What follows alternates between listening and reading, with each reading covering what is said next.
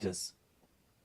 Also, make sure to keep a Shri Yantra, which is a sacred mandala, in your room where you practice the yoga. If you don't have a Shri Yantra available, don't worry. We are projecting it in the background of our acharyas. Now settle down on your yoga mat and get ready for the ritual of yoga. Sit straight with your head, neck and spine in a straight line. Join your hands in Namaskara Mudra in front of your heart center. Close your eyes. Visualize Swamiji in your inner space as we chant the Sadguru Vandanam.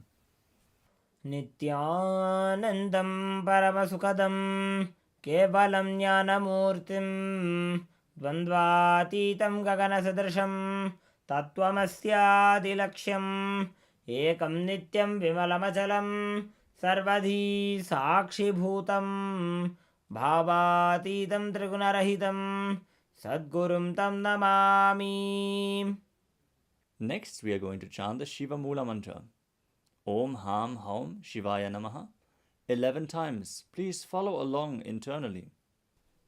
Om Ham Haum Shivaya Namaha. Om Ham Haum Shivaya Namaha.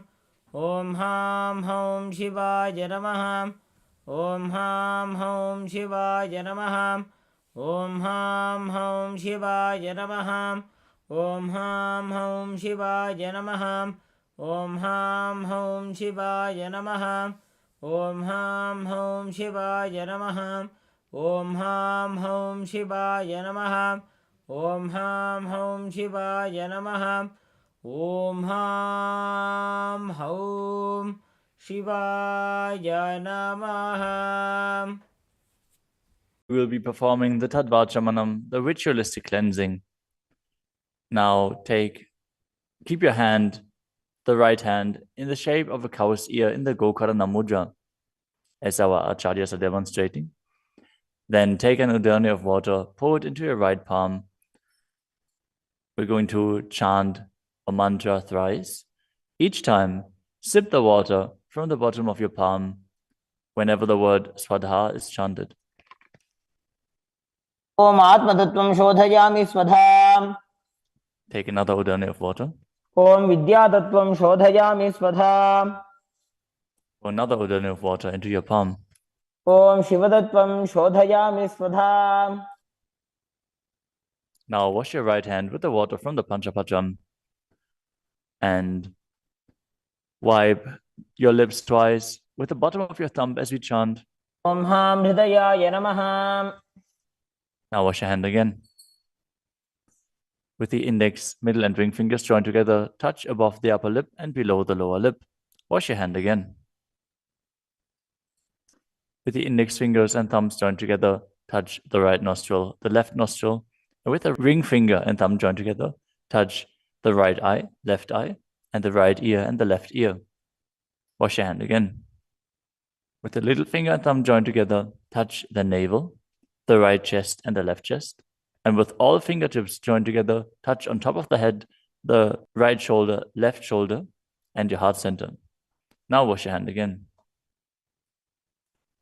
As you clasp the right hand over top of the left, place both hands on the right thigh.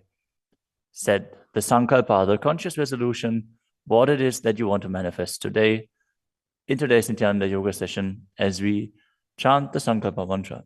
Om Mamopatta Samasta Duridakshayadvara Bhagavat Shri Nithyananda Paramashiva Prityartham Shri Nithyanandeshwari Paramashiva Shakti Sameta Shri Nithyanandeshwara Paramashiva Prityartham Cha Adya Purvokta Evam Guna Visheshena Vishishtayam Asyam Shubhadito Purana Arogya Yukta Dridagatra Yogika Sharira Siddhyartham Paramashiva Shakti Avishkaranartham Nithyananda Yogabhyasam Karishye.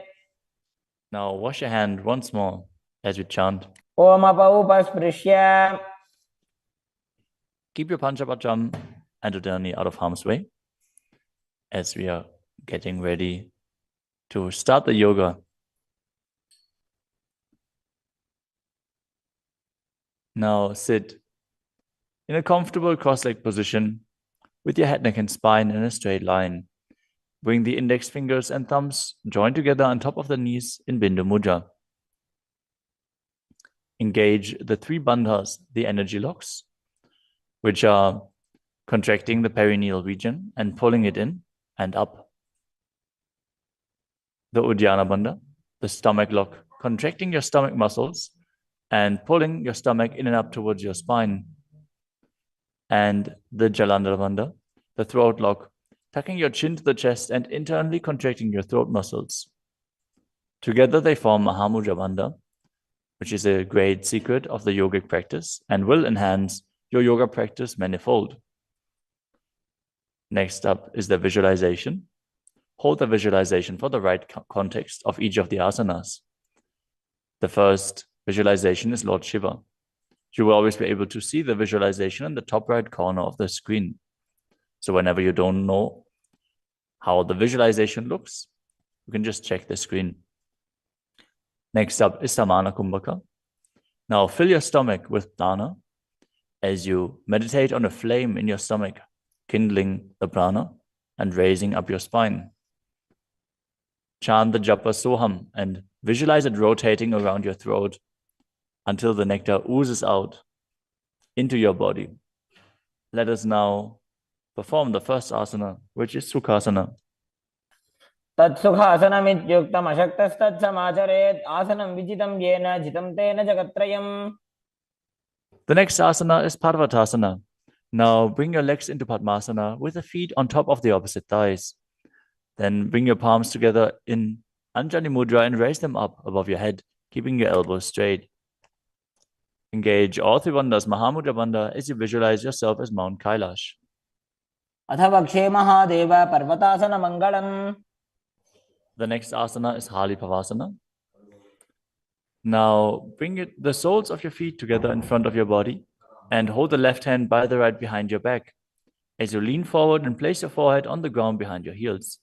Engage all 3 bandhas as you gaze to the nose and visualize Swamiji in your inner space. पूर्वविधियाहु मे जानो उभयपकतले सम्पुटठानो.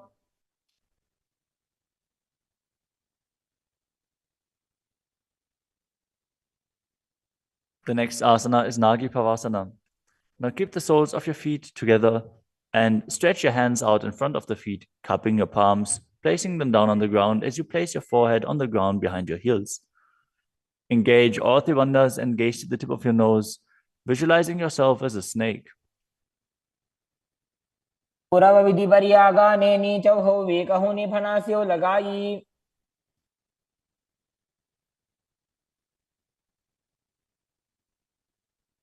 Next up is Kokilasana. Now hold the big toes with the index and middle fingers in Prana Mudra. Then raise the legs up straight and then cross them into Padmasana, leaning forward and down onto your elbows. Engage all 3 bandhas as you visualize yourself as a bird. स्थान्यदासनं वक्ष्ये yen Sidho भवेन्नरः. The next asana is Neti Asana. Now place one ankle on top of the opposite knee as you hold onto the opposite elbows. Engage all 3 bandhas, rotate your arms in a circle and gaze to the nose, visualizing Swamiji in your inner space, and after some time change the direction of the movement. घोड़ा बामा पादगी आशमाहिली सोये दक्षचरण को वार लोता परिकुल्फ समोय.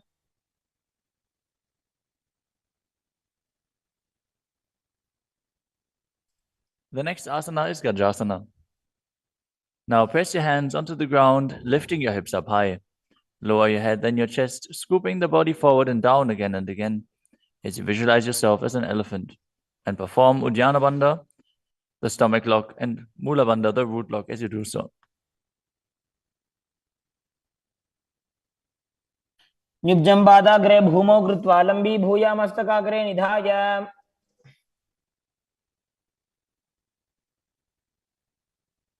The next asana is Vrikshasana. From the same position, alternate pressing the heel of one foot into the ground while lifting the other heel up. Visualize yourself as a bear as you keep Uddiyana Bandha and Mula Bandha engaged. एकैकं पादमाकुञ्च्य गजासनं कुर्यात् वृक्षासनं भवति. The next asana is Vaishyasana. Now stand tall on the mat with the tips of the on the tips of the big toes, with all other toes raised off the ground. As you keep your head, neck, and spine in a straight line, and bring your index, middle, and ring fingers to the heart center in Hridaya Mudra. Visualize Swamiji in your inner space and perform Uddiyana Bandha and Mula Bandha. केशेन पादयुगलं बद्ध्वा तिष्ठेत दोमुखः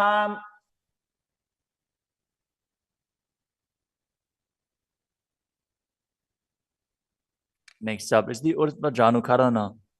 Stand with your heels touching, toes facing outwards at a 45-degree angle, and the knees bent in Adimandi. Now, bring both hands to the chest with the elbows parallel to the ground. Then lift one knee up towards the center of your body, followed along with the respective hand as you make circular motions on both sides again and again.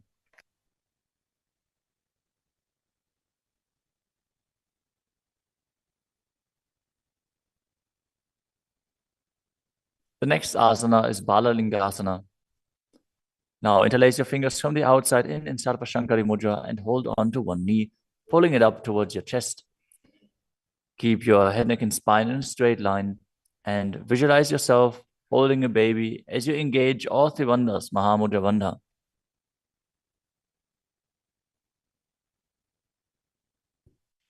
एकं जानूरधियालिङ्ग्य स्थातव्यं बाललिङ्गनं भवति. You move on to Padapidanasana. Now take the foot and pull it behind towards your buttocks. Hold it with both hands.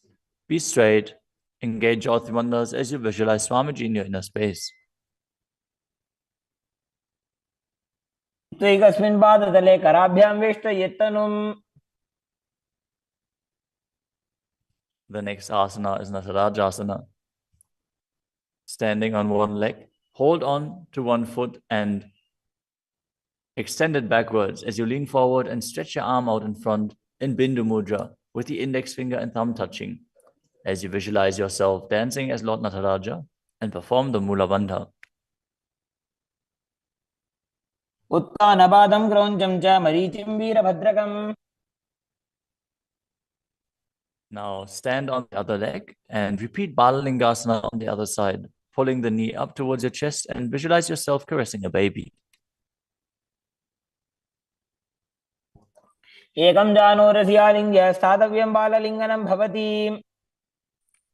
Now repeat Padapidanasana on the other side. Pull the other foot towards your buttocks and visualize Swamiji in your inner space, engaging all three bandhas. स्थित्वैकस्मिन् पादतले कराभ्यां वेष्टयेत्तनुम्. Now repeat Natarajasana on the other side, visualizing yourself as Lord Nataraja.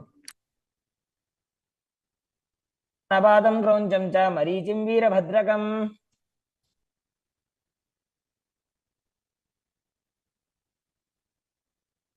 Next up is the Ardha Rechitakarana. From Adimandi position, bring the right foot behind the other with the toes down and the heel up. Keep the left hand at the chest and swing the right arm back and forth, gracefully moving the fingers one by one. Now keep the right hand over top of the nose, uncross your ankles, and repeat the movement on the other side.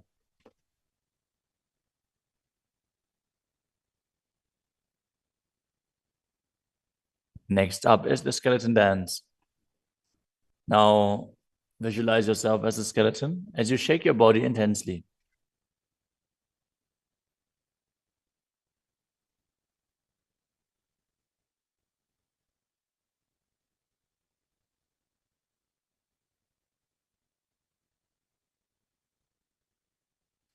We move on to Katichinakarana.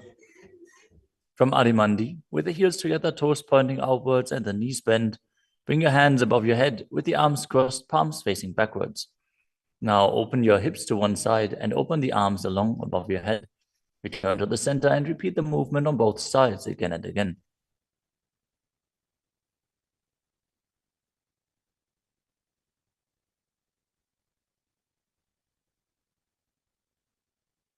The next asana is Tadasana. Now stand tall on the tips of the big toes as you raise your hands up above your head beside your ears. Engage all three bandhas. Visualize yourself as a palm tree as you internally chant the new japa Shivoham. महामुद्राबद्ध कोनो ताड़ासन विभेदकान्. Next up is Uttanasana. From a standing position, lean forward and down, bringing your hands flat to the ground. Take precaution in the case that you are a pregnant woman. For pregnant women, shouldn't perform any of the forward bends. Now engage all three bandhas and bring your forehead towards the knees as you visualize Swamiji in your inner space.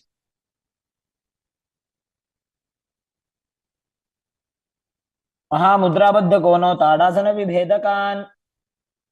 The next asana is Tadakshvasana, the plank position.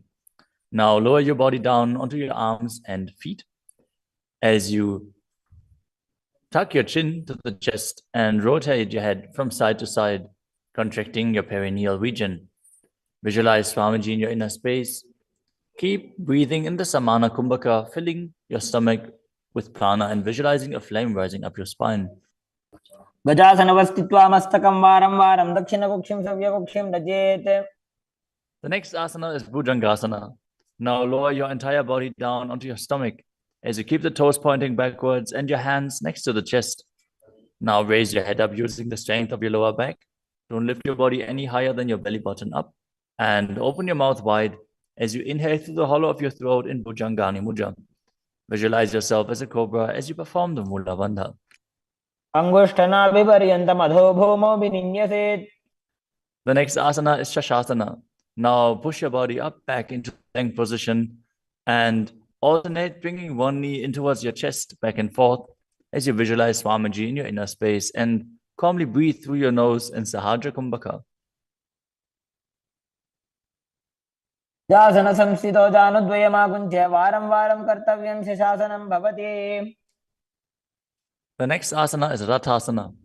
From a tall plank position, place one foot in between the two hands as you simultaneously jump one foot back and bring the other one in between the hands.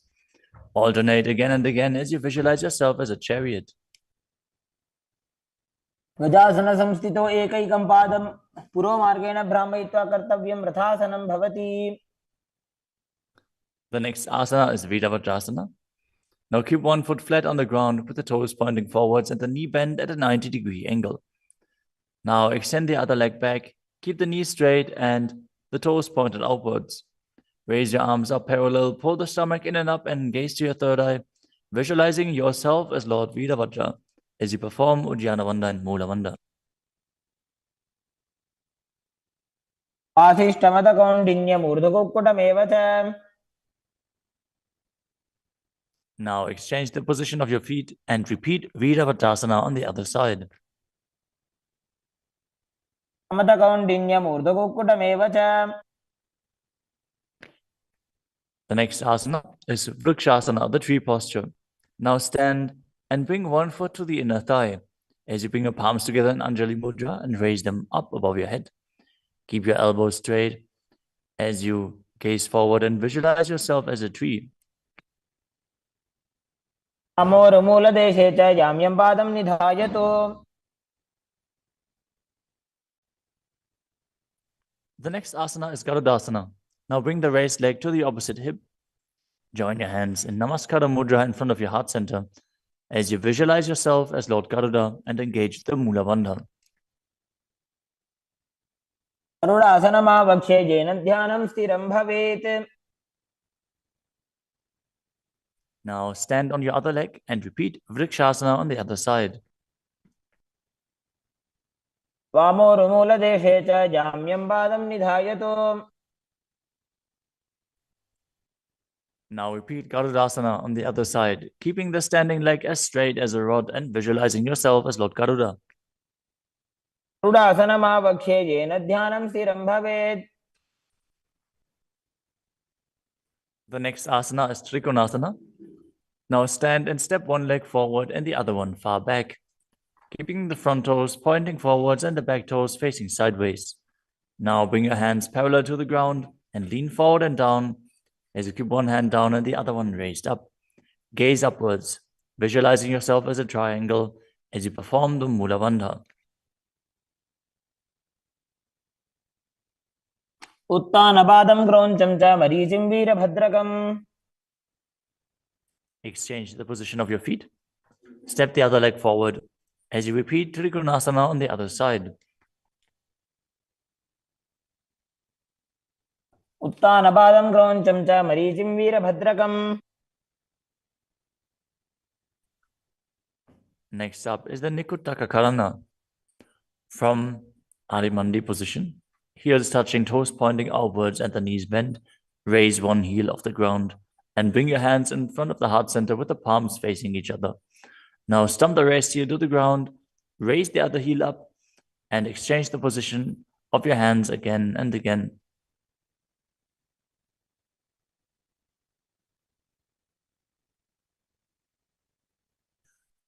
The next asana is Angushtasana. Now lower your body down onto the tips of your toes, placing the perineum on the back of your heels. Raise your knees off the ground and keep them together as you join your palms in front of your heart center in Namaskara Mudra. Visualize Swamiji in your inner space as you breathe in Brahmari Kumbhaka, buzzing like a bee on the inhalation and exhalation as you perform the Mula Bandha and internally chant the Nurjapa Sadashivoham. बन्धासनमित्याहुः गोरक्षासनमेव च. The next asana is Saurasana. From the tips of the toes, extend one leg straight out with the heel down and the toes up. Keep your fingers down on the ground by the sides with the palms facing forward in Vara Mudra. Visualize Swamiji in your inner space as you perform the Mula Bandha. प्रसार्य एकं पादतलं संस्थाप्य त्वेकपादकम्. The next asana is Virunanasana. Now, from Saurasana, lean forward and hold on to the big toe in Prana Mudra. As you hold the back heel with the other hand, balance. Visualize Swamiji in your inner space and perform the Mula Bandha. गुल्फस्थितो पादमेकं प्रसार्य तत्पादाग्रं संस्पृश्य तत्करेण. Now exchange the position of your feet. Stretch the other leg forward as you repeat Saurasana on the other side. प्रसार्य एकं पादतलं संस्थाप्य त्वेकपादकम्. Now again, lean forward and down, holding on to the front foot and the back heel. Repeating Vidunanasana on the other side. स्थितो पादमेकं प्रसार्य तत्पादाग्रं संस्पृश्य तत्करेण. The next asana is Brahmajarankushasana. As you keep the toes on the ground and the perineum placed on top of the heels, which are raised off the ground, keep a gap between your legs and place the back of your hands on top of the respective knees. Contract the perineal region and tuck your chin to the chest as you gaze in between the two hands in Shambhavi Mudra, with eyes opened wide, unblinking, actually gazing within. As you visualize Swamiji within and perform the Jalandhara Bandha and Mula Bandha. द्वौ भणापाणि होय वैसे एड़ी mail रघुदानि वैसे. The next asana is Kapilasana. Now drop your knees to the ground with the toes tucked behind, sitting your perineum on the heels. As you keep your hands on top of the respective thighs and pull your stomach in and up, contract the perineal region, gaze to the tip of the nose and visualize yourself as Sage Kapila Muni. उभय पगदली समटारावे तिनकी Mahuli core मिलावे.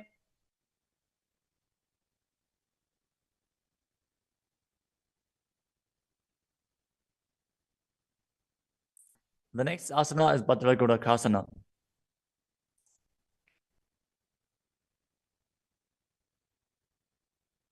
Maintain the same position as you shift your gaze up to the third eye. Visualize Swamiji in your inner space as you buzz like a bee in Brahmari Kumbhaka.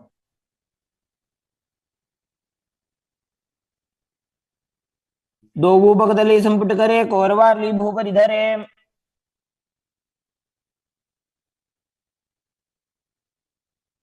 The next asana is Suryasana.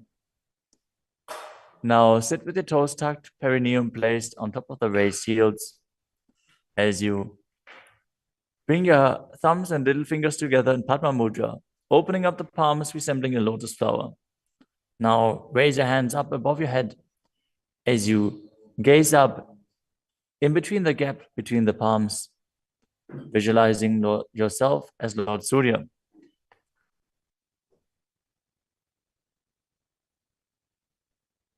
AD दो गुदातरी आने फना पानी बैठक अब निठाने. The next asana is Mandukasana. Now sit with the toes flat, perineum on the heels. As you keep your hands on top of the knees, lift the tongue up against the roof of your mouth.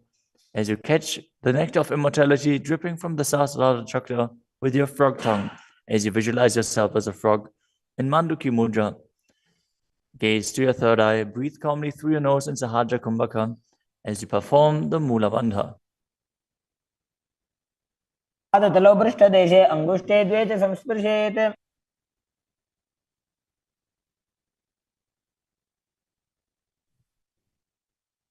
The next asana is Uttana Mandukasana. Maintain the same sitting posture, but bring your hands behind your back, holding onto the opposite shoulders. Gaze to your third eye, visualize yourself as a frog as you keep your tongue pressed against the palate of your mouth in Manduki Mudra. Perform Uddiyana Bandha and Mula Bandha as you do so.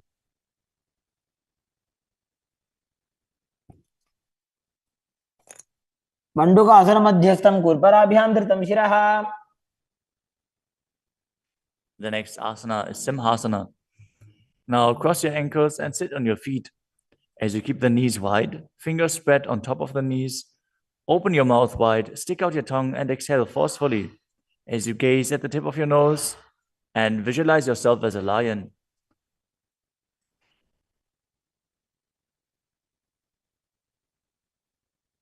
दक्षिणं सव्यगुल्फेन दक्षिणेन ततेतरम्.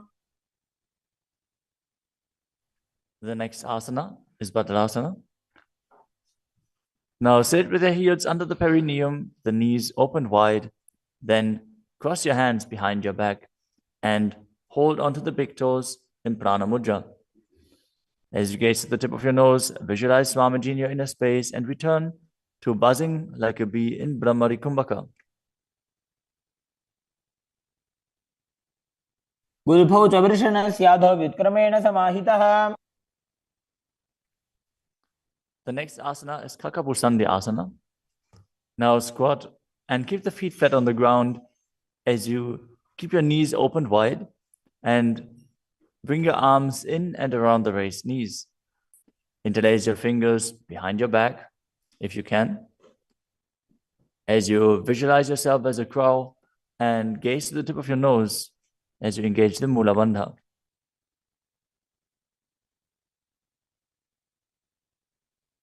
तमे वेशक उगठाने दो गोहा तपगमी च आने.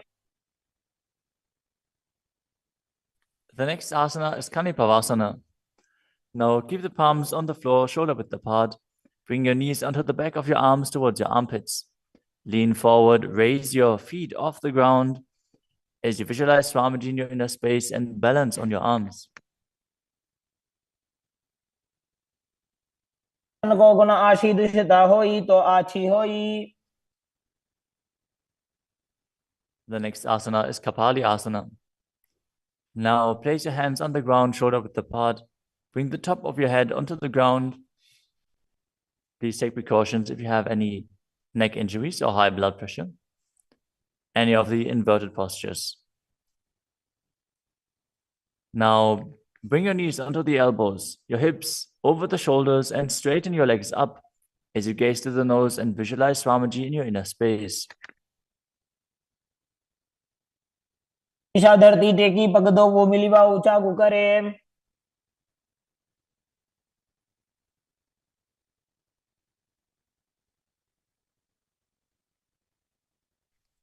The next asana is Parshvamayurasana. Now squat on the toes with the legs together, twist your body and place both hands to the side as you align your elbows with the knee and hip and lean onto your arms, balance, extending your legs to the side. Gaze to your third eye as you visualize yourself as a peacock. And exhale fully in Rechaka Kumbhaka as you hold your breath in the exhaled state. Perform the Mula Bandha as you do so. मयूरं दण्डवत् कुर्यान् मायूरं दण्डनामकम्. Now, twist your body in the other direction and repeat Parshvamayurasana on the other side. मयूरं दण्डवत् कुर्यान् मायूरं दण्डनामकम्. The next asana is Bhairaganathasana. Now place both hands on the ground, shoulder width apart. Stretch your legs back straight into Tadakshvasana, the plank position. As you step one foot outside the respective shoulder and bring it in between the two hands. Gaze to your third eye. Visualize yourself as Lord Kala Vaidava. As you breathe in your Rechaka Kumbhaka and perform the Mula Bandha. आसन की गुण पीति जागी. Now, step the front foot back and step the other foot outside the shoulder in between the hands. Gaze to your third eye in Shambhavi Mudra with the eyes open wide, unblinking, as you visualize yourself as Lord Kala Bhairava.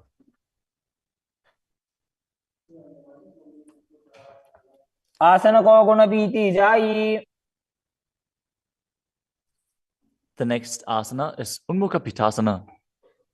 From Tadakshvasana, the plank position, bring your forearms down on the ground as you walk your feet forward, raising your hips. Lift your chest and head up and gaze to your third eye, visualizing Swamiji in your inner space.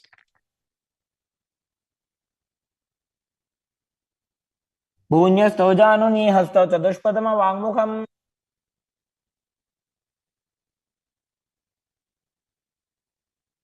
The next asana is Vashishthasana.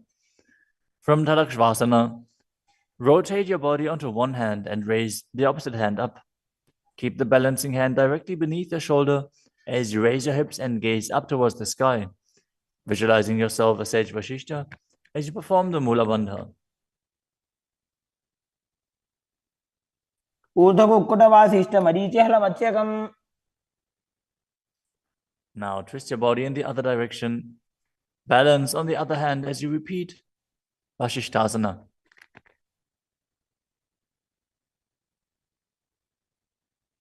ऊर्ध्वकुक्कुटवासिष्ठ मरीचिहलमत्स्यकम्. Now come to a seated position and extend your legs out in front with the heel down and the toes pointing up. Now bring your hands under the buttocks with the palms facing up. Keep your spine straight, elbows close to your body. Tuck your chin to the chest. Contract the perineal region.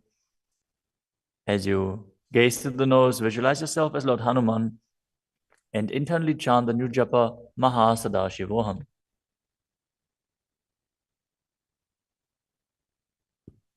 दो Booker की उभय हस्तेली कोरवारली मैले भेली.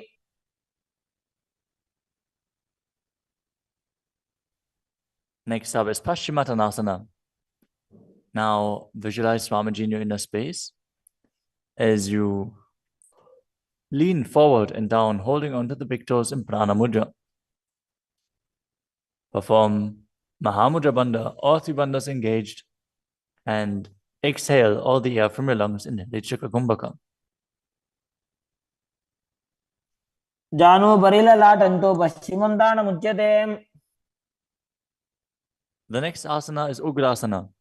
With your legs straight, interlace your fingers behind your neck. Lean your chest forward and down, bringing your head to the knees by the strength of your core. Engage all three bandhas as you visualize Kali in your inner space. शुभानिभ्यां दृढं धृत्वा जानुभरि शिरोन्यसेत्. The next asana is Marichi Asana. Now, sit with the legs extended, bring one heel to the groin with the knee raised, and reach your arm in and around the raised knee as you clasp your hands behind your back. Bring your chest to the thighs, head to the knee, and visualize yourself as Sage Marichi. उत्तानपादं क्रौञ्चं च मरीचिं वीरभद्रकम्.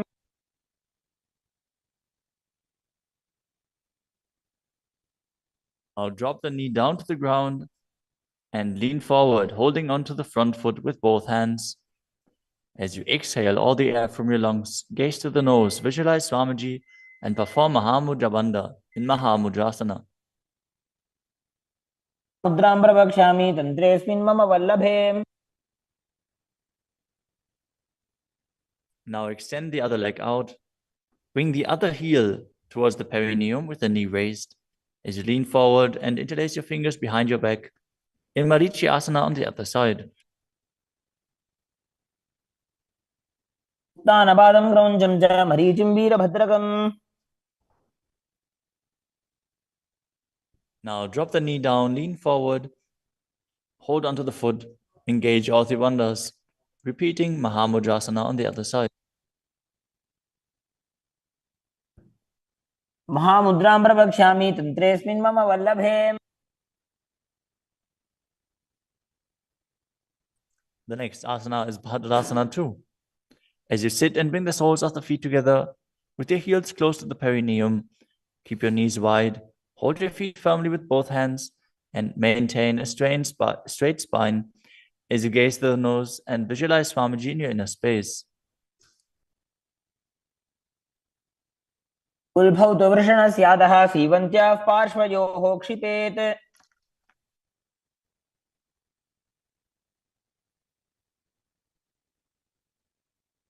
The next asana is Gvalipavasana.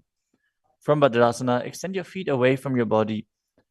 Keep the toes together, heels apart, knees wide open. As you place your hands on the respective knees, tuck your chin to the chest and gaze to the nose. Visualize Swamiji in your inner space.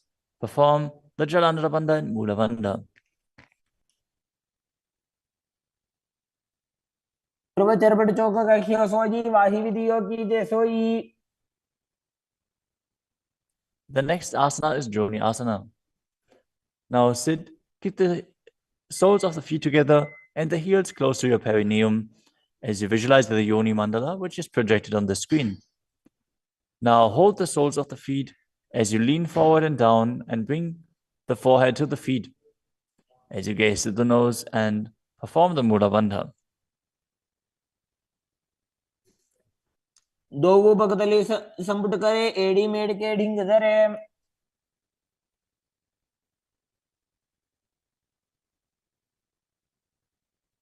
The next asana is Pavasana. As you sit and keep the heels together, toes apart and the knees wide, lean forward and down and extend your hands out to the side. Keep the palms facing down on the ground to the sides as you bring your forehead to the ground behind your heels. Gaze to your nose, visualize Swamiji and perform the Mula Bandha.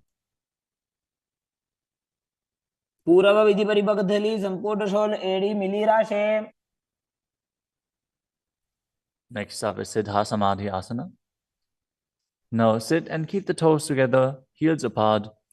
As you bring your arms below the shins, extend them out to the sides and keep the palms facing up. Bring your forehead to the ground above your feet as you bring your toes near your throat if you can. Gaze to the tip of your nose, visualize Lord Surya in your inner space and perform the Mula Bandha. दो भगतली संपुट करे शोले मेड़ आगा में धरे. Next up is Chinaki Pavasana. Now sit and keep the heels together, toes apart, as you hold the feet and open them up like a book, bringing the backs of your hands onto the ground and the elbows pressing down on the thighs. Gaze to the nose and visualize Swamiji in your inner space. दो बगांगी एड़ी धरती मगिवा मेड़ लगावे. The next asana is Chadapata Chukasana. Sit and bring the soles of the feet together with the heels at your perineum. Open the knees and place your hands on top of the knees as you gently press them down. Pull your stomach in and up, gaze to your third eye as you visualize Swamiji in your inner space. दो भगतली संपुट धारे आगा ने कर jar पसारे.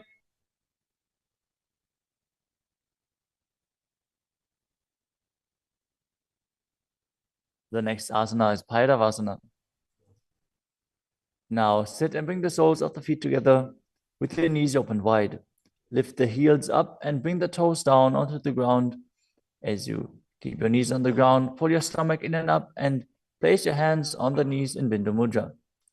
Gaze to your third eye as you visualize yourself as Lord Kala Bhairava. कुल्भौ सम्पीड्य चान्योन्यं व्युत्क्रमेणोत्थितं शनैः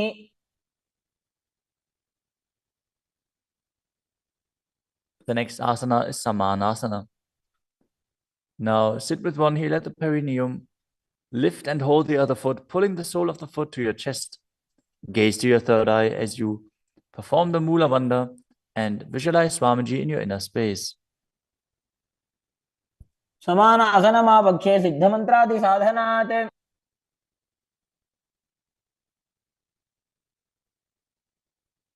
The next asana is Apanasana. As you sit, place one leg on top of the respective shoulder and raise the other foot upwards and straight.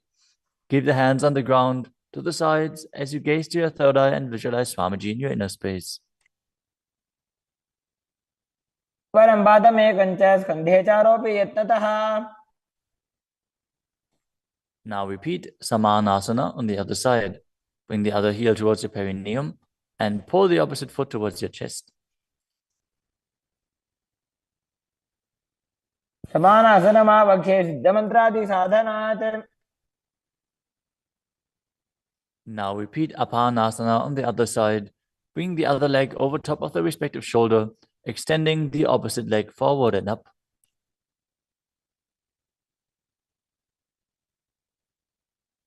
परं पादमेकं च स्कन्धे चारोपि यत्नतः.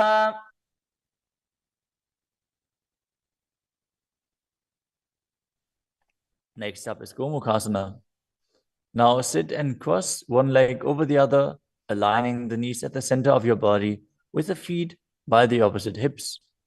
Place both hands on top of the stacked knees as you gaze to the nose, visualize the face of a cow, and perform the Mula Bandha. Start breathing in Siddhkari Kumbhaka, pressing your tongue against the palate of your mouth without touching the teeth and hissing through your teeth while inhaling. Internally chant the new japa Om Nithyanandoham. सव्ये दक्षिणगुल्फं तु पृष्ठपार्श्वे नियोजयेत्. The next asana is Anasuyasana. Now maintain the same posture. Hold on to the big toes of the feet in Prana Mudra as you gaze to the tip of your nose and visualize yourself as a Rishika Anasuya. Engage Udyana Bandha and Mula Bandha. दक्षिण कोडो नीचे उठाने वावोता के ऊपर आने. Maintain the same position. Interlace your fingers behind your back and lean forward and down as you bring your chin over the knees, the nose towards the ground, and visualize yourself as Rishika Anasuya in Anasuyasana too. जीमणा गोदा की संधि उपरिड़ा वागोड़ा की संधि. The next asana is Garudasana too.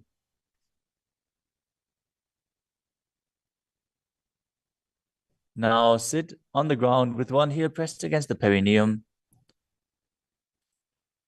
As you keep the opposite foot flat on the ground with the knee raised to your chest. Keep the hands on the respective knee. As you visualize yourself as Lord Garuda, gaze to the nose and perform the Mula Bandha. दावो बगमोडी एडी माहिलो गुल्फ मूलद्वार नीचैदे.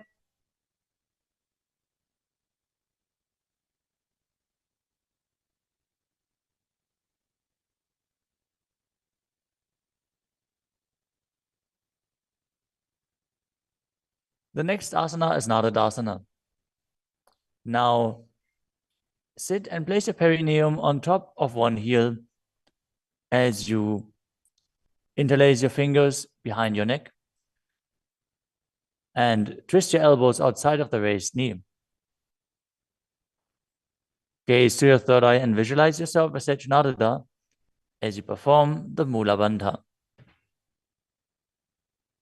पिष्टि जवाम पगदली केरी भूपरिता ही लगा बेफेरी. Next up is Matsya Pitakasana. Now place one foot on top of the opposite thigh. Wrap the respective arm around the knee, holding onto the opposite shin as you hold the big toes with the other hand in Prana Mudra. Visualize yourself as Matsya, the fish avatar of Lord Vishnu, as you perform the Mula Bandha. नवामाङ्गुष्टन्तो गृहीतं मत्स्यपीठकम्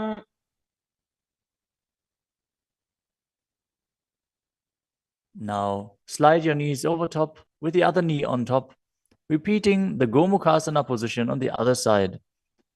Gaze to the nose and visualize the face of a cow as you keep hissing through your teeth without the tongue touching your teeth. Instead, Kari Kumbhaka.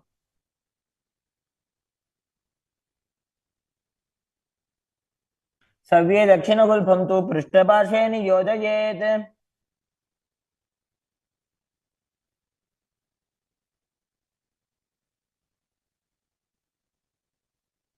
Next up is Anasuyasana on the other side. Hold onto the big toes as you visualize yourself as Rishika Anasuya.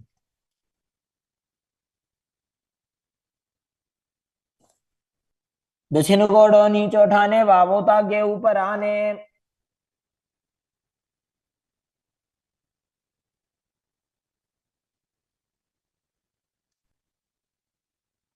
Now, from the same position, interlace your fingers behind your back and lean forward and down, chin over the knees, nose towards the ground in Anasuyasana too.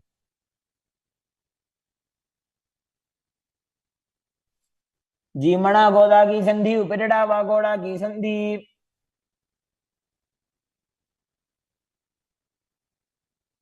Now repeat Garudasana 2 on the other side, bringing the other heel towards the perineum, knee raised, hands on the knees, as you visualize yourself as Lord Garuda. डावो पगमोड़ी एडी माहिलो गुल्फ मूल द्वार नीचे दे Next up is Narudasana on the other side. Raise the perineum onto the heel, interlace your fingers behind your neck, and twist your elbows outside of the raised knee, visualizing yourself as Sage Naruda. पिष्टि जवाम पगदली केरी भूपरिता हिलगा वे फेरी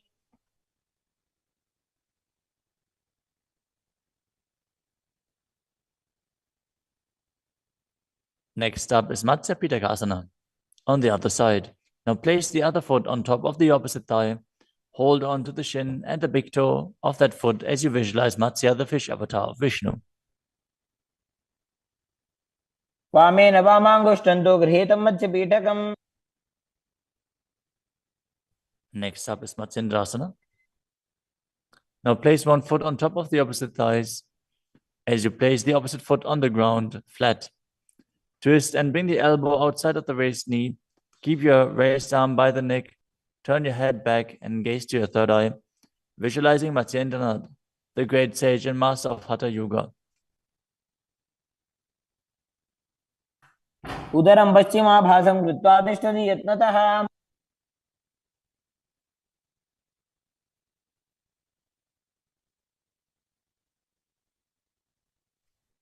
The next asana is Kubhasana. From Matsyendrasana, twist and bring your elbow outside of the raised knee as you extend your hand down to the foot, keeping the opposite hand at the respective ear. Twist your body back. Gaze back and up towards your third eye, visualizing yourself as a camel. आसन को गुण झोल हो जाए Next up is Matsyendrasana 2. Keeping the hand extended down towards the foot, place your hand behind your body onto the ground as you gaze up to your third eye and visualize Matsyendranath. मत्स्येन्द्रपीठं जठर प्रदीप्तिं Prachanda रुक्मण्डल खण्डनास्त्रम् Now repeat Matsyendrasana on the other side. Extend the other leg out. Bring the opposite foot onto the thigh as you twist your elbow outside of the raised knee and gaze back.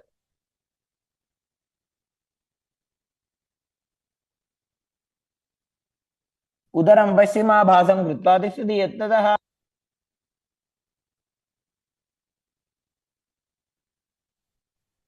The next asana is Kubhasana on the other side. Now hold on to the front big toe and prana mudra as you keep the other hand towards the respective ear, gazing back and up towards your third eye and visualizing yourself as a camel. आसन को गुण झोल हो जाए. The hand to the ground behind you. Twist your body even further as you visualize Matsyendranath in Matsendrasana too.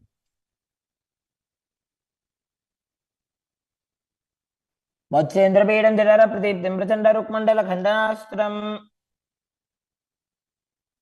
The next asana is Padmasana. Now place your feet on top of the opposite thighs as you keep your palms flat on the respective knees. Engage all three bandhas, Mahamudra Bandha, as you gaze to the tip of your nose. Visualize yourself as Lord Shiva. Breathe in Sitali Kumbhaka, now pressing your tongue against the back of the teeth, hissing while inhaling as you internally chant the new japa Om Nithyananda Mahasada. आसनं द्विविधं प्रोक्तं पद्मं वज्रासनं तथा. The next asana is Padmasana too. As you sit in Padmasana, cross your hands in front of your body and hold onto the big toes in Prana Mudra. Gaze to the nose, visualize yourself as Goddess Parvati, the consort of Shiva, as you perform the Mula Bandha. अनुचरणं कृत्वा ऊरु संस्थो प्रयत्नतः. The next asana is Kukutasana. Now sitting in Padmasana, place your hands on the ground between the two thighs as you lift your body up off the ground. Visualize yourself as a rooster as you breathe calmly into Sahadra Kumbhaka and perform the Mula Bandha. पद्मासनं सुसंस्थाप्य नान्बोरोरन्तरे करो.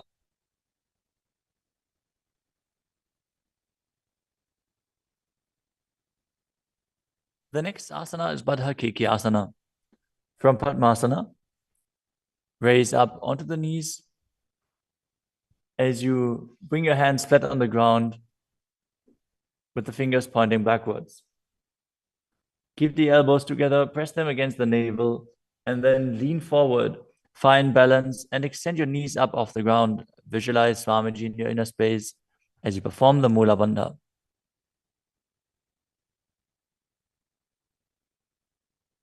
धरामवष्टभ्यकरद्वयेन तत्पूर्वै स्थापितानाभिपार्श्वः.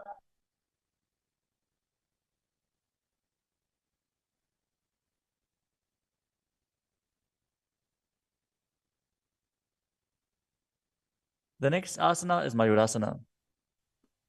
While on your knees, place your palms on the ground with the fingers pointing backwards. Keep your elbows at the navel, lean back, lean forward, find balance, and extend your legs up off the ground, visualizing yourself as a peacock as you perform the Sahadra Kumbhaka and engage the Mula Bandha.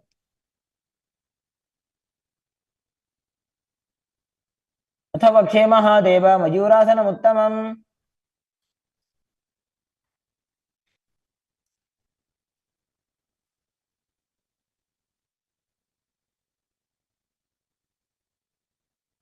Next up is Makarasana.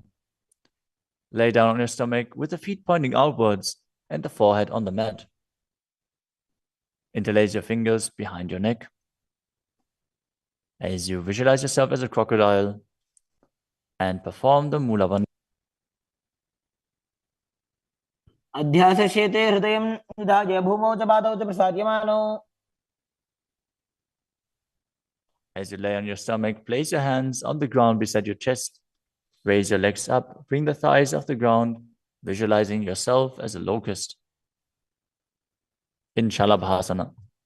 अध्यासशेते करयुग्मवक्षो भूमिमवष्टभ्यकरयोस्तलाभ्याम्.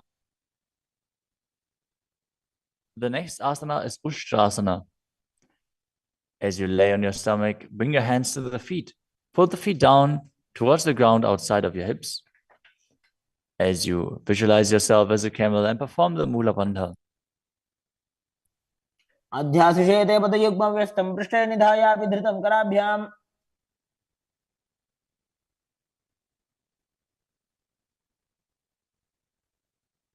The next asana is Dhanurasana. From Ushtrasana, tighten the grip on your feet and kick the legs back and up as you lean forward and lift your chest off the ground. Gaze up to your third eye. and visualize yourself as Pinaka, Lord Shiva's bow. Perform the Mula Bandha as you do so.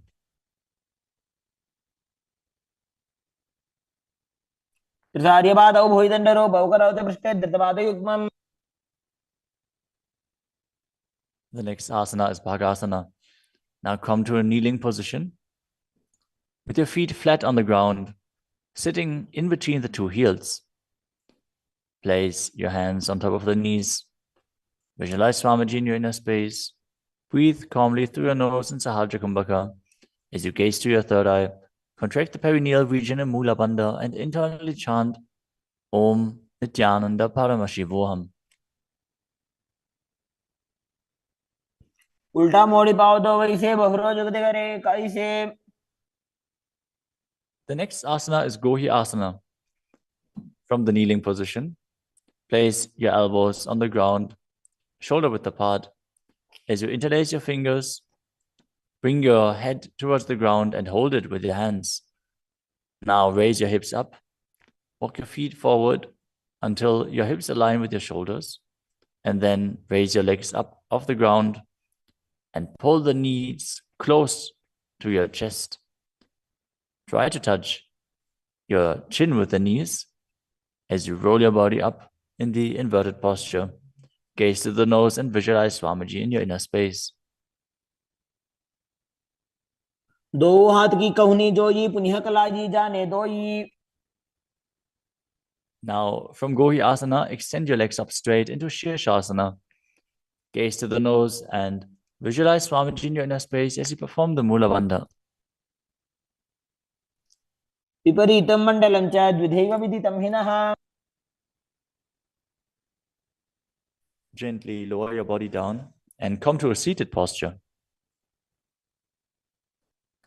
Now sit with your hands behind your calves and stretch your legs up. Bring your forehead to the knees as you come to a vertical position with your legs.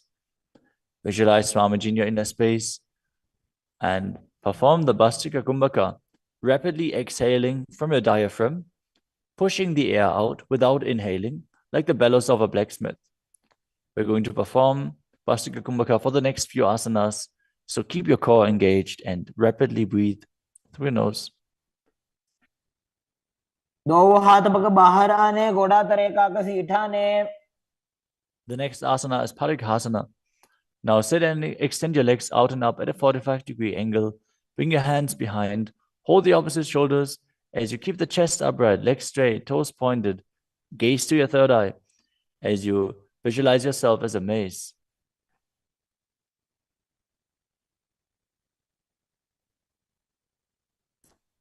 उत्तानशयनं कृत्वा पादौ मिलित्वा प्रसार्य. Keep breathing rapidly as you sit and extend your legs out and up at a 45-degree angle. Keep your arms parallel to the ground or bring them down to the ground as you gaze to your third eye and visualize yourself as a boat in Naukasana. तानशयनं कुर्पराभ्यां भूमिमवष्टभ्य. Next up is Rudrasana.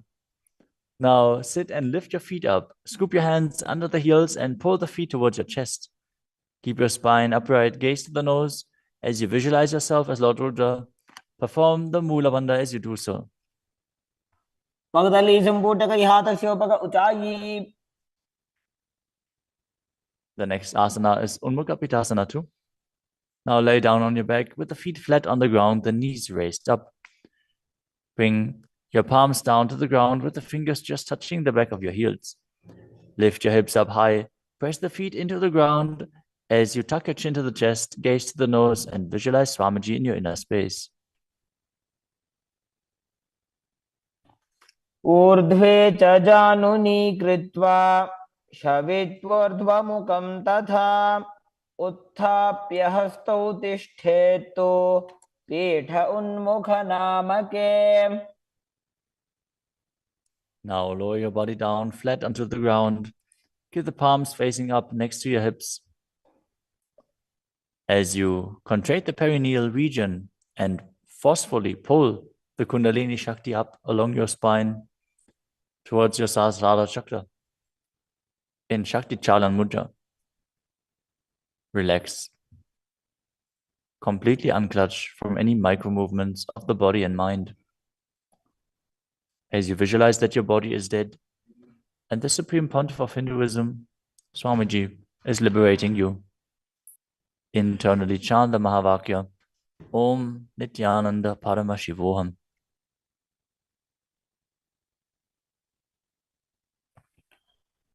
उत्तानं शववद्भूमौ शयनं तोषवासनं शवासनं श्रान्तिहरं चित्तविश्रान्तिकारकम्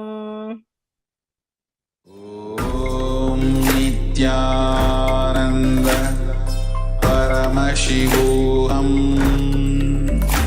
ॐ नित्यानन्द परमशिवोऽहम् ॐ नित्यानन्द परमशिवोऽहम् ॐ नित्यानन्द परमशिवोऽहम्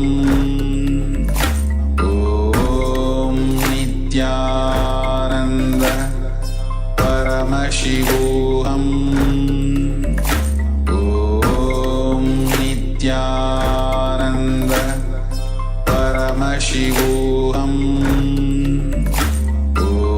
ॐ नित्यानन्द परमशिवोऽहम् ॐ नित्यानन्द परमशिवोऽहम् ॐ नित्यानन्द परमशिवोऽहम् ॐ नित्यानन्द परमशिवोऽहम् ॐ नित्यानन्द परमशिवोऽहम् ॐ नित्यानन्द परमशिवोऽहम् ॐ नित्यानन्द परमशिवोऽहम् ॐ नित्यानन्द परमशिवोऽहम् ॐ नित्यानन्द परमशिवोऽहम् ॐ नित्यानन्द परमशिवोऽहम् ॐ नित्यानन्द परमशिवोऽहम् ॐ नित्यानन्द परमशिवोऽहम्. Now slowly return to your physical body. Start to wiggle your fingers and toes, your wrists and your ankles, your elbows and your knees. Pull your knees up towards your chest and rock your body from side to side as you return to a comfortable seated position.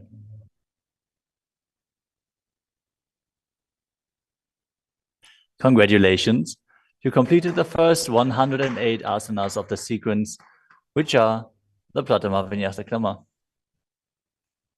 We are now going to continue.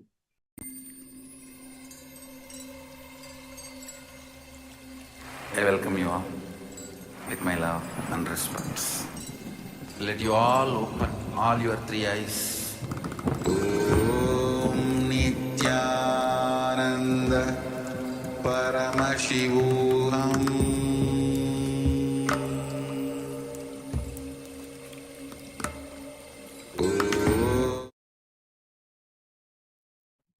Yes, Nithyananda, all of you. Nithyananda. And we just finished 108 asana sequence, the Pratama Vinyasa Krama. So let's take a moment and share your experience. And also, if you want to have a quick break, take a moment and have a quick break after this intense 108 asana sequence. And also all the participants on the YouTube, you can also share your experience and come back in a couple of moments and let's get ready for the power manifestation. Have a quick couple of minutes break and then let's get ready for the power manifestation.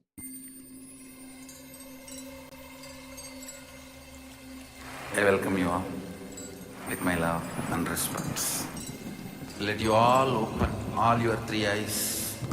Om Nithyananda Paramashivoham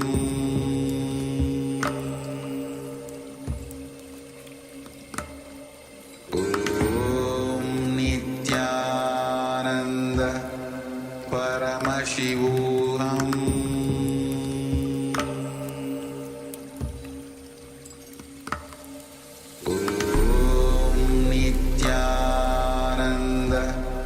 Paramashivoham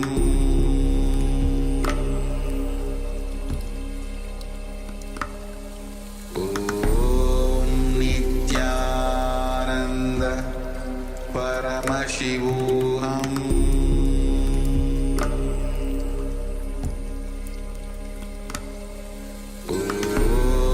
Nithyananda Paramashivoham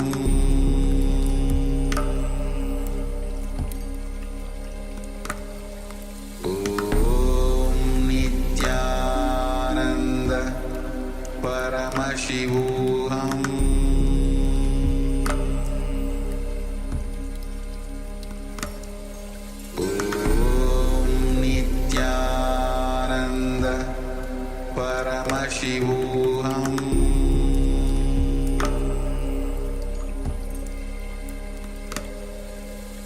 Om Nithyananda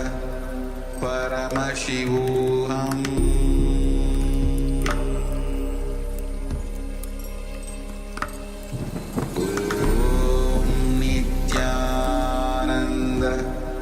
Paramashivoham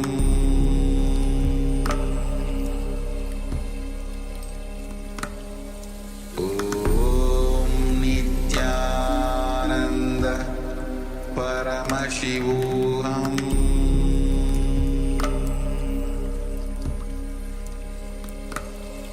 Om Nithyananda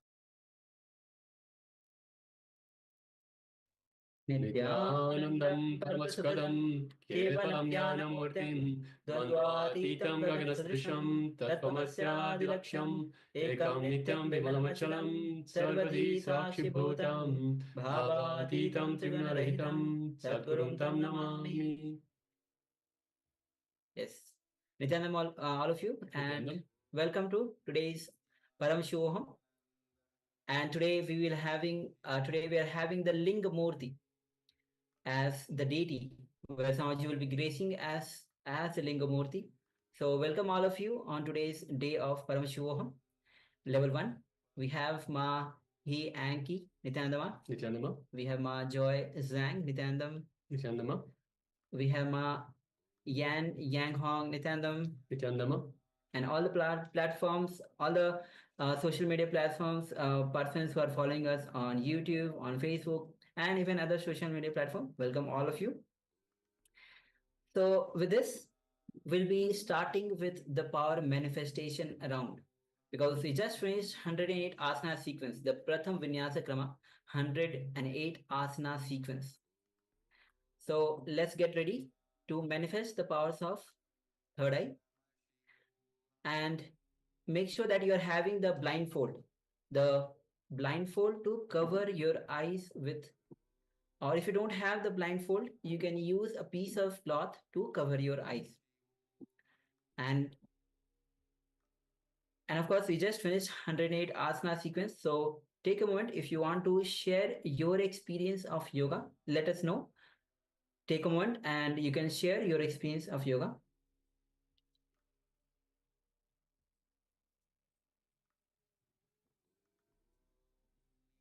All right, so let us now get ready. So if you have your eye bands, please start by putting on your eye bands. If you don't have an eye band, then just any piece of cloth. Let us get ready for the first round of our manifestation, the power of third eye vision. So requesting all participants, please put on your eye bands. So a reminder to all participants, the power manifestation is a measure of your feeling connection, your oneness with Paramashiva. So it is from the space of oneness with Paramashiva, so your space of oneness with the Supreme Pontiff of Hinduism, who is the embodiment of Paramashiva, the supreme superconscious energy, intelligence in the cosmos. That powers manifest. It is from this space that powers manifest. So requesting everyone, let us put on the eye bands, cover our eyes, and let us get ready for the power manifestation. So let's enter into the sheaths pramana. For manifesting this power of third eye, sheaths pramana means the scriptural reference to manifest the powers of third eye. The verse goes as Kapalantarmano yasya tishthanmilitalochanaha kramena manaso dharyat lakshaye lakshamuttamam. Bhagavan Paramashiva says in this verse, by fixing the mind on the inner space within the crown center and sitting stably without any movement, having the eyes closed, in succession, by that stability of the mind and the inner space through the power of third eye, one directly sees the ultimate goal, Lakshyam, by having the vision beyond the sight that reveals any object or place, attaining the space of oneness with the source, Paramashiva. So with this, let's get ready to manifest this power of third eye. Yes, so once again, let us have the eye bands on. So the eye bands or the piece of cloth on. And let us sit comfortably with the head, neck, and spine in a straight line.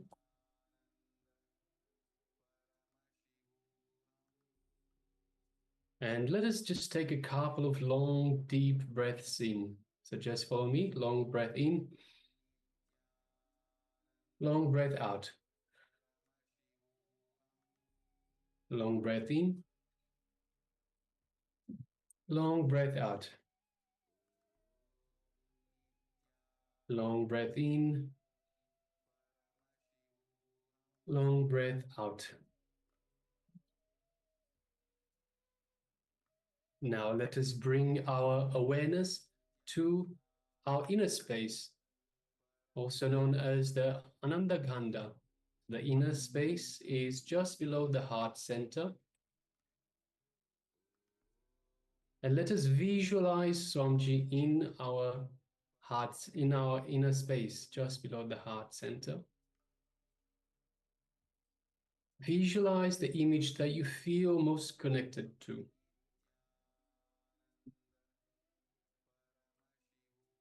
Just take a moment and feel that connection to Swamiji in your inner space. Feel the love and compassion that is radiating from Swamiji, from your inner space, just this region here.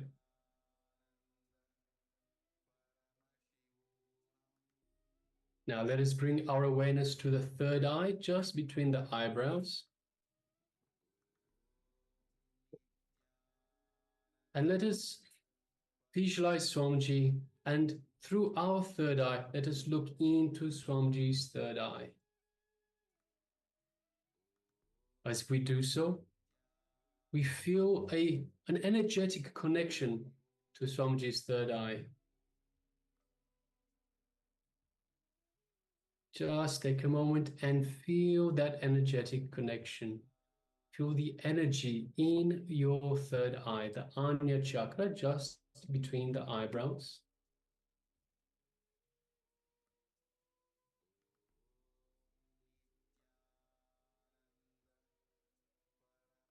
And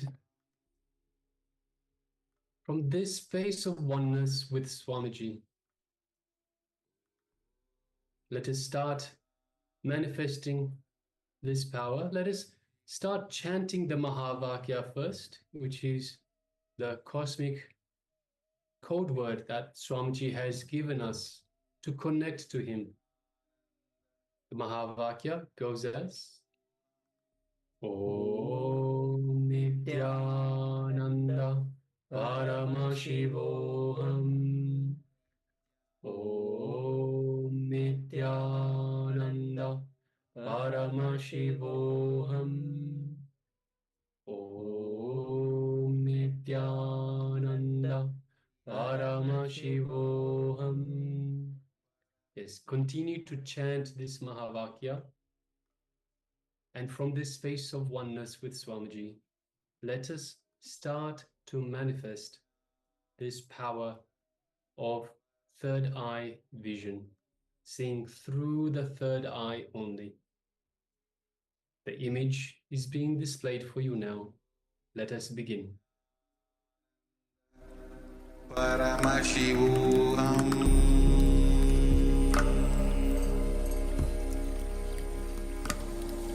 Om Nithyananda Paramashivoham.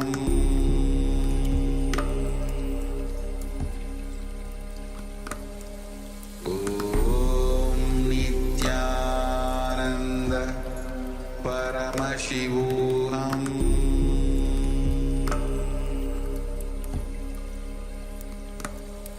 Om Nithyananda Paramashivoham.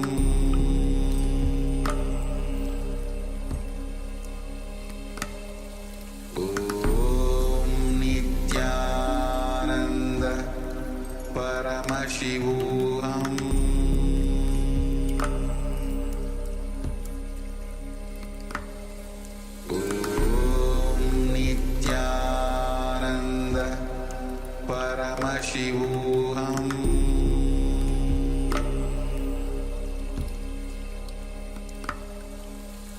Om Nithyananda Paramashivoham.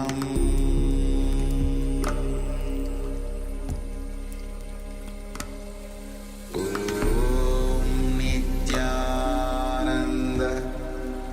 Paramashivoham.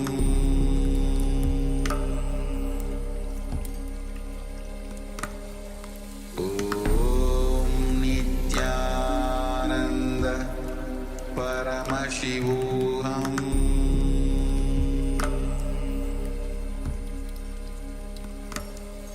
Om Nithyananda Paramashivoham.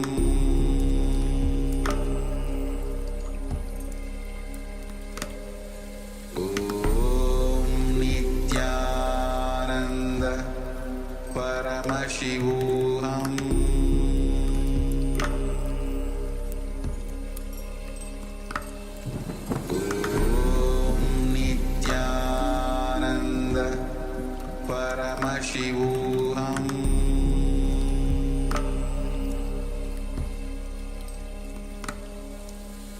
Om Nithyananda Paramashivoham.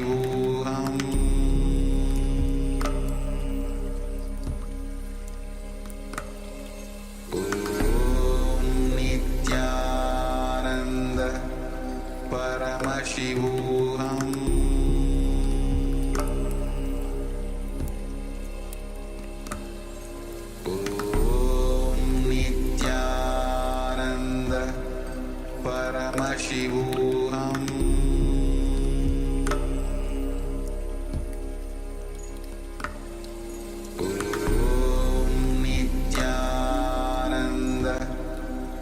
Paramashivoham.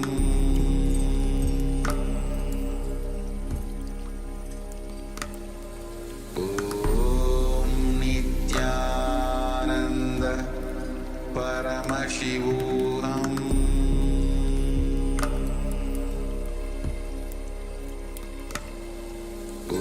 Om Nithyananda Paramashivoham.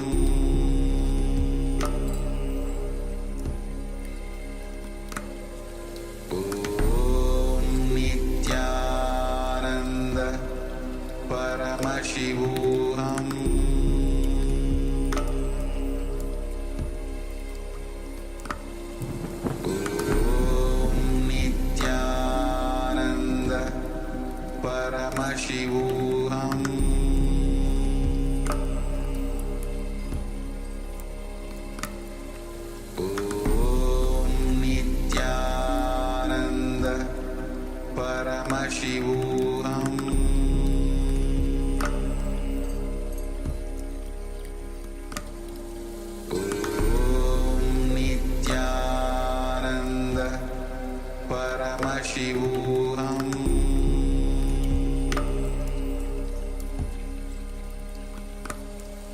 Om Nithyananda Paramashivoham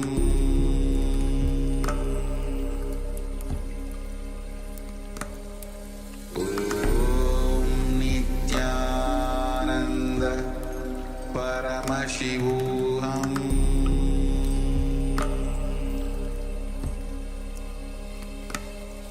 Om Nithyananda Paramashivoham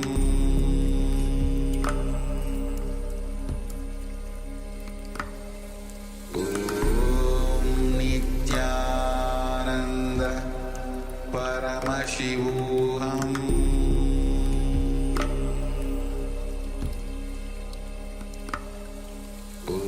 Om Nithyananda Paramashivoham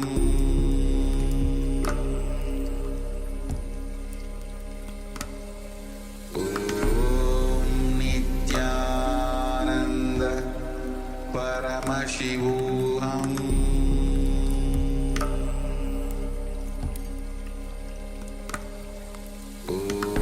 Om Nithyananda Paramashivoham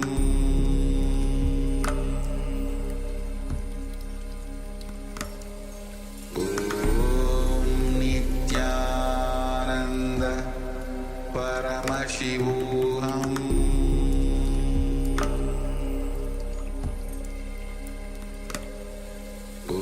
Om Nithyananda Paramashivoham Om Nithyananda Paramashivoham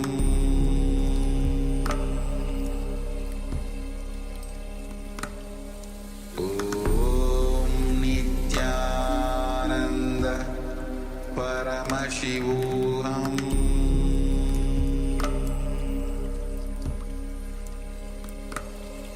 Om Nithyananda Paramashivoham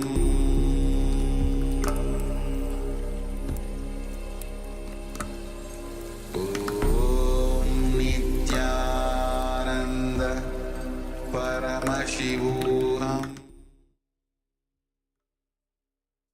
Yes, Nithyananda, all of you. Now you can open your eyes and slowly relax. Yes, you can open your eyes. And take a moment to share what was revealed to you. What was revealed to you through your third eye as you manifested this power of third eye, seeing picture blindfolded. So let us know what all details was revealed to you. What all details Swamiji revealed to you as you are manifesting this power of seeing picture blindfolded. You can go ahead and comment in the Zoom chat, YouTube chat, and any other social media platform that you are in. You can write down your revelations, what was revealed to you through your third eye. And remember, anything that was revealed to you, do not hesitate to share.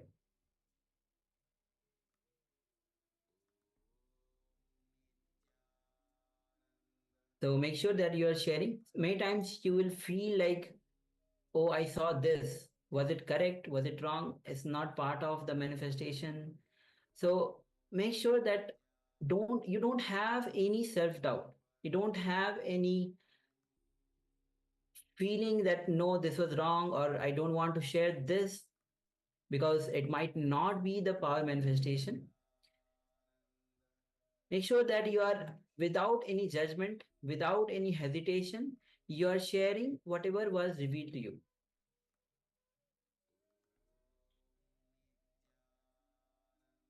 Meanwhile, we have a few participants who have joined us.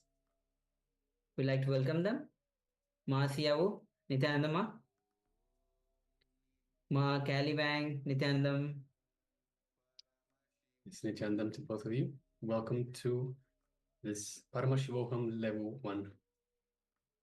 I would also like to welcome Parimala Bujanath. Yes, Nithyanandam, welcome. Welcome to Paramashivoham Level 1, and of course, welcome to YouTube, to our YouTube channel. Yes, Nithyanandam Siawu. All right, so please go ahead and share your revelation of the third eye. Remember again and again, it is, Swamiji says, actually third eye is the last chakra. The crown chakra is actually the opening. It's not actually a chakra itself, but it's an opening. So third eye is the last chakra that we have in our body, which is the energy. The chakras are the energy centers where all the energy centers, when it meets, that forms the chakra. The third eye is the seat of willpower.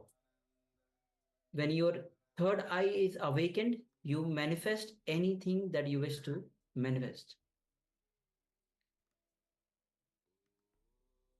All right, so we request participants, if you have taken part in this power manifestation, so whether you're with us in the Zoom room or whether you are with us on YouTube, take a moment and share with us what was revealed to you in your third eye, your Anya chakra.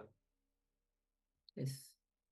Meanwhile, let us get ready for the second round of power manifestation, which is once again the same power of third eye. Yes, we actually have to check whether you are able to manifest. So let's have the verification stage first of all.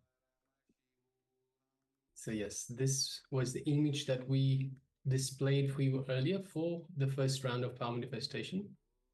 It looks like a beautiful park. You can see a couple of chairs, so a bench as such. You can see a nice pathway through. It could be a personal back garden, or it could be a park. There's lots of sunlight everywhere. There's flowers everywhere. Beautiful summer day. You can see the green of the grass, the green in the plants, green in the trees. You can see purple, white, and light green, yellow, so many different colors, so many different shades of green as well. Yes, we have one sharing from Yan Yang Hong. She says, a beige wall, stone road, a child wearing blue cloths, black, golden, yellow, a pointed house in pink, blue, and earthy yellow with copper doors, a copper colored circular shelf. Yes, thank you, Ma, for sharing. Yes, ma'am. So I don't see the beige wall. There is some sort of a fence at the back. It's hard for me to tell the color from here. It is quite towards the back of the image. There's definitely a stone walkway, stone path. We don't have the child wearing blue clothes. Black, golden, yellows. We have black. We have lots of golden and yellow. Pointed house. There's no house. We don't see the house. Earthy yellow, definitely. Copper doors. We don't see the house or the doors. And circular shelf. Yes. All right, Matt. So thank you very much for taking part. And yes, thank you very much. And congratulations for manifesting. There were a few elements of that in the image itself. So yes, congratulations, Matt. Well done. So now let us get ready for the second round. So the participants that have just joined us, Ma Xiaobu and Ma Kelly Wang, you can join us for this second round. So let us once again put on the eye bands and sit comfortably with the head, neck, and spine in a straight line. This is to facilitate the movement, free movement of Kundalini energy up and down the spine. So let us sit comfortably with the eye band on, or any piece of cloth that can can cover your eyes entirely. And let us bring our awareness to our Ananda Gandha, which is our inner space, just below the heart center. So we have the heart center, which is in the middle of our chest, just below that. So if we go below from that, just low to the Ananda Gandha, which is our inner space. So Swamiji initiated us in our inner space, in our Ananda Gandha. And it is our connection to Swamiji, our connection to the divine. This is our personal space with the divine. So let us visualize Swamiji in our inner space. Visualize your favorite image of Swamiji, the image of Swamiji you feel most connected to. And take a moment and feel the love, feel the compassion that's radiating from Swamiji, from your inner space.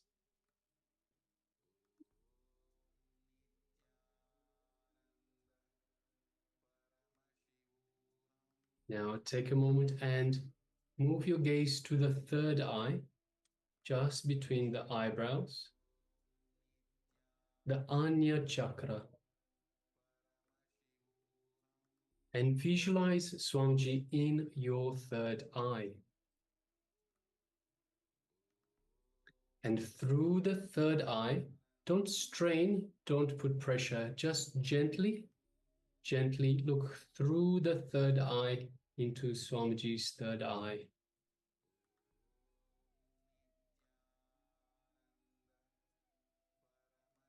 And feel the connection to Swamiji.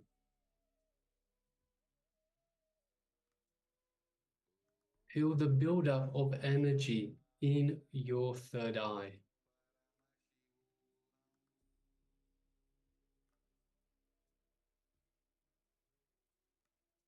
As Swamiji is activating your third eye, awakening your third eye.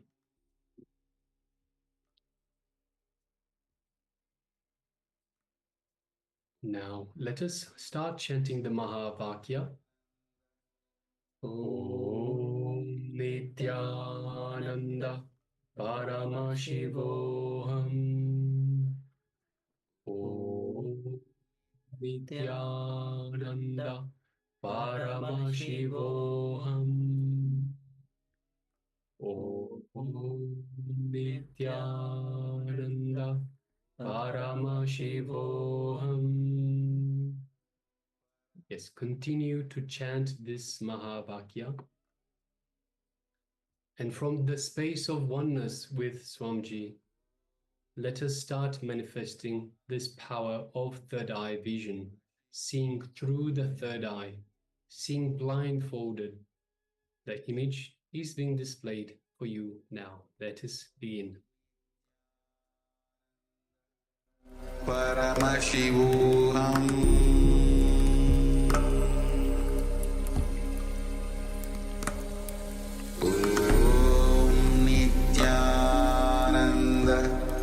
Paramashivoham.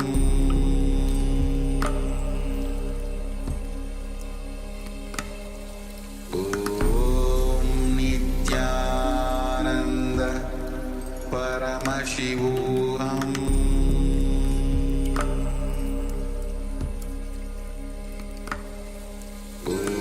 Om Nithyananda Paramashivoham.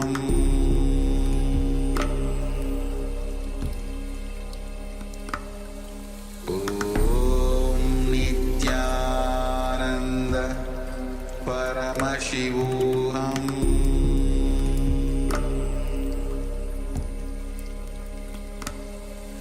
Om Nithyananda Paramashivoham.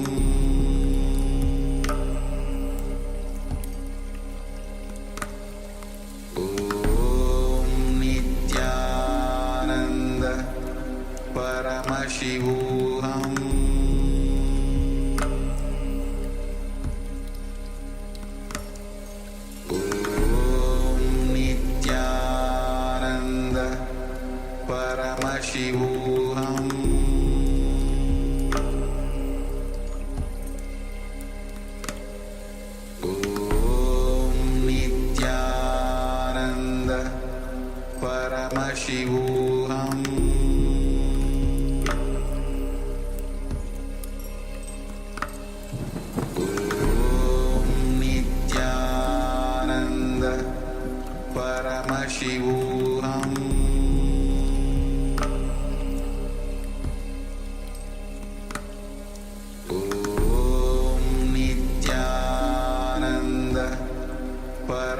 Paramashivoham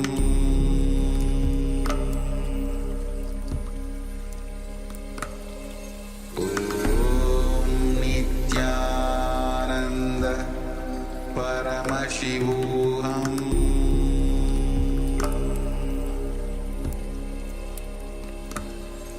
Om Nithyananda Paramashivoham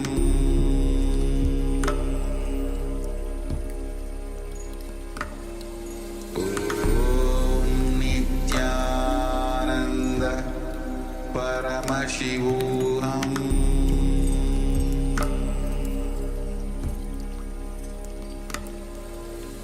Om Nithyananda Paramashivoham Om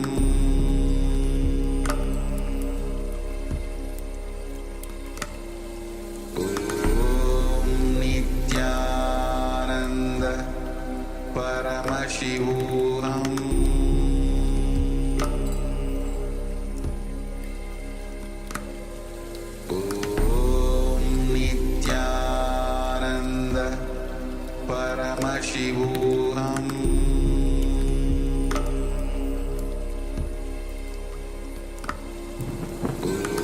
Om Nithyananda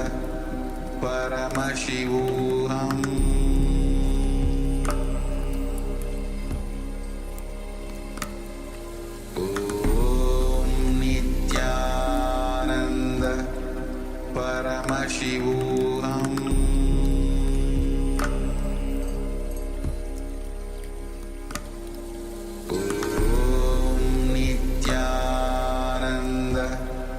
Paramashivoham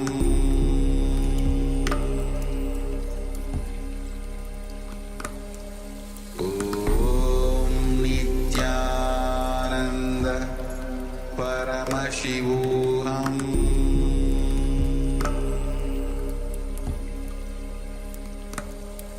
Om Nithyananda Paramashivoham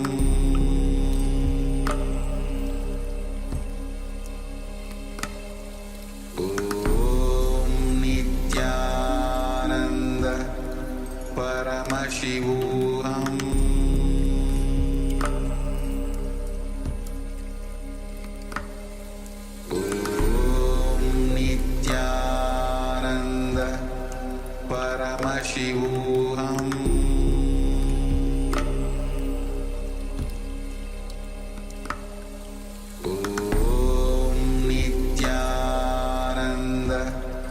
Paramashivoham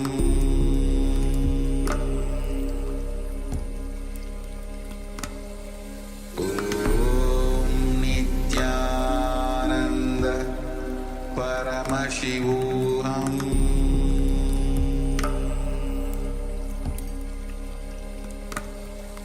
Om Nithyananda Paramashivoham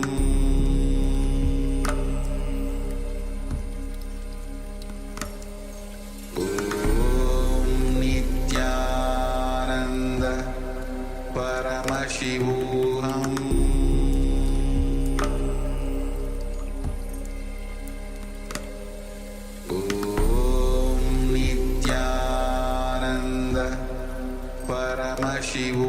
Om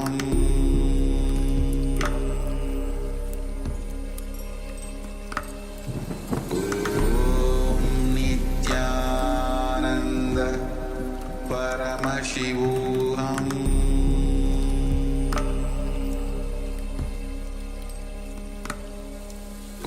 Om Nithyananda Paramashivoham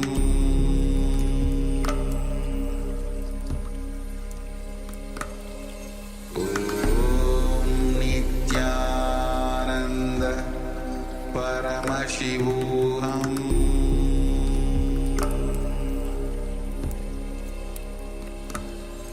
Om Nithyananda Paramashivoham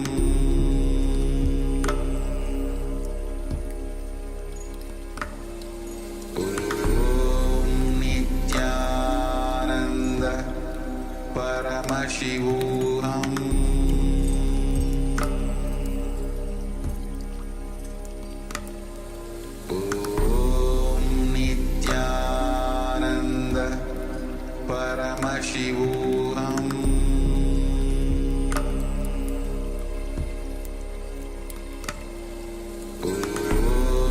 Nithyananda Paramashivoham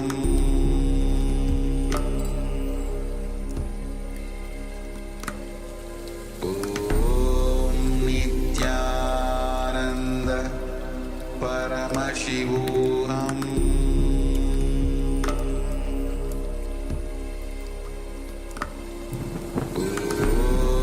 Nithyananda Paramashivoham Nithyananda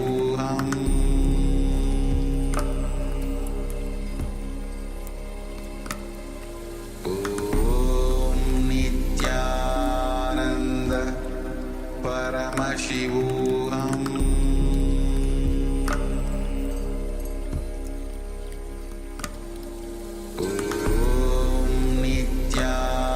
Nithyananda Paramashivoham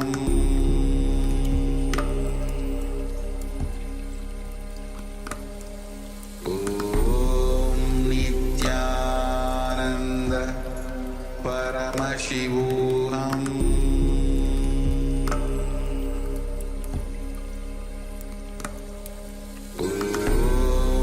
Nithyananda Paramashivoham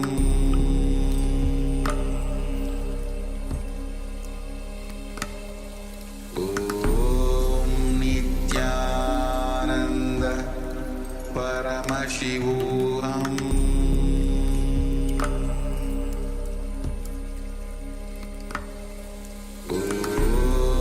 Nithyananda Paramashivoham. Yes, you can relax now. And slowly, very slowly, you can remove your eye bands, gently letting the light come back into your eyes.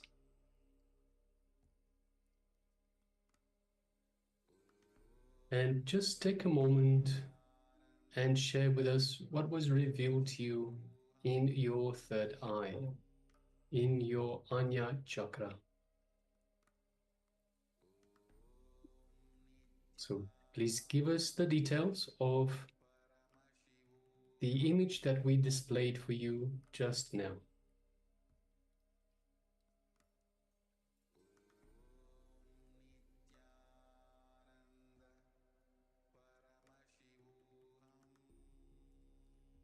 So whether you're with us on YouTube or in the Zoom room on two-way, you can let us know if you've taken part in this power manifestation segment. Let us know what was revealed to you in your third eye.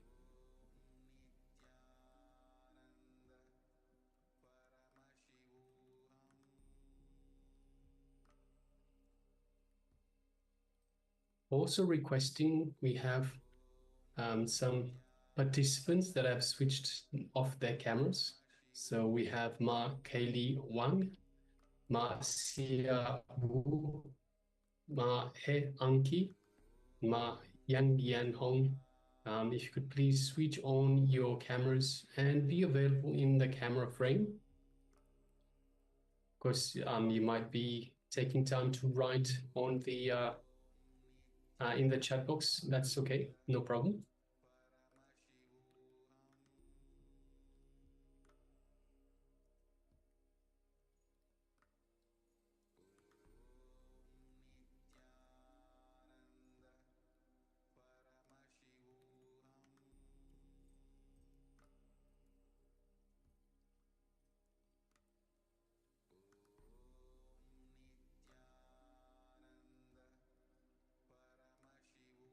Yes, please go ahead and take a moment and share what was revealed to you. Understand?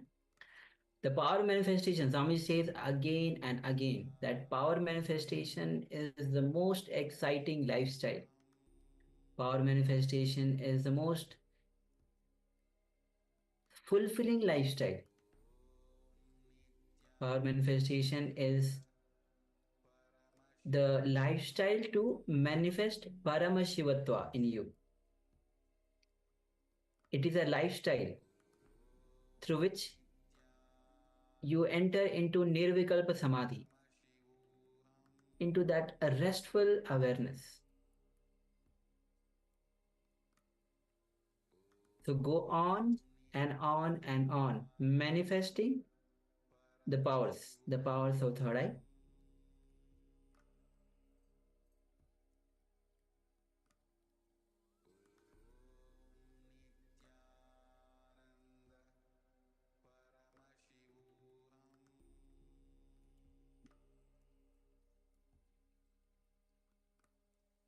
All right, so once again, requesting participants to share with us give us the details of what we revealed, what image we displayed for you just now for this second round of power manifestation.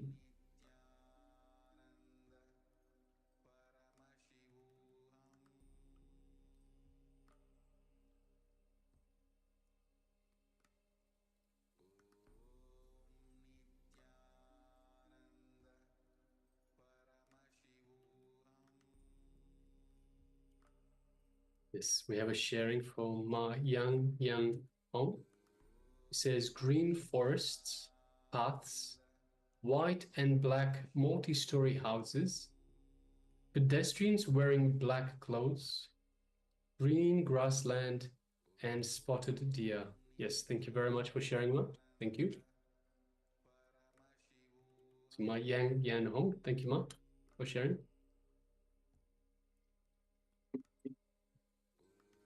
All right, so if you're still sharing, you can continue to do so. Meanwhile, let us move on to the verification stage and display the image we had displayed for you just earlier. So as you can see, it is a windy road that has green vegetation on either side. And then we have two different water bodies. On the left-hand side, we have a water body that has lots of clay. And on the right-hand side is a cleaner water. So that's why we have two different colors. We have a clay water lake on the left-hand side and a normal blue colored water on the right-hand side. And in the middle, we have the windy road that has green vegetation on either side. So yes. And also we have the pathway in the vegetation itself. Yes. Yes, so Ma Yang Yan Hong shares green forest. We definitely have the green, and from certain angles it would look like a forest. It is just on the side of this road or track through the middle. Paths, yes, it is a path. White and black multi-story house. So we don't have the houses. Pedestrians wearing black clothes. So we don't see pedestrians. Green grassland and spotted deer. We definitely have the green grassland. Little bits on either side of the track. We don't have the spotted deer. So yes, thank you very much for sharing, Ma. So some of what you had is in the picture, definitely, Ma. So yes, congratulations for manifesting. And of course, every success should be celebrated. So whether you got just a little bit right, it is still a successful power manifestation. It's not fully successful, but it is still successful power manifestation. See, the powers manifest in different ways for different people. The powers, to start off with, you might not see everything perfectly. And that is because we have a lot of patterns that we have in the way. It's in a way like when you wear colored glasses, then let's say you wear red glasses, then everything you see is red. So by removing this red off the glasses, by removing the filter, then we can see clearly. So it's in a similar way with power manifestation. When we remove the things that are blocking us from this power manifestation, in this case from third eye vision, we remove the things that are blocking it, then we will start seeing clearly. Until then, we see through a filter, so we see little bits and pieces of information. So every little bit that you do see, it is part of the power manifestation. It is, you're on the right track. We still need to work on this. We need to work to remove the patterns that are in the way, the blockages that are in the way.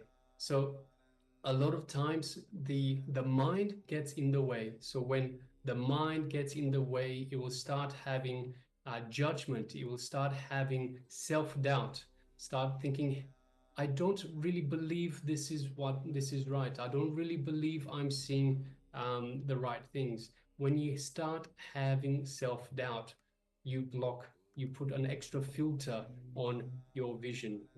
So it is important that you drop all self-doubt. Self-doubt, and in fact, the mind itself has no place to play in this power manifestation, in any power manifestation. The mind will only get in the way. The power manifests from the space of oneness with the divine. So that's why at the start of power manifestations, we usually unclutch from everything, unclutch from the mind, unclutch from any thoughts, any incompletions, any doubts, any judgments, any worries, any anxiety, anything that stops us from manifesting this power. So requesting participants now, let us know, take a moment and let us know how you feel as part of this power manifestation. So when you manifest this power, what are the challenges that you face? What are some of the things that block you from manifesting this power? So requesting, please take a moment and share with us anything that goes through your mind, anything the mind itself throws up as you are performing the power manifestation. So please just take a moment to share with us. Yes. Only when you start sharing what is the obstacles that you are facing, only then we will be able to guide you, assist you in the power manifestation. And also remember, it is Swamiji who is manifesting through you. Understand? It is not you. See, understand all the self-doubts you have, all the limitations that you have, all the patterns that you have. Only when you go beyond this, from the space of oneness, that power starts manifesting. When you connect with Swamiji, then you are in oneness with Swamiji. From there, the power starts manifesting. So any hesitation that you have that you are not able to manifest, or any hesitation you're not able to share, remember, drop everything. Drop your self-doubt, drop your hesitations. It is Swamiji who is manifesting through you. So whether it is right, whether it is wrong, just go on sharing.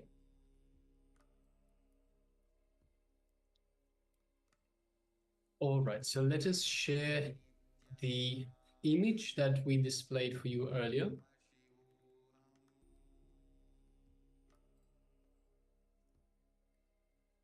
Oh, we've already, sorry, I apologize. We have already displayed the image, yes. All right. So now let us move on to the next segment in our program for today. Yes, so today we'll be having sessions especially on the flowering of the self, the flowering of the Atman. So flowering of self. Self means in Sanskrit it is referred as Atman or Atma. So flowering of the Atma or the flowering of self. So when you transcend your limitations, when you transcend your limitation, when you unlock, when you awaken your highest potential, highest reality, then you awaken your, or you flower, you experience the flowering of the Atman. So when we say about awakening of the self, about the flowering of the self, of course, we mean our true self. So there are two things to understand. There is the ego, which is the false self. And then there is the true self, which is our divine being. This is our cosmic spark, our superconscious spark that is within us, that is part of Paramashiva. So Paramashiva is the ultimate superconsciousness in the cosmos. And every one of us has that spark inside us. And that is our true self. Through that spark, we are connected to Paramashiva. We are, in fact, part of Paramashiva. And that is our true self. Our true self is the divine being. So we are not humans having a spiritual experience. We are spiritual beings having a human experience. Our true self is the divine spark. Our false self is the ego, is the mind. So it is important to understand the difference between the ego and our true self. They're not one and the same. So when we talk about flowering of the Atman, we're talking about flowering of the true self, about expressing your true being. Yes, so see, understand that Atman is already the reality, or what we call awakening the reality. The Atman is already exist. So what is stopping us to realize that reality? See, Swamiji says there are 5 koshas we have: Annamaya kosha, Pranamaya kosha, Manomaya kosha, Vijnanamaya kosha, and Anandamaya kosha. So only when these 5 koshas or the layers, when these layers are cleansed, so we'll be today working on cleansing these 5 koshas today. So when these 5 koshas or the 5 layers are cleaned, you will be able to experience or awaken that reality, because reality exists. So the gap between or the distance between you and the reality is these 5 koshas. So we'll be working on these 5 koshas. So with this, let's enter into the revelation by Swamiji on the flowering of the Atman, flowering of the self.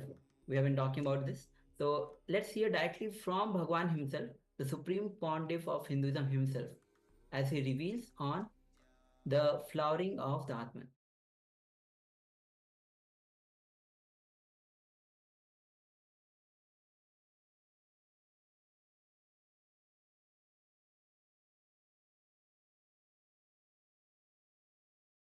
One disciple who has got a deep interest becoming enlightened, wanted to attend Atma Spurana, went to the Zen master. Atma Spurana means enlightenment intensive, the flowering of Atman, enlightenment. He went to the Zen master. Actually, master was on the 3rd floor. He was walking the roof. This guy was approaching the master. Master, I want to become enlightened. Master just pushed him. From the 3rd floor, he was falling. But the guy had such a deep trust over the master. Even when he was falling, he thought, if master does, it will be only good for me. The deep trust. The story says, yes, he fell on the floor like a flower. After flowering, he fell on the floor like a flower after flowering. Understand this one story. For that experience to happen, 2 things are necessary. One is the master. Another one is the deep trust, deep connection with the master. Only then it will become enlightenment or moksha. Only then a disciple will have enlightenment. Otherwise, he will only die. The physical death. For this to happen, two things are necessary. One is the right master and the deep trust on the master. A deep relationship with the master. One thing is sure, what's going to happen I know. The whole program is going to be just like this, sudden shocks. Continuously be aware. Continuously be aware and be in tune with the master. Continuously be aware and be in tune with master. Continuously be in tune. Be in tune. When you are in his presence, be totally in tune. When you are in his absence, again, just be waiting. Just have the intense waiting. Intense waiting is one of the wonderful techniques. Whomsoever was waiting for me before I came, whomsoever was waiting, you will see, you will have this program. You will have it. The people who are intensely waiting, the very word Upanishad means sitting with master, nothing else. Just sitting with master. Of course, sitting for the master is also Upanishad. Intense waiting is a wonderful technique. So this very waiting can do a lot in you. So when you are in my presence, be totally tuned to it. When you are in my absence, be totally tuned to that also. Let my presence and absence penetrate you. Then you will see naturally whatever is supposed to happen will happen. When I say tune to my presence, I say through all five senses fall in tune. By seeing, by hearing, by smelling, you will be able to smell me. When I say you will be able to smell me, literally I say you will be able to smell me. The master's presence is very deep, penetrating. Only because of our insensitivity, we again and again and again miss it. When you fall in tune with master's presence, the intense joy. When you fall in tune with master's absence, the intense pain, both can purify you and make the miracle to happen in you. Master works in two ways, by giving his presence and by giving his absence. By giving his presence and by giving his absence. Please be very clear. Never think he is not working on you if you are having his absence with you. He is giving his absence. He is giving his absence. Be very clear. If he makes you forget him, or if you forget him, only then you are really missed. Then you are unfortunate. If you are continuously remembering, but you are not able to be around him, or he is just keeping you aside, he is not giving you due importance which you want, or he is not giving you his presence the way in which you want, never think he is not working you or he has left you. Just be totally in the present moment. Drop your cell phones. Completely drop your cell phones. Don't even go and talk in the gap time. Now when my discourse is over, a thought will rise. Let me go to the room. Don't immediately follow. Give a gap. Relax. Witness. Let it come again and again. Let it become strong and move your body automatically. Listen here. Now, the moment the thought comes, let me go to the room, you catch that thought. Your body starts moving. When the thought comes, let me go to the room. witness it. Then again it will come, witness it.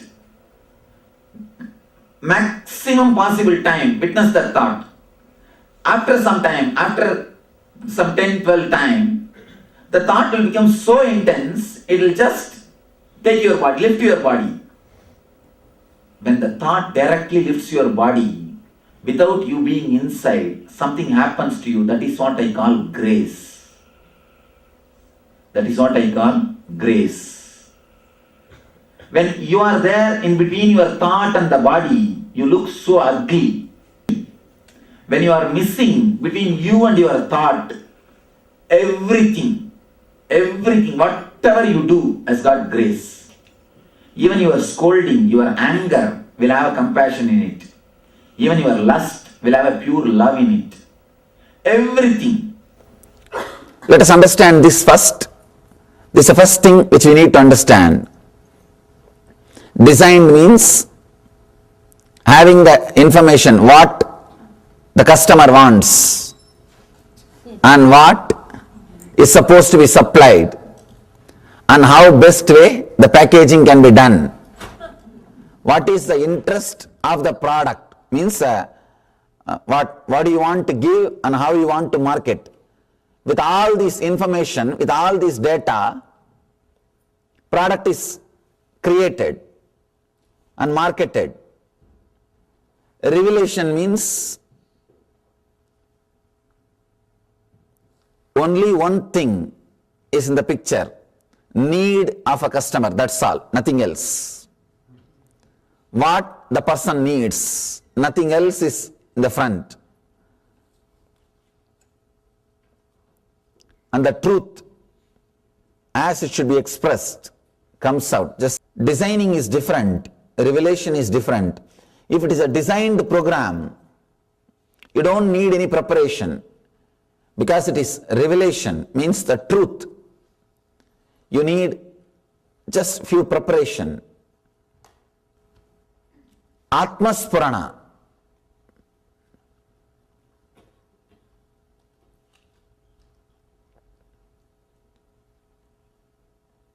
Flowering of yourself. Understand? The ultimate consciousness which is in you, that is always overflowing. That is an eternal flower. We don't need to work on it. But something which is between that self and us, your body, your mind, your emotions, these few things, these few sheaths we call Koshas. Only these few Koshas needs to flower, needs to open, needs to radiate, needs to fall in tune. Understand? The ultimate self itself does not need anything. But the instruments with which you experience the self needs to flower. They need to open up. They need to experience the truth. Now we are going to work on the very koshas, very layers, not just on the engrams. In NSP you worked on the painting. Now we are going to work on the canvas on which the engrams or the paintings are painted. Koshas, the 5 layer, first layer, the first body which you carry is Annamaya Kosha, the physical body with the flesh, bones. Second, Pranamaya, the breathing, the prana movement happening in you. Third, Manomaya, the inner chattering happening in you. Fourth, Vijnanamaya, the emotion, intense emotion happening in you. Fifth, ultimate, Anandamaya, the peace which you experience or the joy which you experience. Now all 5 layers need to be purified so that it constantly radiates enlightenment. One more thing, please understand, in NSP we work on the samskaras, means the engrams which is printed on the koshas, on the layers. Now we are going to work on the very koshas, very layer itself, on the very canvas itself.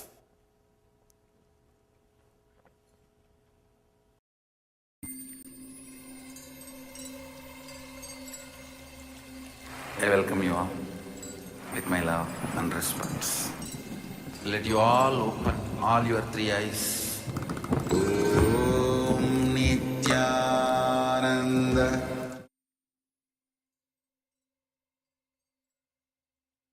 Yes, welcome back. So that was a very short introduction from the Supreme Pontiff of Hinduism, short revelation on the flowering of the Atman.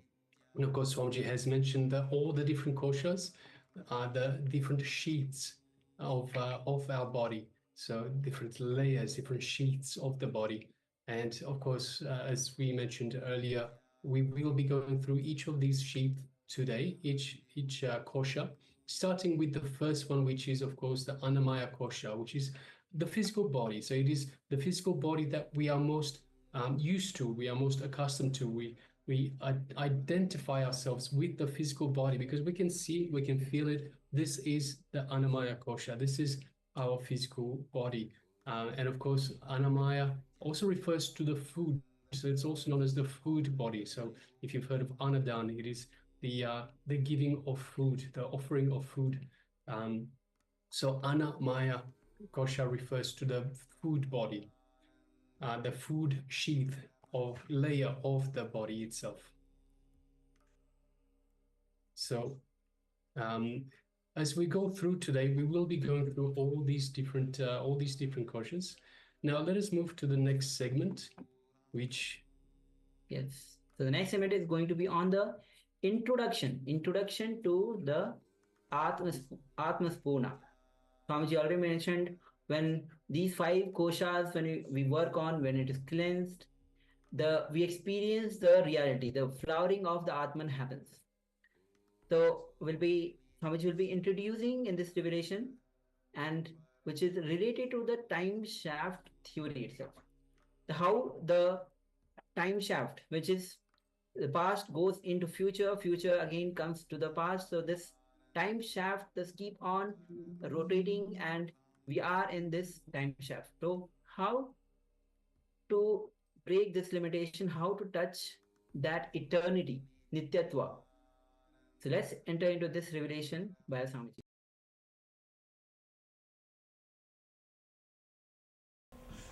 All right, let me explain. This is what I call time shaft. Time shaft means the time. Kala chakra, continuously moving. The future is continuously entering into past. This moment, you see, the next moment is future. By now, it has already become past. Future. Now, already it has become past. The past is continuous, the future is continuously becoming past. The time, the future time is continuously becoming past. The time is moving, the time shaft. Continuously it is rolling and moving in this direction. In this direction.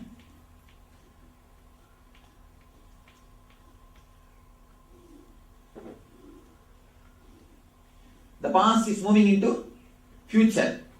Continuously the past is moving into future. This is the time shaft. The whole future moving into the past. Anyhow. For me, the past and future are one and the same. Actually, in a way, it's a complete shaft. So what your so-called future is nothing but past. Nothing but past. Your future is also nothing but past. You are seeing only one portion of the time shaft. I am seeing the eternity, Nithya. In Nithya it is a circle. It just comes and gets connected. That's what we call Kalpa. Kalpa means which again and again happens. Kalpana means which again and again happens. Why do we call something as kalpana, imagination, which again and again happens? Once you experience it, the imagination will never happen. That's why it's called kalpana. Anyhow, now don't confuse yourself that much. Understand this much, that's enough. The future is becoming past. This is the time shaft. Past, future and present, all put together is only eternity, Nithya. See, the whole thing, past, present and future, everything only put together, eternity. Nithyananda means what? Eternally blissful. In the past, in the present and in the future. In all three times who is blissful is only Nithyananda. Eternal. All the three put together it is called eternal. Eternity. Future is continuously becoming past. Future is continuously slipping into past. Now, how to achieve eternity? How to achieve eternity? Present moment is the only moment where you can touch the time shaft. Present moment is the only moment where you can touch the time shaft. Can you catch your future? Can you catch your past? But you can catch the present. You can be in the present. See, the eternity means past, present, future. All three together only is eternity. This the whole thing is eternity. And beyond this board, on that side. Eternity.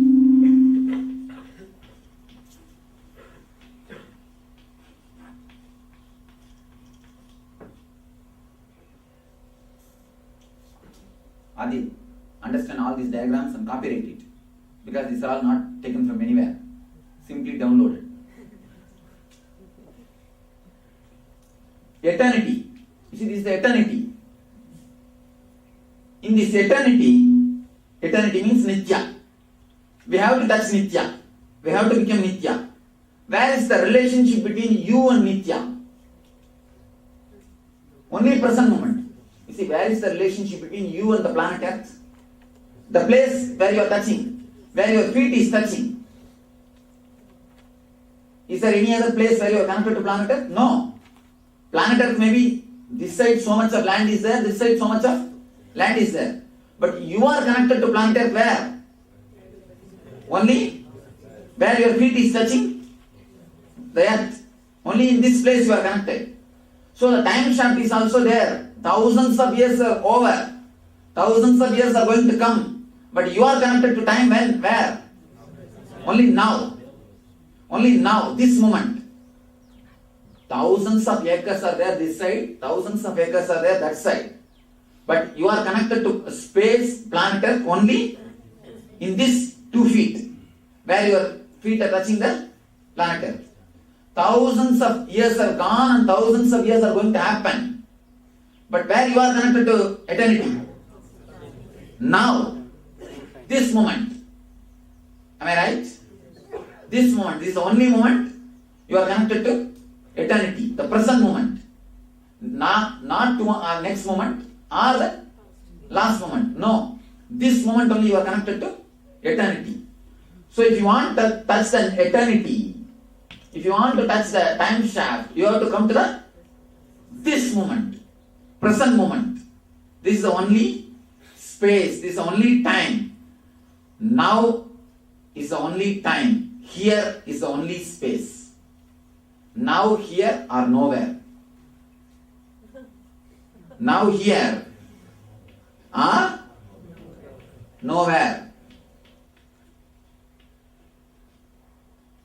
If you can give awareness, comma, between now here, you are now here. If you just remove that comma, the awareness is a comma. Anyhow, now is the only space, only time. Here is the only space. If you have to penetrate Nithya, if you have to touch Nithya, if you have to touch Nithyananda, if you have to even see Nithyananda, Please be very clear. You have to be now and here. You can't see me if you are in the past or if you are in the future. Don't think you have seen me. The big problem is you think you have seen me. That's a major problem. That's a major problem. You think you have seen me. The moment you think you have seen me, you have missed me. You cannot see me unless you see Nithya. So many people, so many hundreds of our devotees in Anya meditation, they have experienced the chair is empty. Chair is empty. So many hundred. They say that the back completely we are able to see the screen. The chair is empty. You are not there. What has happened? Actually, I tell them, I am not there. Here nobody is speaking. Please be very clear. Here nobody is speaking. Nobody is standing in front of you. Nobody is holding the mic. I don't know how you will understand or get confused. No problem. Nobody is standing. The problem is, if you really penetrate Nithya, the present moment, you will understand your emptiness is there. Just your emptiness is speaking with you. When you don't know, when you are not able to penetrate Nithya, you start thinking you have seen me. You are seeing me. Only when you penetrate the present moment, Nithya, only when you penetrate the time shaft, Nithya, you come to the clarity. You can touch the Nithya. Now, the Atman is in eternity. Atman is eternity. Atman is eternity. Atman is everywhere. Atman is present in all the time. Atman exists. Atma exists in past, present and future. Now, how will you touch the Atma? How will you become one with Atma? What's the way? Only coming to the present moment. Only this moment you can relate with Atman. You can't relate with Atman with any other moment. Only this moment. This moment is the only time you can relate with Atman. This is the only moment you can relate with Atman. If you have to have the Atma Spurana, you have to come down to the present moment. Present moment. Only then you can penetrate the eternity. Only then you can penetrate the eternity. Only then you can penetrate the Atman. So the whole thing which we are going to do, these 3 days, not only these 4 days, whatever I have done only for this. All your ASP, NSP, RSSP, NESP, till ASP to ZSP, have all the SPs are done only for this, nothing else. You are supposed to come to this moment. You are supposed to be brought to this moment. To bring you to this moment is the only work. To bring you to this moment is the only job. To bring you totally to this moment is the whole purpose of this program or anything. People ask me, many people come and ask me, Swamiji, when we sit around you, when we are around you, we do not know how time passes. Just time flies. We do not know how dates are passing, how time is flying, what is happening. We do not know what's happening. And the other day we went to Tadana. Some of our guys forgot even the date. Even the date, day, everything is forgotten. And they didn't even remember the days and dates. Time is forgotten. Dates are forgotten. Not everything is forgotten. What's happening? How it's happening like this? See, if you sit with a person who is boring you, even 10 minutes will look like a 10 years. You will continuously again and again see the watch. And if you sit with a person with whom you are in tune, you are enjoying, days are passing but you don't feel like a time is gone, time is up. You don't feel like time is moving.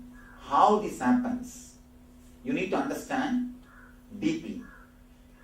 You see, when you are with a person with whom you are not happy, you are uneasy, number of thoughts happening in your system is more. Number of thoughts happening in your system is more. Continuously so many thoughts are happening. thoughts are nothing but your movement between future and the past. Understand? I am defining the thoughts. Thoughts are nothing but your particle or yourself. Consider yourself as a particle. Yes, particle. The particle is yourself. This particle, if it moves from past to future in high frequency, that is what is called thoughts. Your thoughts are nothing but about your past and the future. Is there anything else? About the past or about the future? Your thoughts are nothing but your illogical, irrational, idiotical movement between your past and the future. Your thoughts are nothing but your illogical, irrational and idiotical. The word is right, idiotical. R will create, that's all, whatever is after all idiot. And you know, idiotical moments of between future and the past. And one more thing I wanted you to be very clear. There is no good thought and bad thought. Please be very clear. Now I am breaking one more stone. There is no good thought and bad thought. All thoughts are bad. Over. No, really. Even your thought to become enlightened is bad. Even your thought to become enlightened will stop your enlightenment. In ultimate sense, that is what will be the final hindrance. That's what will be the final hindrance. Any thought is bad, that's all. In the garbage, there is no good garbage and bad garbage, no. No question of good and bad. Your thoughts are as such bad. Simply as such your thoughts are bad. There is no question of good thought and bad thought. Don't think that if I do some punya it's a good thought, otherwise it's a bad thought. No. The very movement between past and the future, just running. Actually, that's what you are doing. Don't think you are sitting. It's not actually now you are doing. Actually, that is what you are doing. You do not know. And this is the same thing you are doing. Continuously you are doing. Between past and the future, past and the future, past and the future, past and the future, past and the future. Now that is what actually you are doing. Past and the future, past and the future, past and the future. Continuously, the frequency that you are vibrating. You are oscillating. This side and that side, this side and that side, this side and that side. So much of movement is happening. That is what I call thoughts. You are being, moving irrationally, illogically and idiotically between the future and the past is what I call thoughts. Now, in this, there are few categories. 100 thoughts per second means high frequency. Just like a doobie runs. Doobie is running. This is 100 thoughts per second. 100 thoughts per second. When the frequency, that's what TPS, new term, TM, SN. Service mark. TPS, thoughts per second. If it's 100, using the word just 100 thoughts for a mark, there is no such thing as 100. I think it will be a little more, I don't know. 100 thoughts per second. If that is the case, you are too much away from the time shaft. You are too much away from your center. You are too much away from the Nithya. You are too much away from your Atman. Your Atman, center, Nithya, everything is one and the same. This is your Atman. Atman, center, Nithya, everything is this only. Kavikala Group. Already I put Kavikala on Jayanti.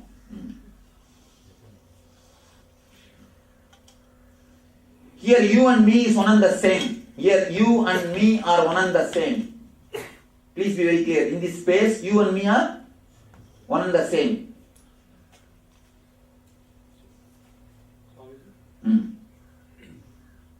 If we chronologically, plan, means you'll lead a life. No.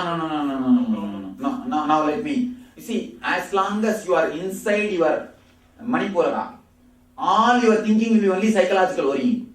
The moment you are out, all your thinking will be chronological planning.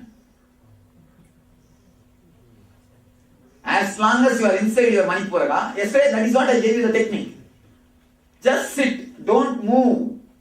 Don't move by your thoughts. Witness. Create maximum space between you and your thoughts. There will be time when the cold becomes too much. You are not able to sit. Your body wants to rest. Automatically your body will get up and move. You will not even have any feeling. Neither you will feel like controlling, nor you will feel like not controlling. You see, when you walk that way, you will not have weight in you. Understand, this is a key. You will move, but you will not have the weight in you. Usually you always have weight in this space. In this place you will always have a weight. Always you will have a weight and a solid feeling in this place. Am I right? In this place, between the Manipura and the Swadhisthana, in this space, always you will have a weight. You will have a tightness. It's a continuous. When you move in that way, you will not have any weight. That space will be totally relaxed. That space will be just empty. Try 2-3 days. Nothing wrong. Then naturally you will see all your psychological worrying will become chronological planning. Just get out. Then things will become alright. I will put them straight. As long as it is 100 thoughts per second, you are too much away from the time shaft or Nitya or eternity, Atman. When it is 80 thoughts per second, the frequency is little less. Now less.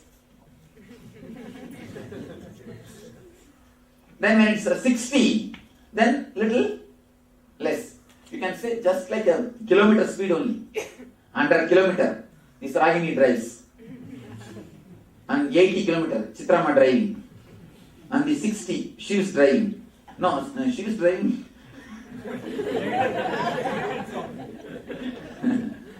And when you come to 60, the moment is there.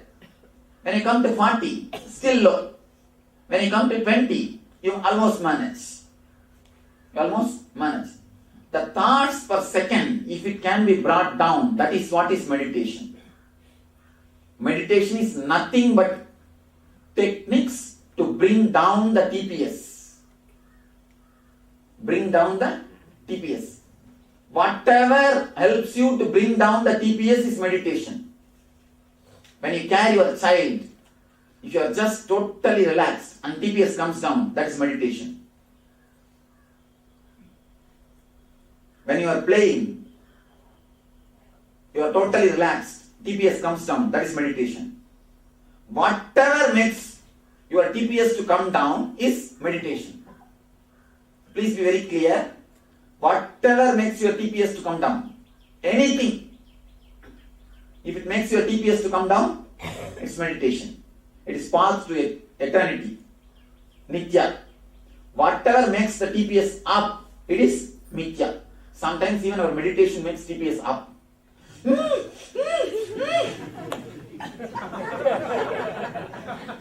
What do you do?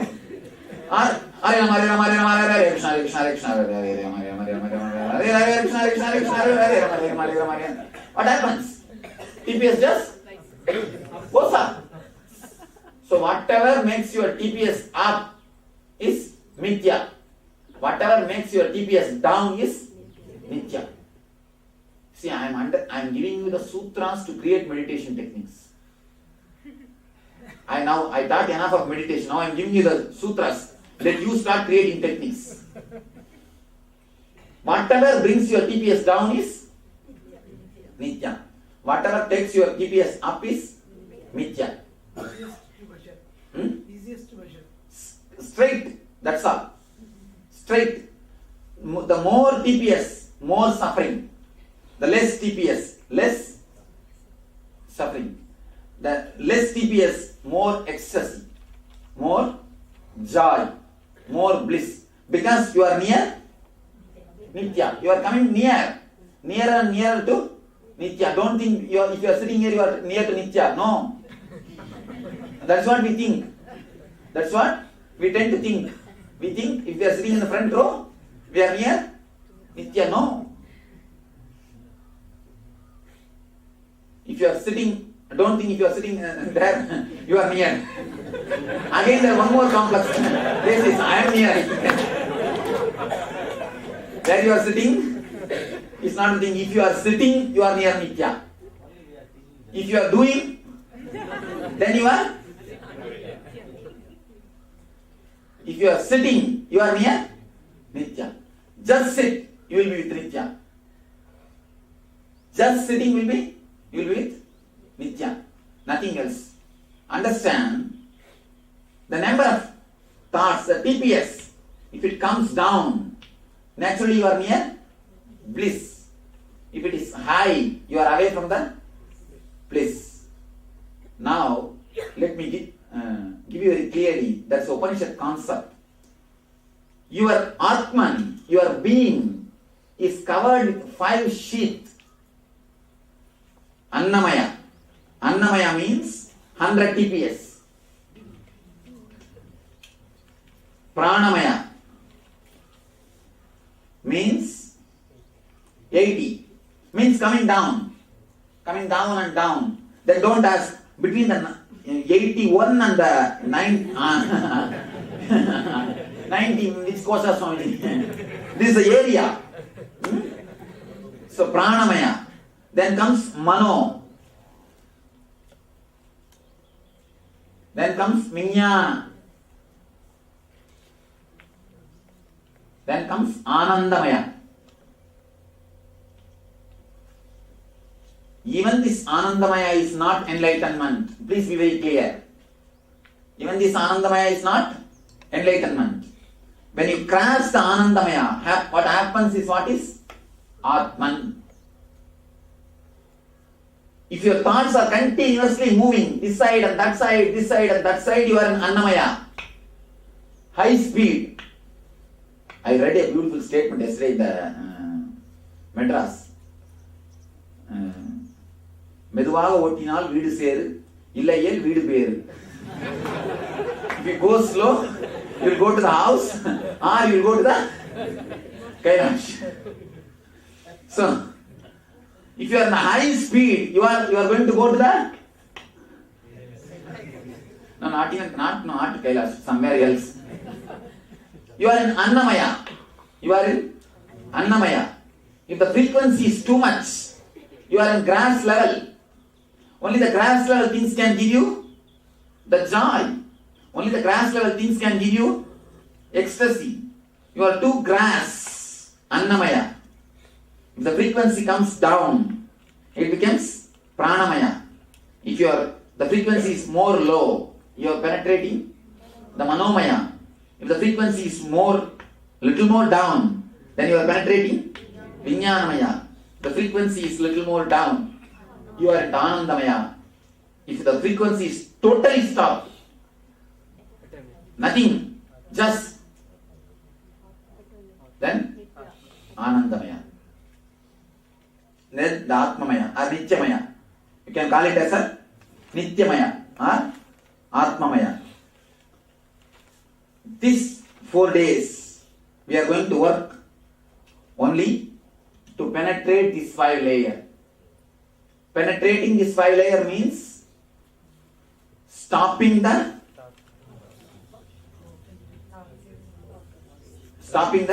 movements. Continuous running between past and the future. Bringing it to a stop. Giving a break to time. Give time a break. Where is this advertisement? Give time a break. If you go to Pondicherry also, you will not give a time a break with this mind. And actually I tell you, the person who do not know how to give time a break can never have a vacation. I tell you honestly. Even if you go to beach and sit, what will you be doing? You will start thinking about when I will go to bed next day office. What I have to do in the next day office. What else you will do? And I tell you, all your vacation is just foolishness. All your vacation, all your holiday is just changing the worries. Just changing the worries. You cannot have vacation, you cannot have a holiday, you cannot have any enjoyment unless you know the technique of bringing down the TPS. Tell me, what do you know about your enjoyment? What have you enjoyed? Tell me. All your enjoyment is nothing but changing the worries. Instead of worrying about how to clean the house and how to do things, you go and sit in the beach and start worrying, when will I go to office and what will I do? Worrying in the house is work. Worrying in the office is profession. Worrying in the beach is vacation. That's all. In your life, this is nothing else. Worrying in the house is work. Worrying in the office is profession. Worrying in the beach is vacation. Nothing else. What else you know about vacation? Nothing else. Unless you know how to give time a break, you can't have a vacation. All your vacation is just an idea about vacation. Not originally vacation. Be very, very clear. All your idea about vacation is just idea about vacation, not vacation itself. Only when you can give time a break. Give time a break. For Atma Spurana, I have a quotation. Atma Spurana, in the bracket, give time a break. Give time a break. That is the only way to have a vacation. Now really, these 4 days, you are going to have a vacation. That is why, even with all the difficulty, I told the kitchen guys, give food whenever they come. Give food whenever they come. Here, they will be making the announcement for regular timings. But you are not supposed to follow, you are not compelled to follow the regular timings. It is up to you. Continuously give time a break. Continuously give time a break. One thing, by giving this freedom, I know it's a big job for them. It's a big job for the kitchen people. But here I am trying to create a space where the TPS can be brought down. Where the TPS can be brought down. When you are with a person with whom you don't feel comfortable, happy, naturally the TPS is up. That is why what you do? You feel bored. You are in suffering. That is why all hell is called eternal hell. Why you know? You feel the time is not moving. Even if it is 10 minutes, what do you feel? 10 yuga, you don't feel time is moving. You feel time is not moving. Again and again you see the watch. Time is not moving. It looks like an eternity. Even if you spend half an hour, it looks like an eternity. And heaven always looks very short. Oh, time is up. Days are over. Heaven always looks short. Even if you enjoy your whole life in the heaven, you feel, oh, over, ended. Again, it's over. You feel it is ended. Why? Because the frequency is less. If the frequency is less, you don't feel the time passing. That's what in Sanskrit they say. In Sanskrit, time is measured psychologically, not chronologically. Shana. Shana means gap between one thought and the other thought. You see, in this level, Shana is too small. In this level, Shana is too big. In this level, Shana is too small. In this level, Shana is too big. That is why for Devatas, for us 1 year means for Devatas. No, for us 1 day, for us 1 full year is for Devatas 1 day. For us 1 year, what they say for Devatas? 1 day. That is why Nararaja will have only 6 Abhishekams. In Shiva temples per day they will do 6 Abhishekam. For Nataraja for whole 1 year they will do only 6 Abhishekam. Because for Nataraja the Devatas time is only calculated. The cosmic dance frequency is very, only when you come down in this frequency can tune in with that frequency. Cosmic frequency. You go near the time shaft. He is dancing in the time shaft only. That circle is time shaft. That circle is time shaft. Below you see the two snakes will be there. Swallowing. The past is swallowing the future. From the past, the mouth of the future, the time shaft starts and ends in the mouth of the past. He is dancing in the time shaft. Only when you go near the time shaft, you will experience the cosmic dance, the bliss, the joy, Ananda Tandava, Ananda Nardana. Only when you go near the time shaft, you can understand what is Ananda Tandava and what is Ananda Nardana. Otherwise, what will you do? That much only you will do. Nothing else can be done. You can never understand real Ananda Tandava. You can never understand real cosmic dance. You can never understand the real joy. When the frequency is silence, that is why he is called, he is doing his cosmic dance in silence. Utter silence and the total dancing is one and the same. When the frequency is not there, when it is almost zero frequency, you can see the cosmic dance happening. You can see the cosmic dance happening because he is in that frequency. That is why once in a year only we do the 6 Abhishekams. 1 year is considered for as a 1 day for Nadaraja, for Devatas. Only the guys who are living in that frequency can really understand who is Nadaraja. All other people can only see he is dancing, that's all. Nothing else. What other guys can understand? Nothing. What people can understand when they see my dancing? Dance some here. Dance some here. I'll explain now. It cannot be called exactly as Nithya.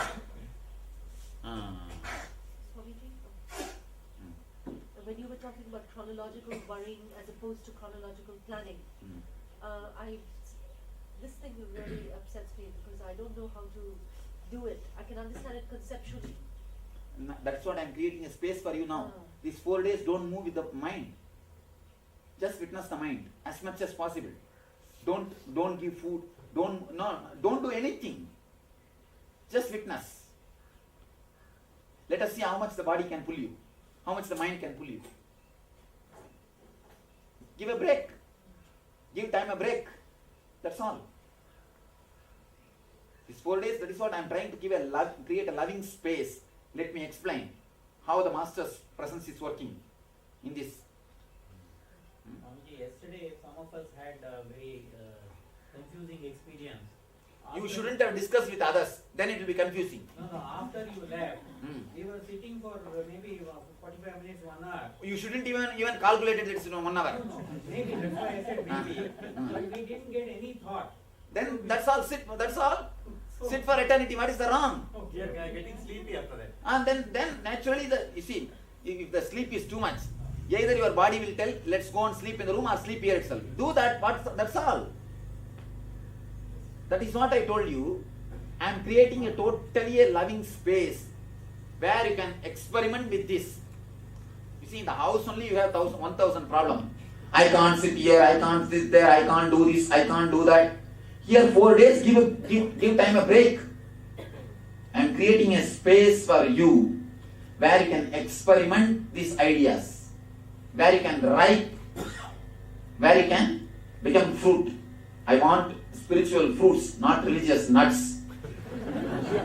I am trying to work on the religious nuts to make them as a spiritual fruits.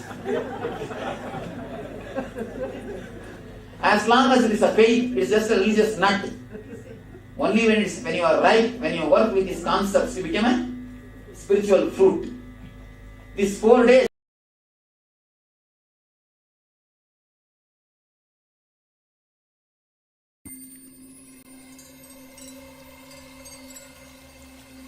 I welcome you all with my love and respect. Let you all open all your 3 eyes. Om Nithyananda Paramashivoham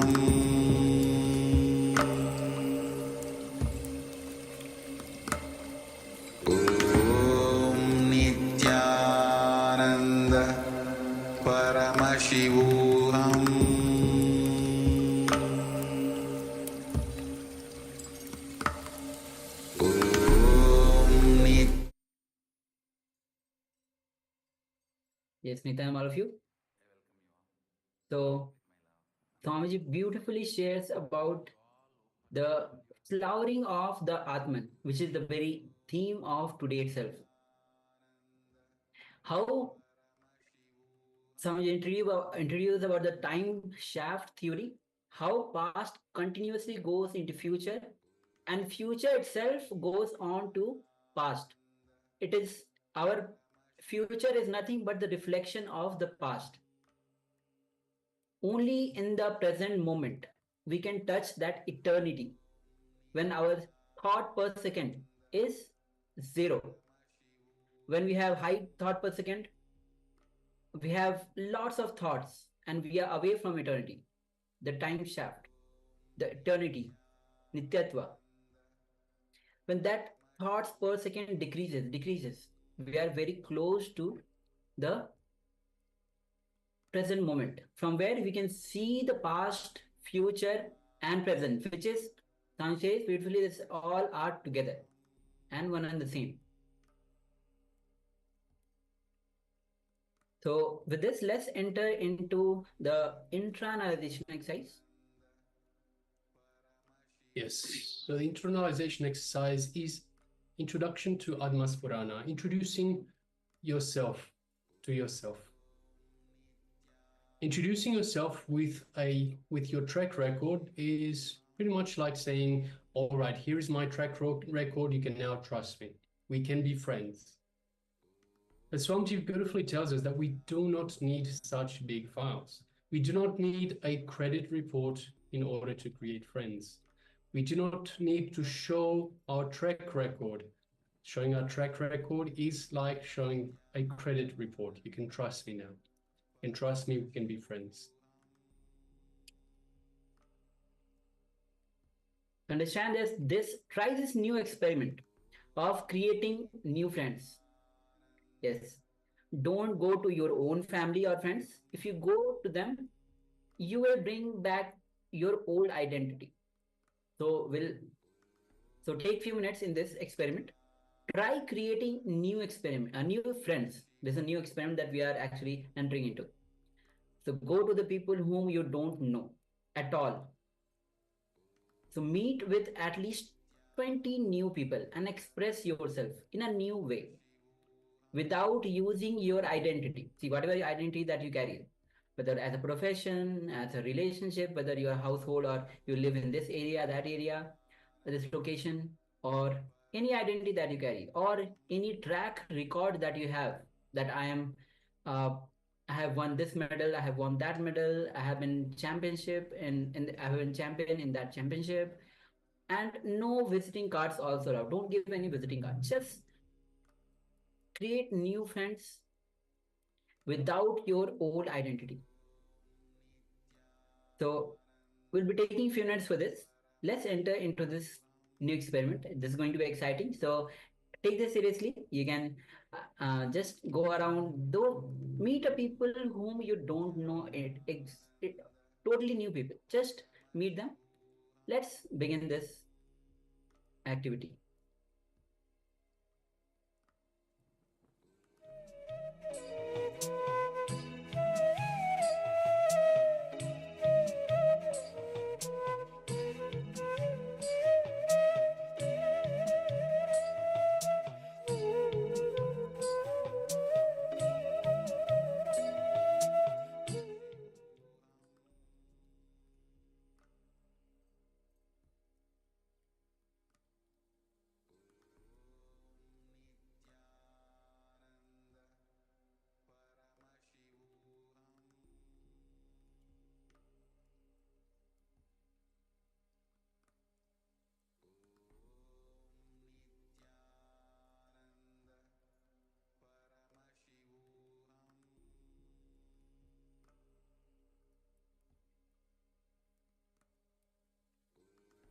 So now,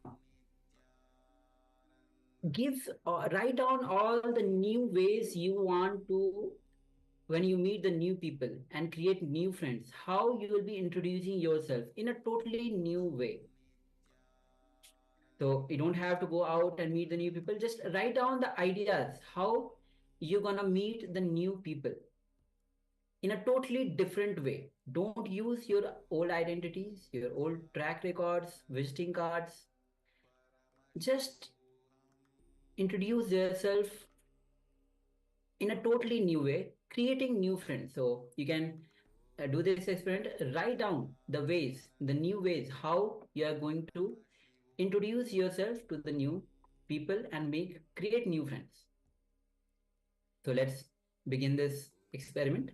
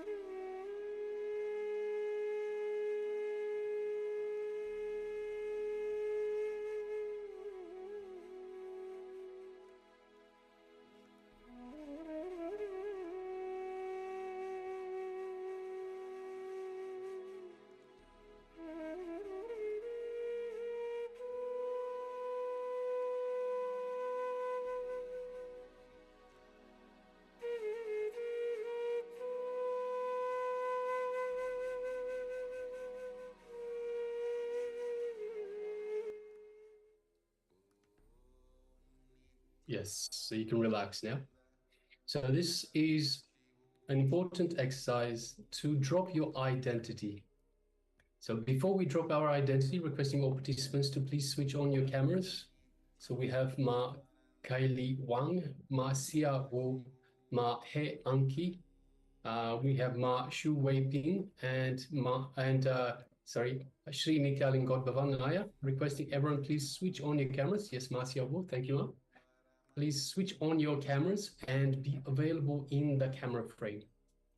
So the exercise that we've just been through is to understand, to drop your identity, your current identity. So as I mentioned earlier that the ego is the false identity. The ego is built on mind. So it is not, in fact, I comes from mind, as Swamiji says, not mind coming from I. So basically, we build our identity based on this is mine, this is mine, this is mine. So this is my father, this is my mother, this is my brother, this is my job, this is... So all of these build your identity, your false identity. How many of you understand that? Can I have participants just let us know whether you understand that this the ego is built on the possessions that you have. It is built on the labels that you have, and it is in fact the false identity. So requested participants, let us know whether you can cognize this. So Ma Shu Wei Ping, Shri Nityaling Godbhavan, Ma He Anki, Ma Sia Wu, Ma Kaili Wang. So if you're there with us, let us know. Let us know if you cognize this fact that our identity is, our ego is built on these false identities. It is built on possessions, and in fact, it is not our true identity. It is the false identity. It is the ego. So just requesting participants, let us know whether you understand or cognize whether you understand this point, this topic.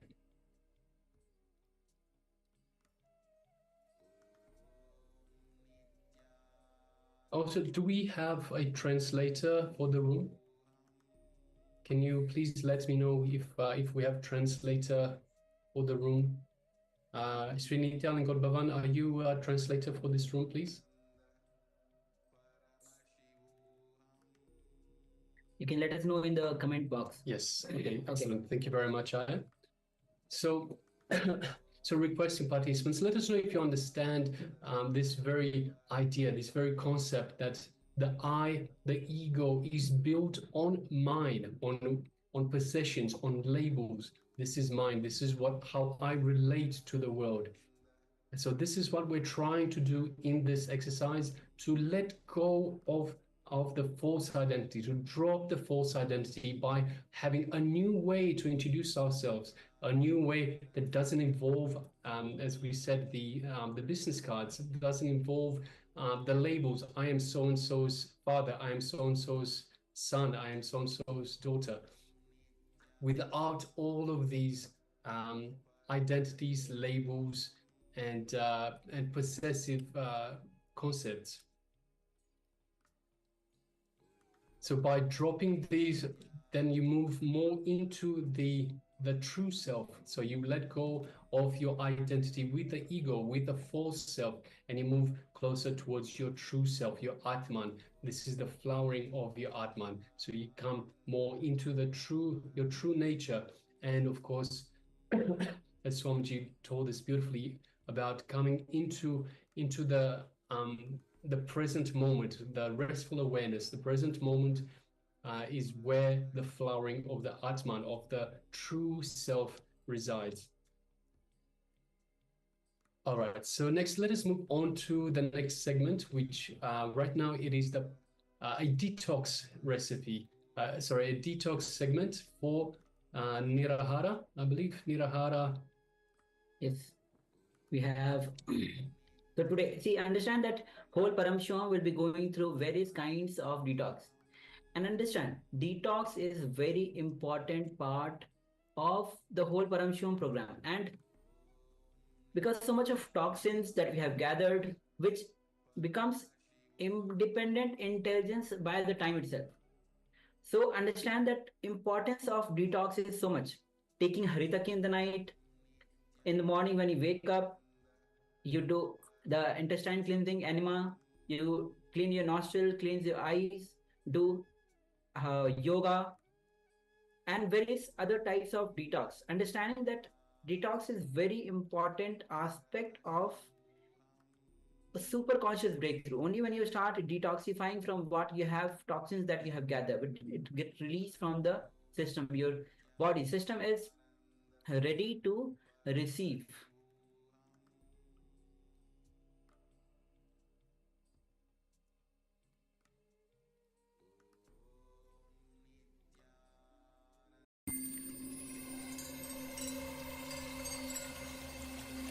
I welcome you all with my love and respect.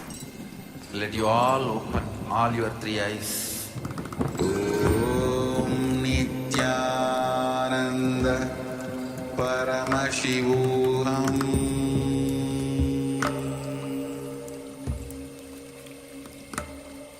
Om Nithyananda Paramashivoham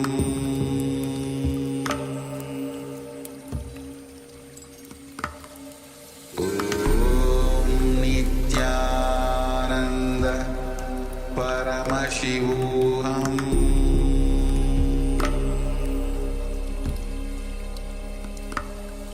Om Nithyananda Paramashivoham.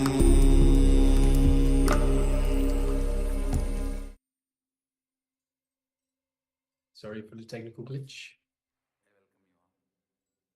So let's enter into the detox. We have been talking about detox, and Swamiji has given various kinds of detox to awaken the biomemory in us.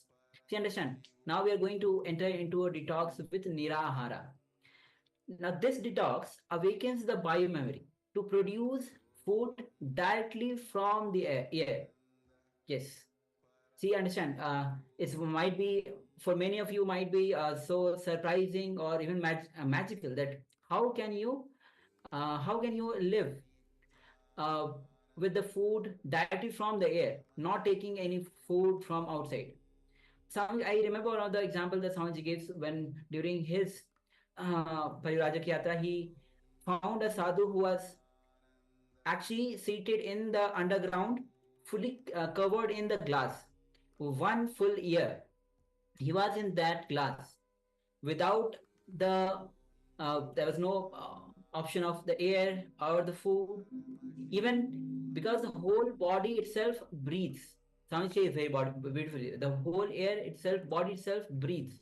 Through that, he is getting the nutrition and he's alive. He doesn't need the food from outside.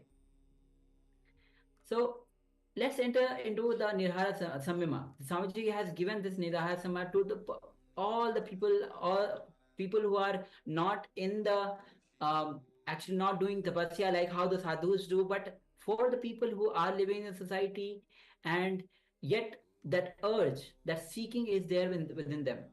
So Nirahara Sama is a gift from Swamiji to all of us. So understand, Nirahara means without food. And Samyama refers to the integration of concentration, meditation, and absorption. So when these all three integrates, this is Samyama. Means when concentration, meditation, and absorption merge, integrates with each other. This is Samyama. So it is a state where one transcends the need for the physical nourishment while still sustaining energy through spiritual practice. Nirahara Samya awakens the dormant energies within the body, leading to heightened state of consciousness. It helps in breaking our dependency on physical food and tapping us into the higher source of energy. So understand, Swamiji says very beautifully. The most root of all root pattern is actually the food. Food is the most, whether we don't want anything else or not, we want food. Food is our basic requirement. food is our basic need. So breaking that dependency on the physical food and allowing us to tap into the higher source of energy can be done through the Nirahara Samyama. So what is the lifestyle of a Nirahari? So a Nirahari is someone who practices Nirahara Samayama. So what is the lifestyle of a Nirahari? During Nirahara Samayama practice, you can drink any pure vegetarian liquids. You can have buttermilk, you can have milk, you can have fruit juices, you can have clear soup, as much as you want. So once again, you can have any pure vegetarian liquid. So pure vegetarian, you can have milk, buttermilk, any fruit juices, any clear soup, as long as it is vegetarian, pure vegetarian. So any clear soup, you can have these as much as you want. The idea is to don't bite into it. So we remove the need for biting. We remove the need for digestion, because everything is just liquid. We don't give the job of digestion. We don't give the job of grinding and chewing to your teeth, to your tongue, to your stomach. So this way we remove the aggression of digestion, of grinding, of chewing, and it is just the liquid that goes straight down, all the way down into the stomach. You can have tea, you can have coffee, as much as you want, within reason.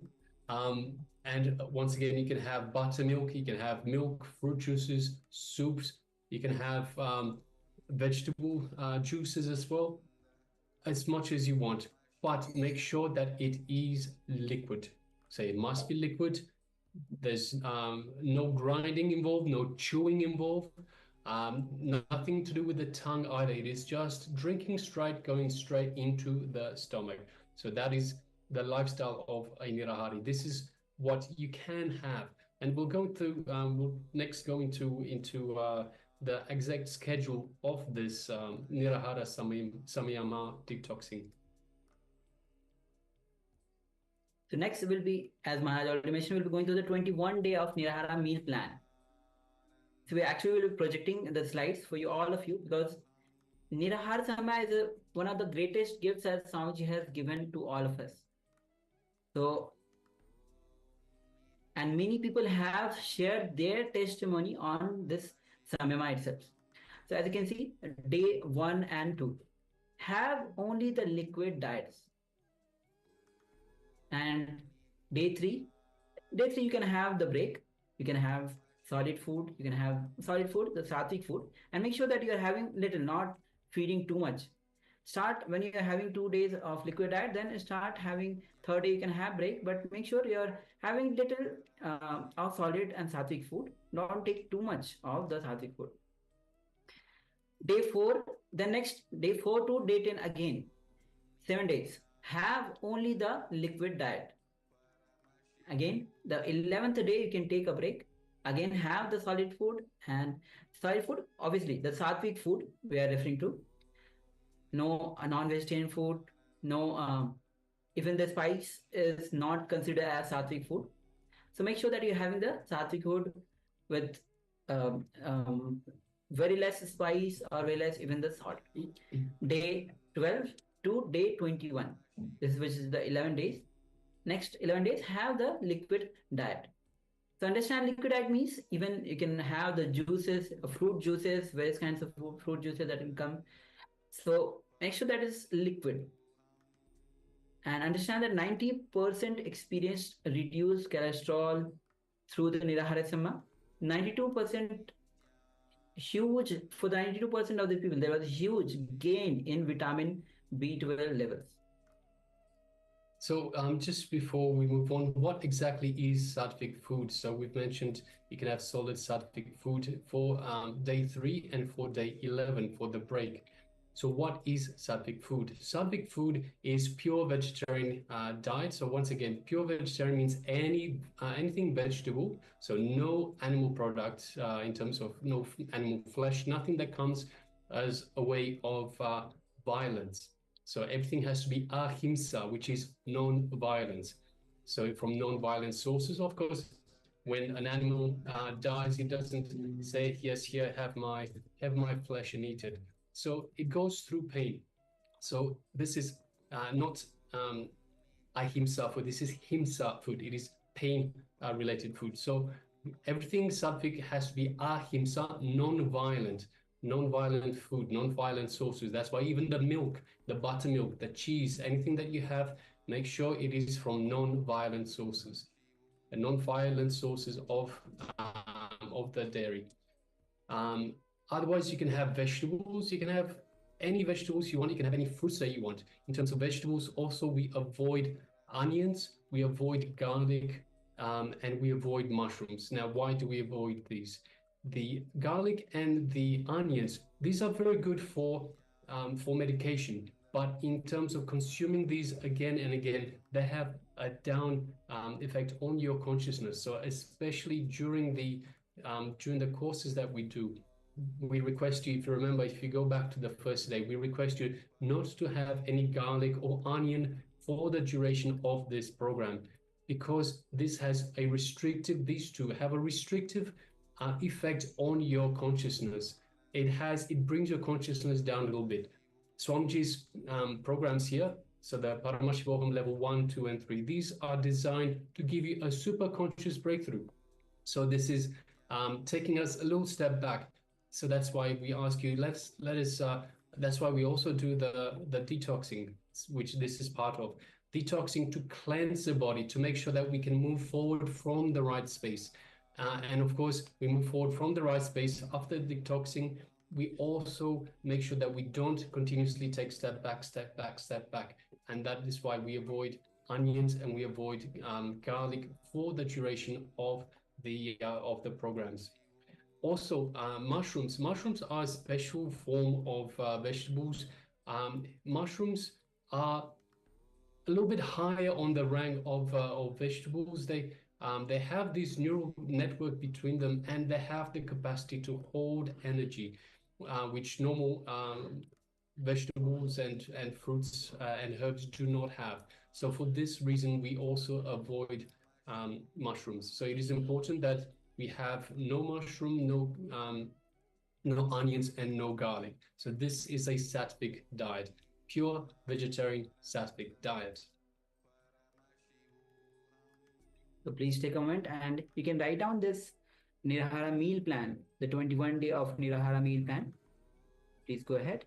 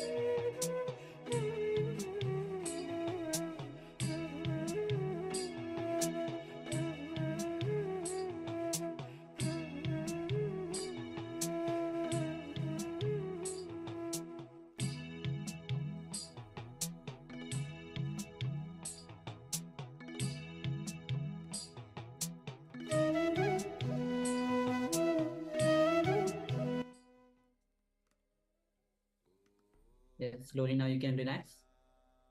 And understand that Nirahara is a beautiful gift that Swamiji has given to all of us. And many people have actually performed 21 days of this Nirahara Samya, and not multiple time, not just one time. And of course, with the health, of course, they have reduced so many other benefits that people have shared is reduction in the weight, having the high digestion power. But apart from these physical and health benefits, there is the beautiful spiritual benefits, as it says, it awakens the bio memory to receive that superconscious energy. So with this, let's enter into the power manifestation. And today we are manifesting the power of remote scanning. This is one of the beautiful and exciting power that Swamiji has given to all of us. So in this round, we the acharyas have a few items in front of us. Before we begin into the power manifestation, let's requesting all of you to switch on your cameras. Ma show vaping. Nityalingodvan, your camera is too dark. Ma Nad Yogini, your camera is fully dark. We're not visible. Hey Anki, please switch on your cameras. Ma Kali Wang, please be available in the cameras. Okay. So in this round, we'll be manifesting the power of remote scanning. Means we acharyas have few items in front of us. Through the power of remote scanning. See, understand, one example Swamiji gives of the power of remote scanning from Mahabharata. See, understand, Mahabharata is not myth, it is a history of Bharat, of India, where this Mahabharata war actually happened. So this is a time when Kurukshetra war is about to begin. The Mahabharata war is about to begin. And Sanjaya, the king Dhritarashtra, his minister Sanjaya, Dhritarashtra, the king who is the father of the Kauravas, asked Sanjaya, because Sanjaya has the power of remote vision. He can see from one point, from one place, he can see far off in detail, every single thing in detail. So he describes what is going on in the Kurukshetra war from the king's, from the Dhritarashtra's palace, and he sees through third eye what is there, what is going on in the Kurukshetra war, and he describes exactly as it is that is happening at that moment. So understand this power of remote vision Swamiji is giving all of us. So we have acharyas have a few items in front of us through the power of remote scanning. Just remember Swamiji in a space and ask Swamiji to reveal the details of the items we have in front of us. So let's enter into this manifestation. You can sit with your head and neck spine in a straight line. And visualize Swamiji in a space. His deep love, his deep compassion, his infinite grace showering on you, awakening your possibilities, the infinite possibilities to manifest this power. You can visualize any sweet form of Swamiji that you cherish. Now gently bring your awareness to your third eye, the Angya Chakra, and start to unclutch from every single identity that you carry. Whether it is a social identity, whether it is inner identity, outer identity, even there is a thought, a single thought, a few thoughts, even to raise your hand or to move out of the place where you are seated. Just unclutch. Go on unclutching. Finally, enter into the space of that pure unclutched space, the Nirvikalp Samadhi. And connect to Swamiji with the Mahavakya. So let's start chanting the Mahavakya. Om Nithyananda Paramashivoham. Om Nithyananda Paramashivoham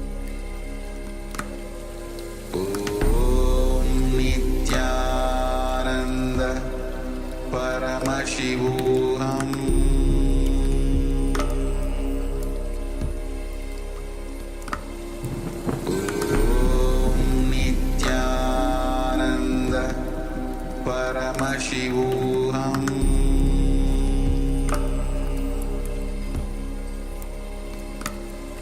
Om Nithyananda Paramashivoham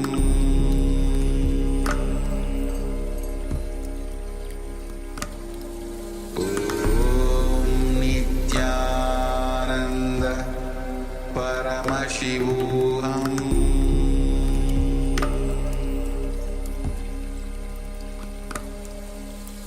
Om Nithyananda Paramashivoham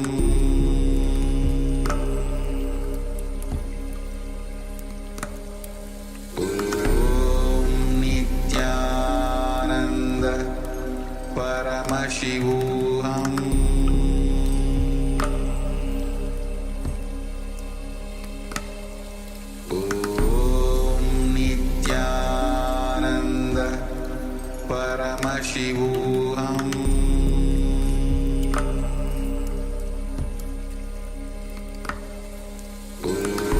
Om Nithyananda Paramashivoham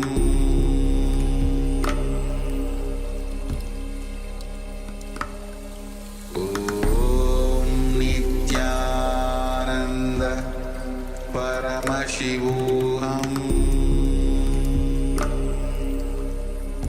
Om Nithyananda Paramashivoham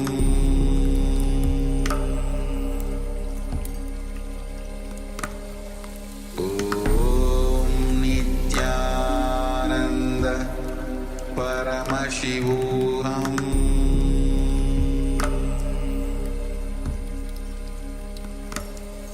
Om Nithyananda Paramashivoham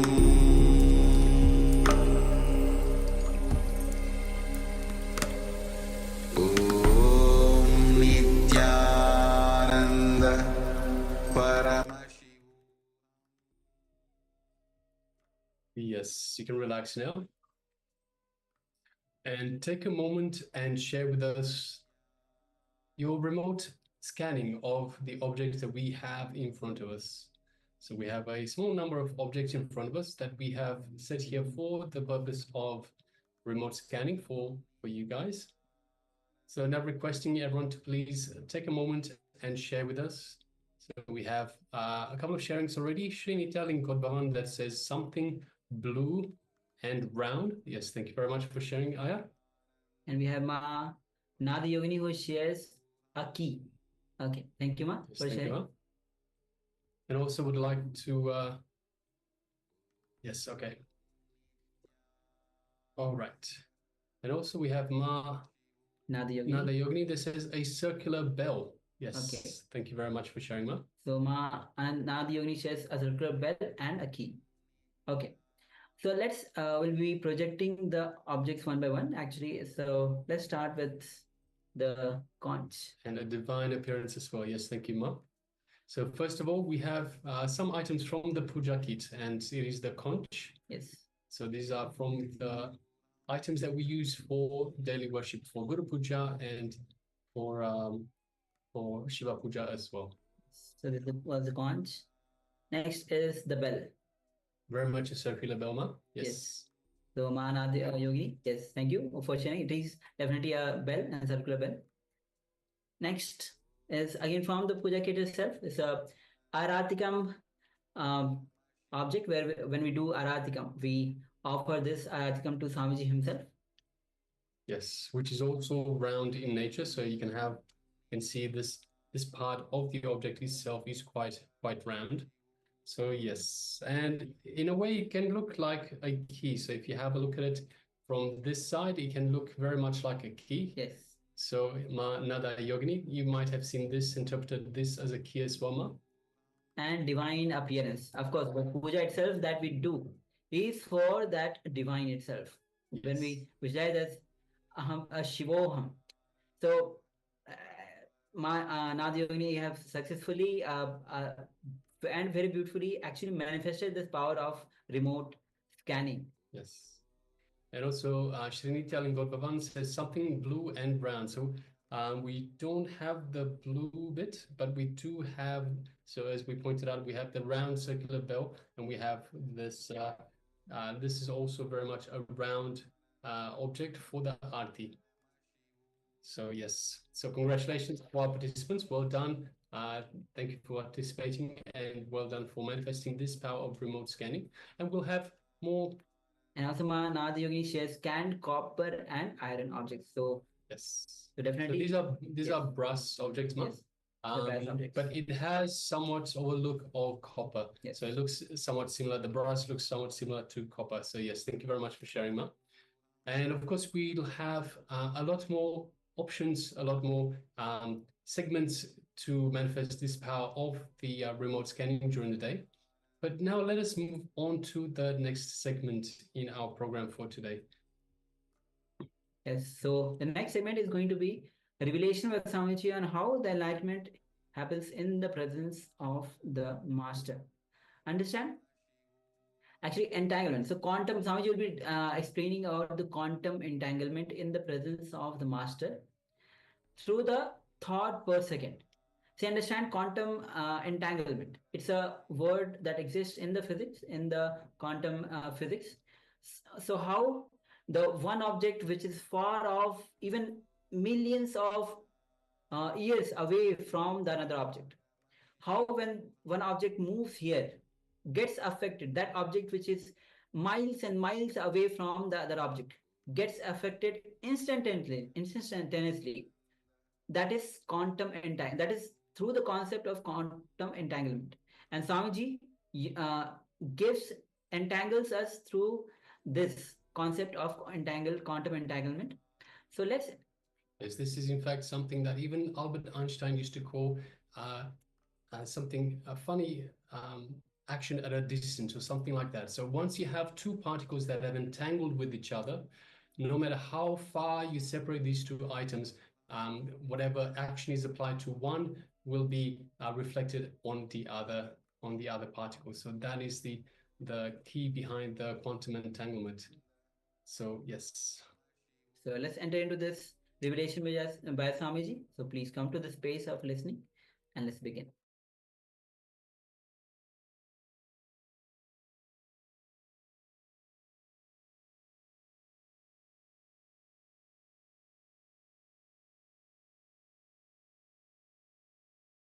Problem starts. Actually, there's nothing else but Nithya. But when you start becoming very vague, you start creating an idea. It's like a mist. It's like a mist. How it happens, you can't say. You can say only how to escape. How to escape. You see, when you make a statement, there is nothing else except Nithya. That statement does not become your experience. It's only an intellectual syllabus which you read. That's where starts the problem. Because you do not know what is Nithya, the first statement you make without experience.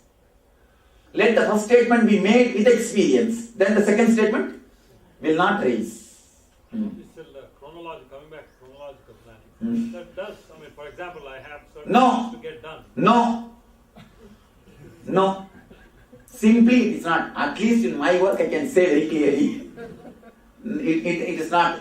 If you are having the problem, then first thing, please be very clear, you are not doing my work totally. Second thing, there is some clear-cut problem. You will not be able to do my work properly. Somewhere you are playing. Why do you play? Drop you. Get out. I will do my work. Just get out.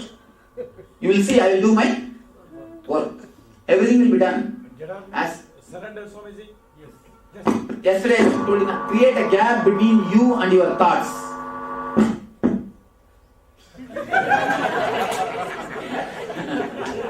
Create a gap between you and your thoughts. That's all. Nothing else.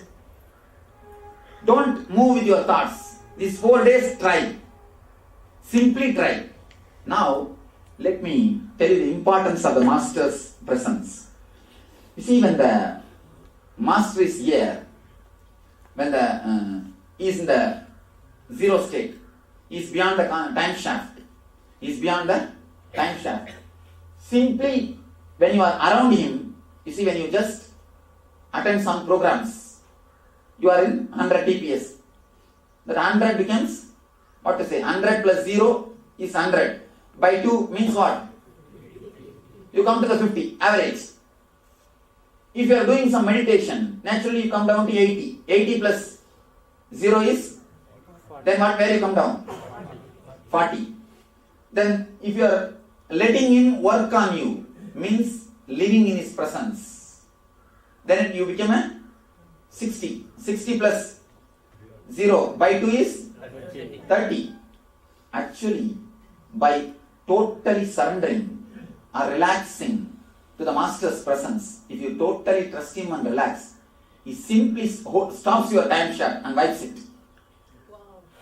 Simply he stops the time shaft. His presence can simply stop the time shaft. Simply the presence can stop the time shaft. Just if you relax, simply the time shaft can be stopped. That is what we say. Just by relaxing in the presence of the Master, the whole future can be changed. Thousands of people come and tell me, this has happened, that has happened, you helped me this way, that way. How? The time shaft has stopped. The time shaft has stopped. Naturally, the past never penetrates into the future. If you are too urging, Swamiji, do it immediately, what will happen? Then what happens? How much of energy I put, what will happen? Because you become, see, if I put 100%, you become 200%. You sit on the monkey like a monkey. Then what will happen? You will come down only 100. You will not be less than 100 TPS.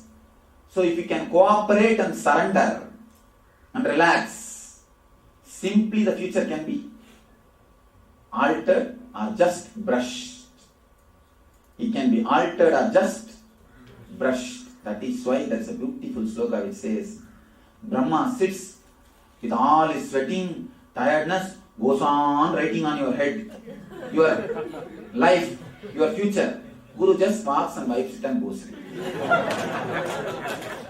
He goes on, he sits with so much of sweating. Goes on, writing on your head. Goes on, writes continuously. Brahma writes your life, your future. What Guru does? When he walks, just casually wipes it and goes. Because of the time shaft. This is the way the future is changed. The future is changed. Otherwise the future can never be changed. The Dharmalingam. He was, according to the time shaft, he was supposed to live throughout his life only as a handicapped. Only as handicapped. When he let the eternity to work on him, when he opened up with so much of trust and surrender, naturally the future is just wiped. The future is just cleaned. Life is moving. That's all. This is the only way all miracles can happen. I think this is the ultimate diagram. This explains the science of miracle, science of meditation, science of ananda, time shaft, everything. Even samskaras, no, Swamiji? Samskaras. There are 3 movements, Swamiji, actually. There is one the circular movement, there is one vertical, and one oscillation. That's what length, breadth, depth. Length, breadth, depth over the whole cosmic theory. This whole cosmic theory. These vibrations only imprint samskaras. No, vibrations are only depth. See, length, breadth, vibrations, depth, over. They create the imprints of Samskara. See the vibration, touching this and touching that. See, when you touch past and touch the future, you exactly reproduce the past into the future because you know only that. Tick put there. That's all. That is what is samskara. That is what I call samskara. Reproducing the same things which has happened in your past into the future is what I call samskara. Is what is samskara. That's all. You know only that much. You see, If you are trained to feel the saliva in your mouth, the moment you hear the gongura chutney, immediately the saliva. Naturally, whenever the gongura chutney is brought in front of you, what will you do? Same reaction. So the past and the future moment.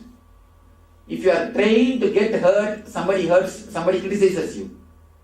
If you choose to get hurt when somebody criticizes you, naturally you will be continuously getting hurt whenever people criticize you. If you choose to be happy and relaxed when somebody criticizes you, naturally you will start choose to be happy and blissful. When somebody, it is just your choice. Your choice can help and work if the TPS is less. Your choice, your conscious decisions always brings the TPS down because the force of the oscillation is stopped. You see, not only TPS, you come near the time shaft, not only when the TPS is brought down, even when the oscillation is brought down. When the frequency is brought down, again you come to near the. You understand? You see, if these moments are reduced, naturally the TPS also will become less. That is what is TPS. And that is what is TPS. TPS also will be reduced. You said samskaras of the past, but these are samskaras of previous birth also? Yes. Past means all your yesterday, previous birth, previous to previous birth, everything. Everything. The low TPS is those actual conscious moments in our life. Mm. So you told us during the NSP that at the time of death there is a fast forward, and the conscious moments are the only ones that actually carry along. And since more and more less TPS and more conscious moments, less and less karmas we carry along. Yes. Less and less karmas you carry. If you touch at least once the time shaft in your lifetime, and the end, again you will be only sitting in the time shaft. You will be simply thrown. If you will be thrown to the, you will be, what to say that? English. Thrown. You will be thrown to the time shaft. So this is the tunnel where everyone talks in near-death experience? Yes. NDE. NDE tunnel. This is NDE tunnel. What is NDE? Near-death experience.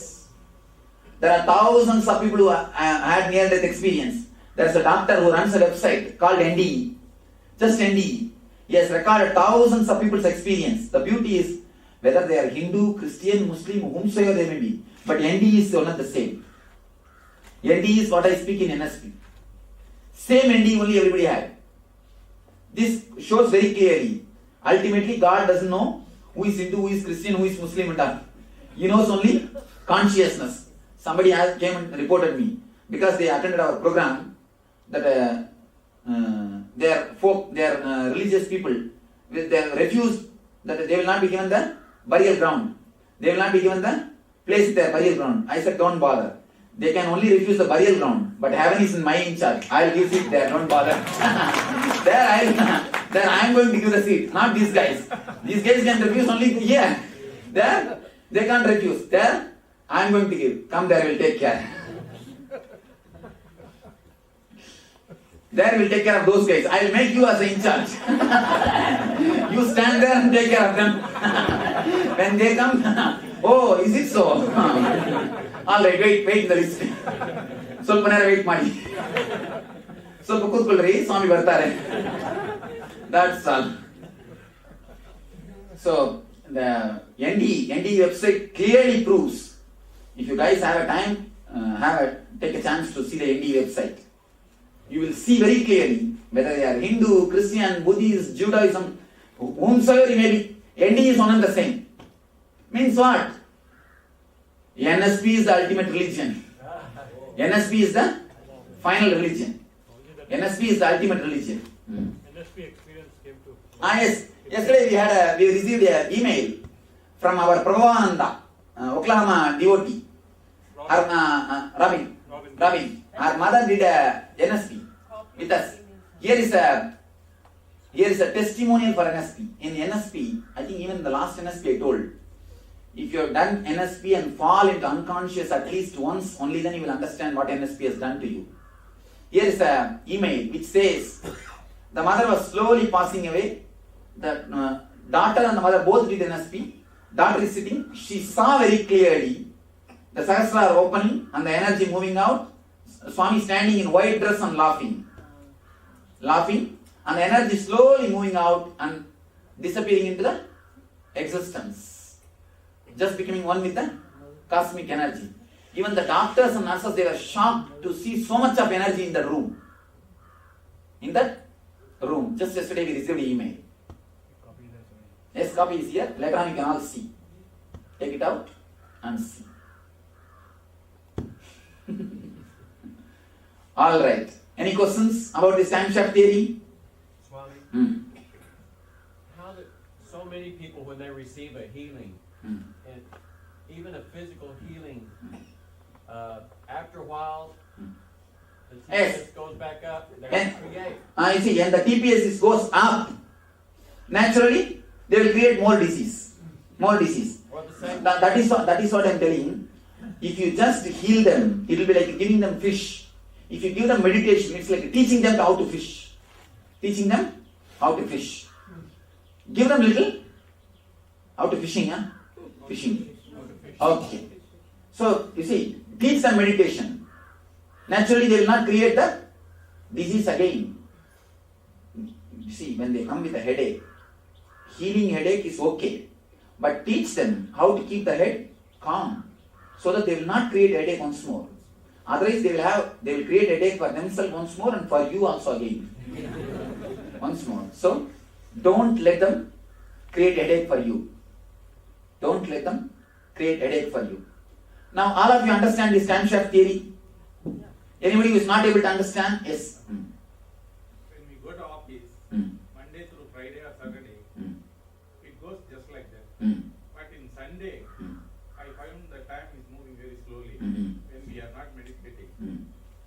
But in the same way, when we look at the year, last year Jayanti to this year Jayanti, it appears just like that too. How it is related to time shift? You see, it means in your life you have not met much of sufferings. Your TPS is, by naturally, your TPS is less. Something, what you are doing, you are enjoying. Some way. That is the reason you feel the time is flying. If you are feeling the time is flying, it means you can pat yourself. You are doing something nice. You are enjoying what you are doing. Then go ahead with your life, nothing wrong. Perfectly alright. But if you feel time is not moving, horrible, then naturally you have too much of TPS. Swami, I want to ask you a question. It is more TPS. What will happen? What will happen? Nothing. Simply you will become mad, that's all. But for you there is no problem. Second time you will not be. There is no fear of getting second time. Then, Tadana ko killed.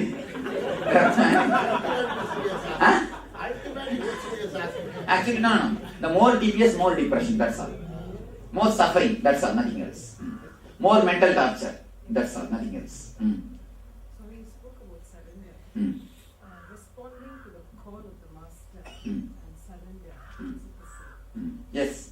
Now why I ask you this is like we are all living in a society. Now sometimes the call from the master. The very idea we are all living in the society is not surrender. As if I am not living in the society. No, Swami, what I'm saying is we've got in a family setup. Now there is a call from the master and there is something happening there. Now one responds to the call. But something is happening here because of our non-presence. How do you handle these two things? This is a very practical problem that many women especially face. Simply respond to the master's call. Everything else will be taken care. Everything else will be taken care. Next.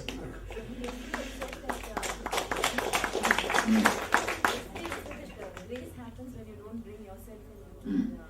But witnessing is the opposite procedure. You're increasing that distance. No. When you witness, actually the small I disappears. capital I. You see, when I say get out, I say small I. When I say witness, bring the capital I. When you witness, you bring the capital I in. Small I and capital I confusion, that's all. Next. If you want to create some future and they say like you have to imagine about that, and if you are imagining and dreaming on that, you are going to your future. All you are imagining about the future, will be nothing but the expression of the past. If you have enjoyed something deeply in the past, or if you thought you enjoyed something in the past, that is the same way you will create about the future. Don't create anything called your so-called future. Just penetrate the time shaft. Future will be art. You see, if you create the future, you will be creating. If you let me create the future, I will be creating. You are intelligent or I am intelligent. Decide. Who is supposed to create your future? Decide. If you relax, I will create. If you create, you will create. Who should create? Decide. Next. Those who surrender to you totally, will you be there at the time of death? Yes. Sure, I will be. Next. Yes. Even after the NSP, whatever way you live, you will see that at the time, last moment, I will be there. Yes. Who has done complete NSP. It's a pure gift. When you are totally surrendered, even physically, even your life will be there with me. You see, when you, at the moment of dying, just to have a physical master's presence or spiritual presence is not a big job, not a big deal. Having that presence when you are living also, that is the real beauty. That is the great beauty. Enjoying now, see, that's a big treasure. Will you say, let it be there, after 50 years you will enjoy? No. If you really understand it's a treasure, you want now. Let us enjoy. Why tomorrow morning? Tonight?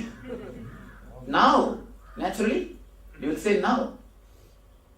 If you don't understand, only then you will say, oh, anyhow, we have done NSP. Swami will be there at the end. That's enough, we will take care. Now let us live. Gala, Gode. Now, you will start. Next. Just because you live in, just because somebody lives in the ashram, it is not that they are surrendered. Surrendered. Please be very clear. It is intensity of the individual. There are so many idiots who are taking my life, staying here. And if they get out, actually it will be a big surrender. They will do a big job for me. That will be a big, it will be a big service for me. And neither they are going out, nor are they are coming in. They are just standing in the gate and stopping the traffic, blocking the traffic, and traffic jam is happening. If they come in, okay. If they get out, then okay.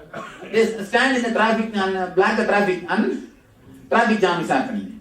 So for that idiots, what to do? All right. TPS and all this is only for human beings or for what about the other animals? All other animals, too much of TPS. The more TPS, totally unconscious. The more TPS, you become more instinct. Around the human level TPS, you become intellect. The less TPS, you become intelligent.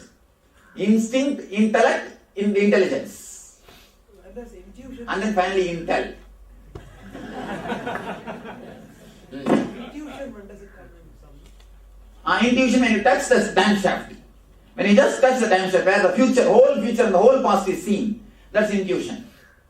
When you penetrate the time shaft, you become individual or enlightened. Swami, I read in the newspaper when the tsunami waves attacked, the animals came to know about 10 minutes earlier and they all ran from the shore. That's what instinct. Instinct. And actually, instinct is also a little bit okay. Intelligence also a little bit okay. This intellect is the greatest trouble. That's what. Human beings are the only guys who are in trouble. If you become enlightened, you have no trouble.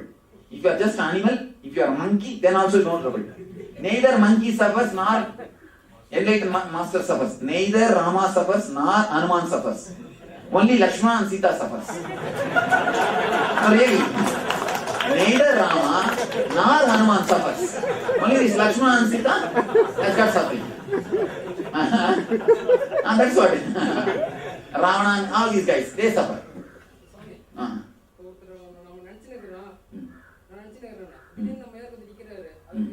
அதுதான் explain பண்ணேன். அதான் மறுபடியும் explain பண்ணேன். English புரியலன்னு நினைக்கிறேன். உட்காந்துருந்து பரவாயில்ல, நான் ஒன்றும் பண்ண முடியாது. ஏன்னா ஹோல் திங்க தமிழ்ல சொல்ல முடியாது, இப்போ டைம் இல்லை. அதனால தான் கிளீனா சொன்னேன். இங்கிலீஷ் புரியாதவங்க தயவு செஞ்சு வராதிங்கன்னே பல பேருக்கு சொல்லிட்டேன் நான். ஆத்தூர் அவர் எலக்ட்ரிஷியன் மிஸ்ஸஸ்லாம் கேட்டாங்க. நான் என்ன சொல்லிட்டேன், என்னால் முடியாது, வராதிங்க, அப்புறம் டெக்னிக் புரியாமல் கண்டபடியாக பண்ணிட்டு இருக்காதிங்கன்னு. அதெல்லாம் முதலே சொல்லிட்டேன் நான். என்னால் முடியாது அப்படின்னு முதலே சொல்லிட்டேன். ஏன்னா ஹோல் திங் என்னால் இங்கிலீஷ் எக்ஸ்பிளைன் பண்ண முடியாது. இப்போ அது அந்த ஆக்சுவலாக அந்த ஒரு கான்செப்ட் தான். இந்த டயக்ராம் புரிஞ்சா தான் எதையுமே எக்ஸ்பிளைன் பண்ண முடியும்.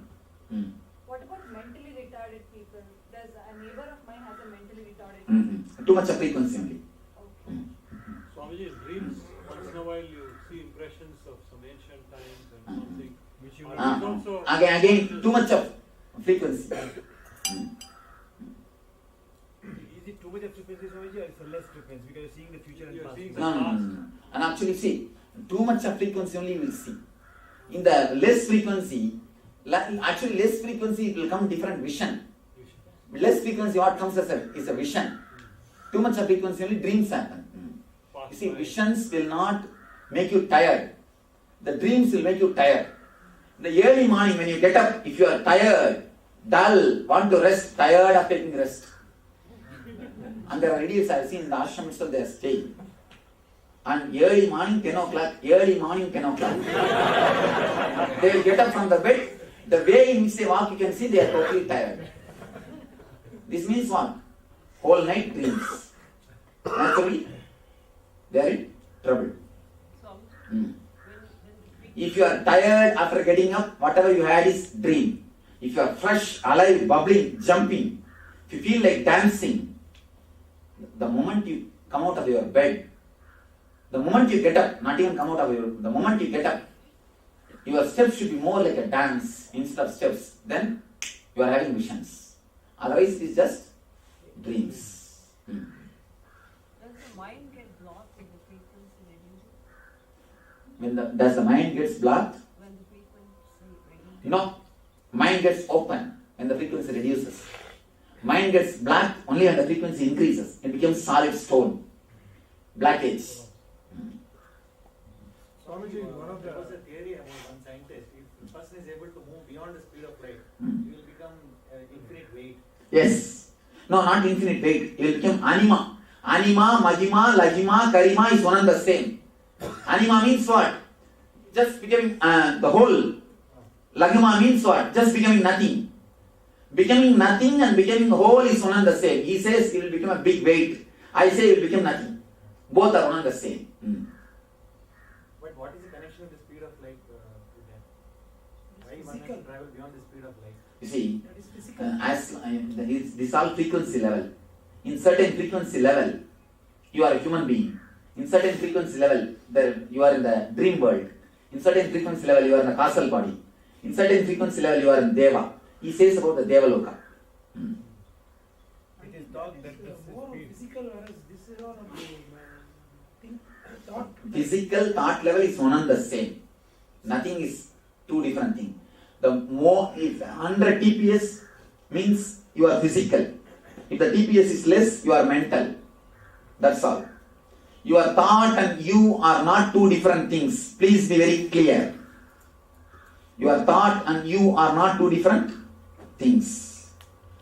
You are totality of all your thoughts. All your thoughts put together is what is you. Swamiji, when we are working against some time targets, though we enjoy the job and still do it, we always feel we are running short of time. Again, the TPS is too much. Because of worry. We are really Yes. the job which we are enjoying.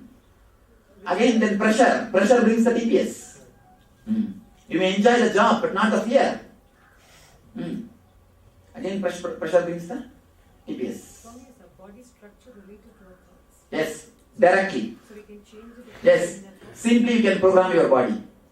Now I'm coming up with a book called Designing Your Body. Designing Your Body. Nitya Yoga. Swamiji, in one of the lectures, you talked about the energy going up, the 7 energy centers. And you said once it comes to the navel center, then people have the ability to predict the future. That is what? You touch the time shaft. Okay, so they are linked. Linked. Low TPS is operating from the state of the being. No, I am operating. Lower TPS is what is operating from the state of the being. And also one small doubt is that you said when we come close to you, we feel the presence. People who got Anandagandha initiated in universe. Why does the Anya also? If you are centered on the particular chakra will start working. Music and And one more thing, all my music is having my presence through ears. I am giving a big rubber stamp. Understand? All my music is having my presence through your ears. All my pictures are having my presence through your eyes. Doesn't it go straight into the chakra if you focus on the chakra? Doesn't need the ears. If someone were deaf, could they actually still receive it directly?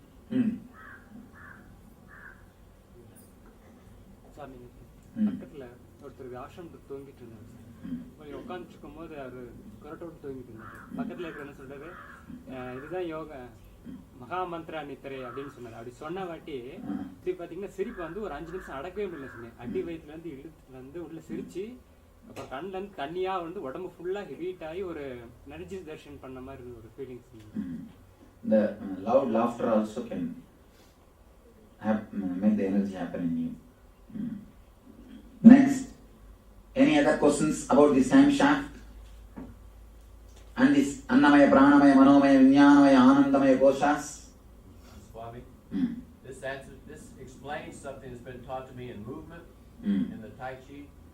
Teachers say, slow is fast, fast is slow. This is perfect explanation. I never understood it before. Actually, when you meet a master, living master, everything falls zigzag. Now all the zigzag puzzles just fall in line. Everything falls in tune. As long as you see a living master, whatever you learn is just puzzle. Just there, here and there.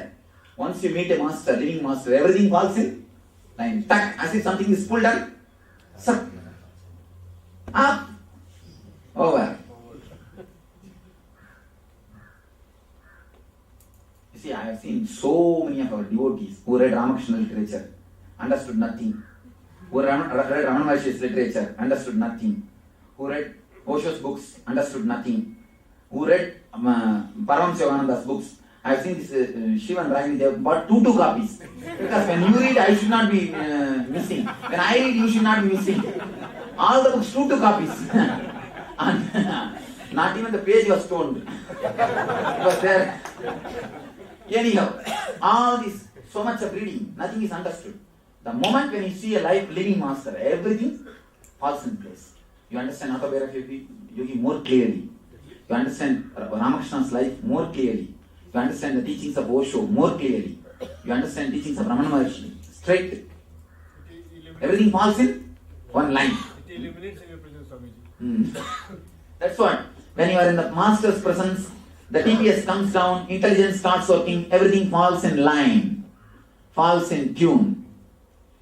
The less TPS, more intelligence, more bliss, more energy. Bliss, intelligence, energy, compassion, everything is one and the same. Master. Over. After meeting you, just urge to read a book also. Don't even feel like touching a book. I think so many of our guys have stopped reading. No reading. And stopped doing puja. There are so many who stopped going to the puja room, who stopped going to the temples, who stopped. I never say don't go to temples or don't go to puja room or don't read. Simply everything drops.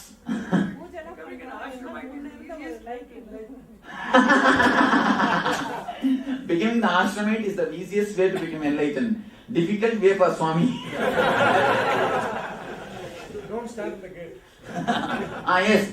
Becoming ashramite is okay, but don't stand at the gate and block the traffic. Swamiji, people who are not physically close to you, I mean, this whole theory. This works.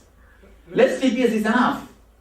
No, but if you are away from you, what are some of the techniques by which you can still Of course, I produce so many of my techniques and my photograph, my kirtans, my message, all these things are naturally. Okay, so if you listen to them, that is all. That's one of the wonderful steps. And just remembering me, Anandagandha. Anandagandha is straight. When you fall in Anandagandha straight, practically you fall to 0 TPS. Swamiji. Just 0 TPS. You see, the moment you are connected to Anandagandha, the energy starts happening. You are less than 20 TPS. Be very clear, less than 20 TPS. The moment you fall clearly to Anandagandha, you are already in 0 TPS. Swamiji, this is not only time shaft breaks, even space breaks. Yes. Time shaft and space is nothing but one and the same. So your distance and nearness is not there. Yes. Physical is over. Yes. You see, in the 100 TPS, even this distance is too much. In 100 TPS, even this distance, what I say you will misunderstand. When the TPS is more, what I say you will misunderstand. And even if you see me, what will you think? What is this? Such a young guy, what he can teach? You have your own, people have got their own ideas. People have got their own ideas. I dance. They have their own ideas because the TPS is more. They project themselves on me. Even if you live around me, when I fire you, you think I am a human being. When I bring my energy to destroy your human aspects, you think I am a human being. All your misunderstanding is physically around me and too much of TPS. This too much of TPS guys create problem for me also, actually. I tell you honestly, this too much of TPS guys only create all problems for all living masters. All problems created for all living masters is too much of TPS only. When you are actually, if you are not mature to certain TPS, better don't live near the master. Otherwise you will hurt yourself and hurt others. Hurt him also. So, if the TPS is less, even if you are sitting in San Jose, you will be falling in tune with me. No problem. If the TPS is more, even if you are sitting here, see there are so many idiots sitting here, continuously around me, but nothing is happening. Nothing is happening except the septic tank gets filled. Except filling the septic tank, nothing happens. Nothing. Simply, they think that it's not for them. So that then naturally, you hurt yourself and you hurt others. Swamiji, I got a question. When Anandagandha opens, we have full of joy and ecstasy. So you are coming on physical body on us and feel like, I'm imitating you. What does that mean? Nothing wrong. In the beginning it will start happening. The presence of the master is so strong. I have always seen. Everybody has started speaking my language. Everybody has started picking up my language. Everybody has started moving the hands and everything automatically. And so much has started happening. So in the beginning it will start happening. Don't bother. Let it happen. Even your face, hair, drinking, everything is something like, I'm imitating you. So naturally it starts happening. If it starts happening, don't bother. Relax. And automatically when it is necessary, it will disappear. Only thing, don't make a throne and start sitting. That starts little trouble. Not for you, for the people who sit in front of you. That's the only thing. Otherwise, nothing wrong. Start imitating. And imitating master is a sort of a wonderful way to enlightenment. Continuously you remember him.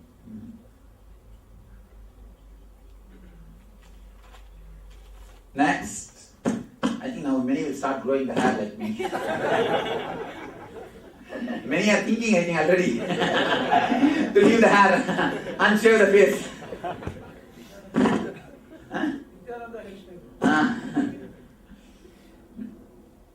We'll make this as a fashion.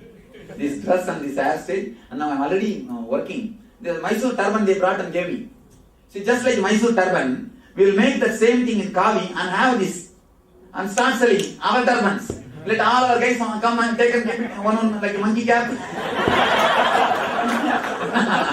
Everybody. That's all. Nithya cap. What they call Mysore turban? Mysore peta. Nithya peta. Okay. That's all. Actually, the master moves in the 0 TPS. So there is a special grace. It is not even a beauty. Be very clear. Grace. It's a grace. Nothing is arranged. Everything is so spontaneous. It's such a grace. Automatically your heart gets attracted. You see, every one of you want to go to the 0 TPS. Every one of you have a deep yearning for the 0 TPS because the 0 TPS is bliss. So all your search is nothing but 0 TPS. So when a man acts from that 0 TPS, naturally you start imitating him. You start imitating him. Simply, without even your knowledge, you start imitating him. So naturally you fall into 0 TPS. There are guys who act from 100 TPS. All actors, I think 1000 TPS. So when you imitate them, where will you end up? You will end up only in the 1000 TPS. You will try to have same like a bike, same everything, all the things. And you will try to do the same thing. You will end up only in the 1000 TPS.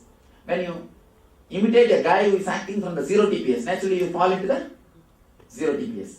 Your hero decides your path and your goal and your end. Your hero decides your path, your goal and your end. Swamiji, shall we say that scientists, great scientists, their TPS was low?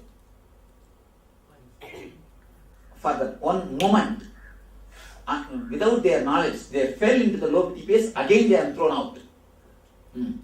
They didn't stay there. That's what I call Satori. Like Einstein. One glimpse. And they saw something. Newton, one glimpse. They saw something and they noted it down. Noted it down. There is not even a 0 TPS. They fall only to 40 TPS level. That's all. 0 TPS, you will know the whole science of the universe. 0 TPS means you would have produced a master philosophy.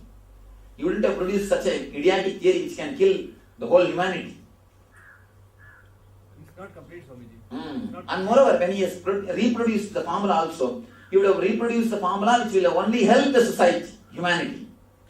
You see, Buddha reproduced the formula, Vipassana. It can never hurt anybody.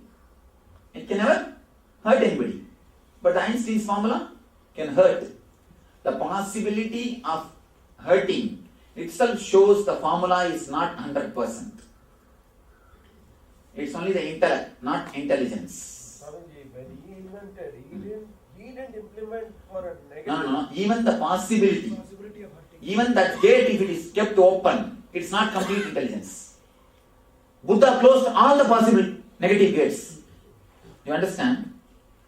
Even the future possible negative gates will be locked by intelligence.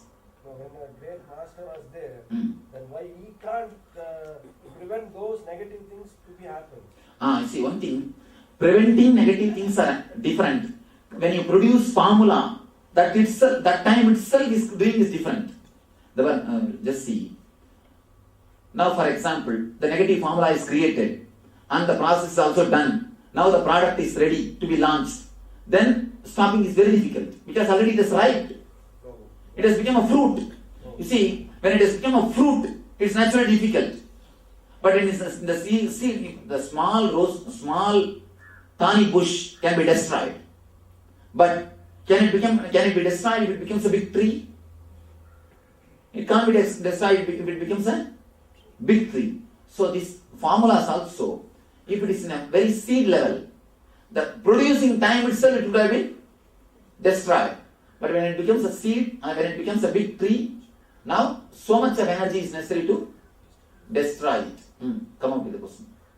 The formula was invented after Buddha's. But Buddha was not physically alive at that time. As a enlightened master, he stop whatever is going to happen in the future, like negative things. You say, that time itself you could have stopped the Einstein's happening. But every individual has got a total freedom. You see, people ask me, Swamiji, why don't you change my mind and make you as disciple? And so many people, especially all these wives, come and tell me, please Swamiji, do something to my husband and make him your disciple. I can't do that. I can't interfere in his freedom. You see, God gives you the freedom to be in bondage. Please be very clear. Even bondage is your choice. If the freedom also forced upon you, it is not a freedom, again bondage. You have a freedom to be in bondage or to be in freedom. So freedom or bondage is your choice. I can't interfere. Somebody asked Buddha, enlightenment is a great thing. Why don't you give enlightenment to everyone? He said, who wants? Bring them. Who wants? Nobody. So it is your choice. God never interferes in your freedom. He gives you the freedom to be in bondage. It's your choice. Swami, that is the reason why disasters like tsunami and all cannot be. Yes. It's a corrective negativity. When it is becoming too much, earth nullifies itself. Swamiji, this is really a universal theory of spirituality. Really. Yes. Not theory. Theory means the theory is not theory is a word, dead word. Philosophy is a dead word. Philosia. Darshana. Darshana means what I have seen. Philosophy means what I thought. Philosophy is what I think. Darshana is what I have seen. So this is a darshana. We can call it Nitya Darshana. Nitya Darshana. And Darshana doesn't have English word for me. No, in Darshana don't have English word. Because in English no Rishi happened. No Rishi happened, nobody who had the darshan happened. You see, in Tamil there is no word for tsunami because tsunami never happened in Tamil Nadu. Throughout the history, the tsunami never happened in Tamil Nadu. So there is no word for tsunami. They are using the same word tsunami. There is no word because it has never happened.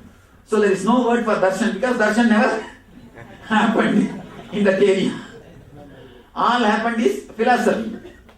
Philosophy. Only the intellectual theories. Suppositions. Not actual tatata. Darshana means tatata.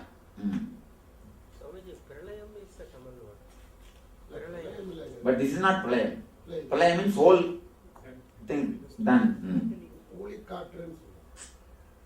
அதெல்லாம் கூட equal ஊழி காத்துனா மேல ஆள மட்டும்தாங்க கீழே ஆடுதுங்க அதெல்லாம் ஊழி காத்தான் இல்லைங்க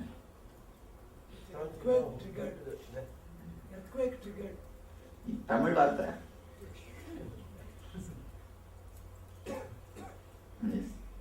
In theory, this sounds very simple, but in practice, I know that many people have resistance to lowering the TPS.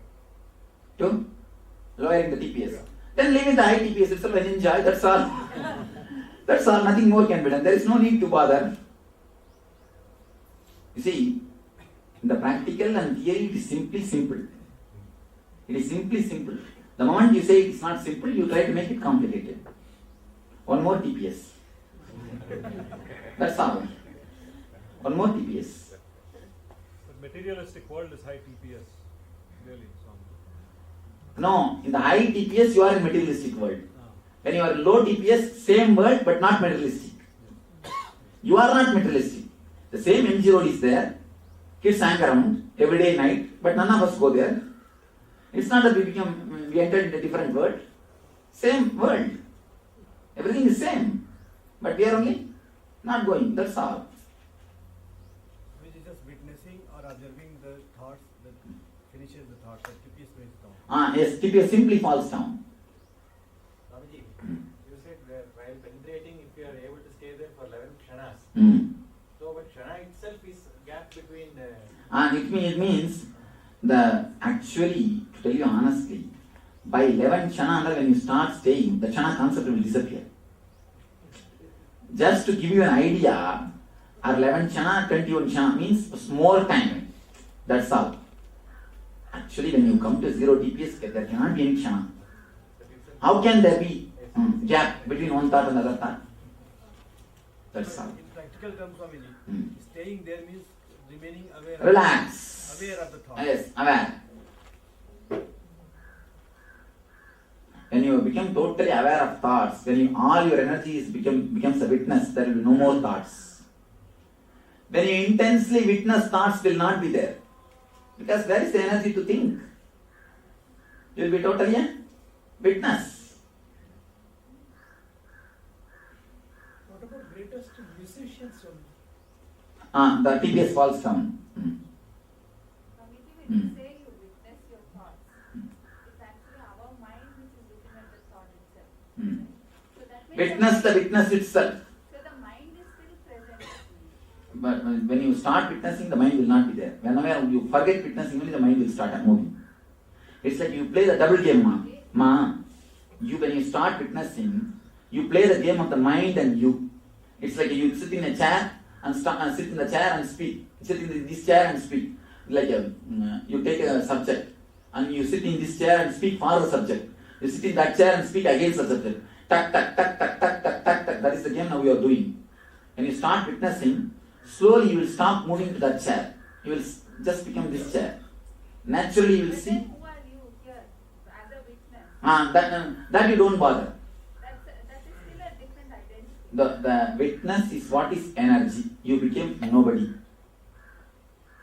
You became Nithya.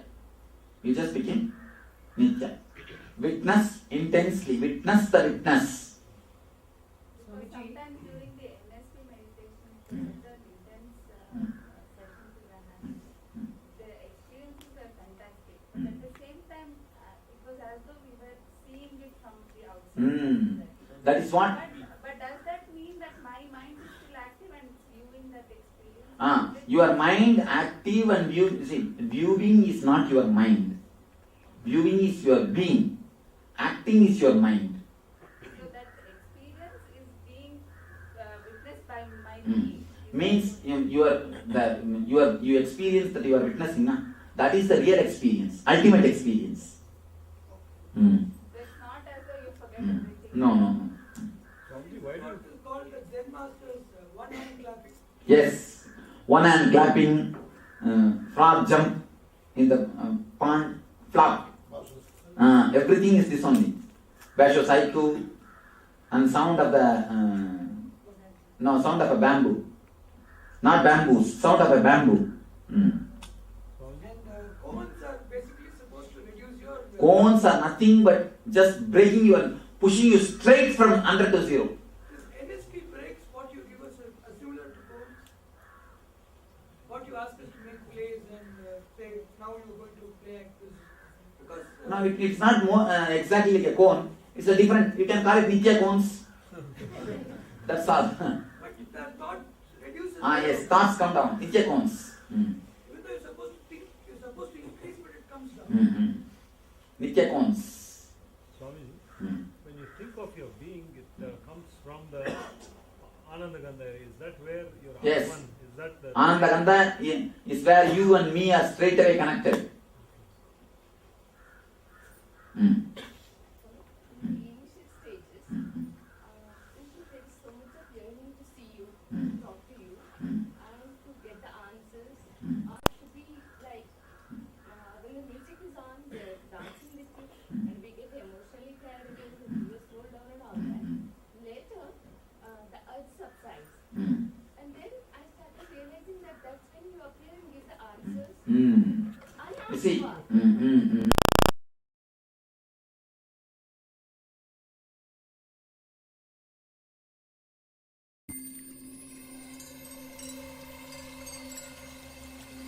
I welcome you all with my love and respect. Let you all open all your three eyes. Om Nithyananda Paramashivoham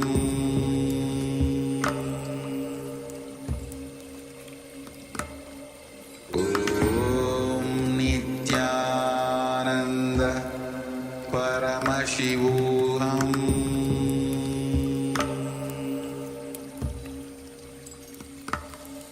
Om Nithyananda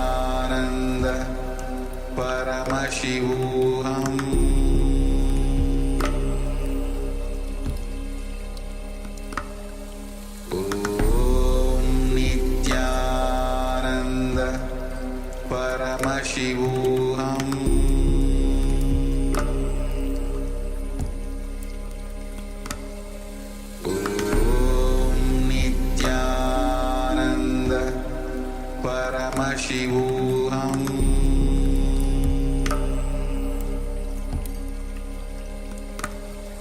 Om Nithyananda Paramashivoham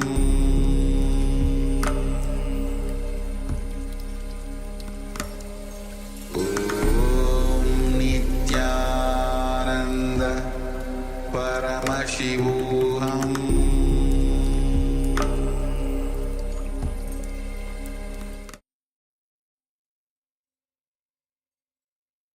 Yes, Nityan, all of you. So Swami shares very much who is your hero. That determines your life because you will be following his path, his words. That's why who is your hero? What inspires you? What motivates you? That is very important. That's how you are going to live your life. That's why living, following, making enlightened master as a guru, incarnation, and Swamiji himself, who is an incarnation of Paramashiva, has landed on this planet Earth to give the superconscious breakthrough, which is the very essence, very purpose of every human life. See, at the beginning, Swamiji describes how there was a near-death experience about the experiment that was done. So, irrespective of the religion of the people, it was the outcome, the experiment result came out to be true as it is described is in one of the Upanishads. Whether you are cremated, whether you are burnt, whether you are put under the ground, ultimately you go through the same experience as described in one of the Upanishads. So it does not matter which religion you belong to, but how you leave the body, that is the same. So having connection with Swamiji, with the enlightened master, and Swamiji himself is the incarnation of Paramashiva. When you are connected with Swamiji, he takes care of how you leave the body. So making Swamiji, Guru as your hero, because then only you'll be able to imbibe his powerful cognition, his truth, his even the lifestyle words in your being. Only then your whole life, because whatever whole life you spend, that only will come up at the end of the death. So with this, now we'll be moving on to the next session, which is going to be on the Kriya. Kriya for the skin care. Understand that, as Swamiji already mentioned, there are 5 koshas that we'll be working on today. First will be the Annamaya kosha. So after the Kriya, we'll be working on the Annamaya kosha, which is the physical layer. So before that, we'll be entering into a cure for the skin disease, which very much is a part of the Annamaya kosha. So let's prepare ourselves to perform this, enter into this Kriya. Of course, because it's a Kriya, so you need a space for yourself so that you can perform the asanas, postures, kumkas comfortably without any interruption. And also, please keep in mind, these are there's a set of 108 kriyas that Swamiji has personally developed. He has developed and he has tested these kriyas to make sure that they are absolutely the best kriyas that we could have. So cures for illnesses, cures for diseases, cures for various different issues, such as the one that we're about to enter into, which is cure for skin problems. Now, it is important to understand, because these kriyas, they are guided by the Supreme Pontiff of Hinduism. It is in fact not just a kriya as such, it is very much a darshan. So it is the Supreme Pontiff of Hinduism. He has infused his superconscious energy into this kriya. So it is important for everyone. Please make sure that you come on camera, and it is best received. This kriya is best received if you are on camera. And also requesting everyone, please switch on your cameras, and also please make sure that you do this kriya. So even though, let's say, you might not have skin issues, but these kriyas, it's not just for the skin issues. So there are so many different benefits of this kriya, which go much beyond the skin issues. So even if you have skin issues,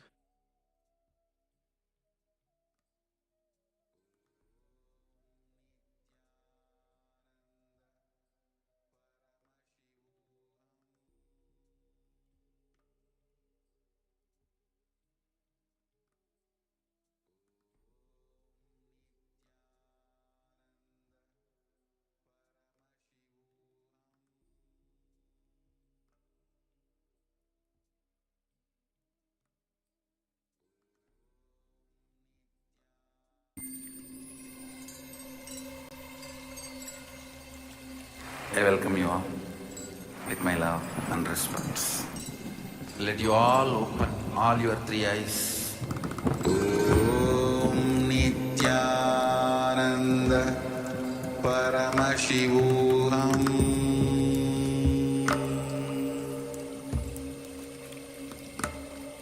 Om Nithyananda Paramashivoham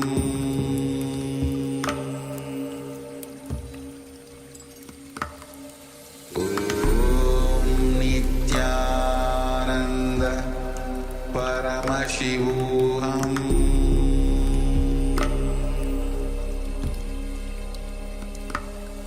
Om Nithyananda Paramashivoham Om Nithyananda Paramashivoham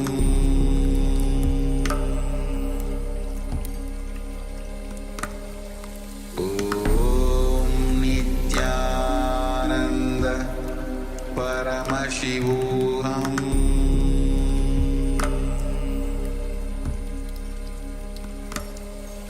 Om Nithyananda Paramashivoham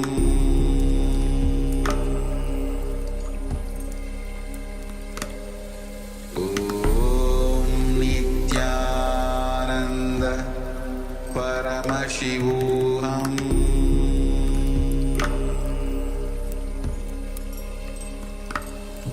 Om Nithyananda Paramashivoham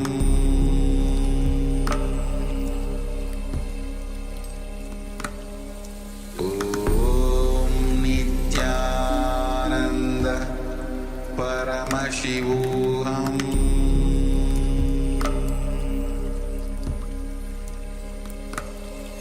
Om Nithyananda Paramashivoham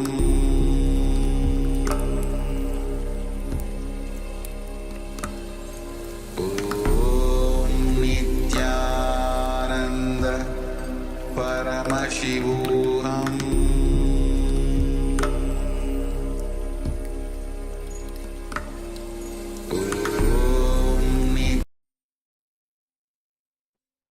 Yes, sorry about that technical glitch.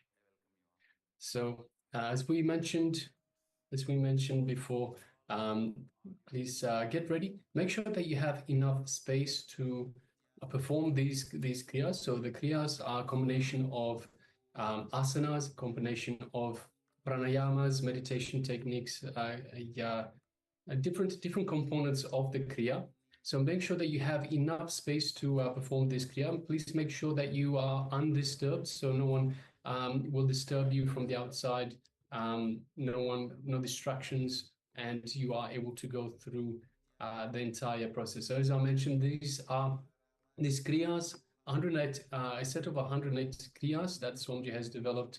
They are personally infused with the super consciousness of the Supreme Pontiff of Hinduism. So it is like a darshan. It is in fact a darshan. So let us all get ready and receive the darshan of the Supreme Pontiff of Hinduism in the form of this kriya.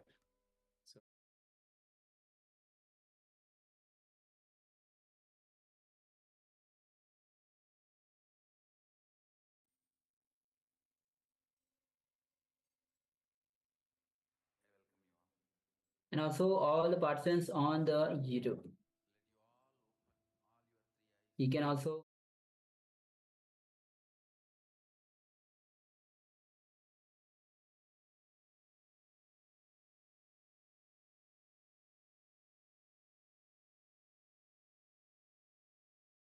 problem starts. Actually, there's nothing else but Nithya. But when you start becoming very vague, you start creating an idea. It's like a mist. It's like a mist. How it happens, you can't say. You can say only how to escape. How to escape. You see, when you make a statement, there is nothing else except Nithya.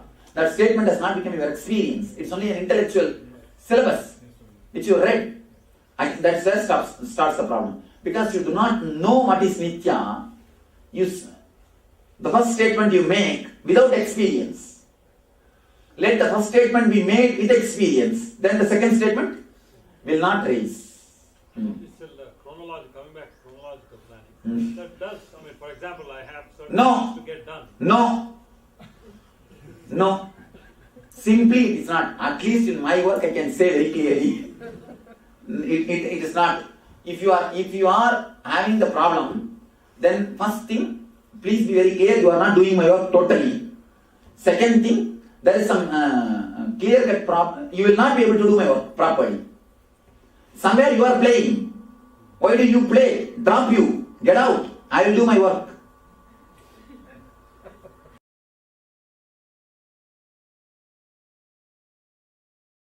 Let's start the Kriya. Please understand, today's Kriya is basically for all the skin problems. Care for all the skin problems. All skin problems are related to breathing layer. Pranamaya kosha. The oxygen, prana, spreading all over the body. If it is not happening properly, there comes skin problems. If it's happening properly, then the breathing problem gets dissolved. So you are going to do 5 kumbhakas today, step by step. First, Magatasana.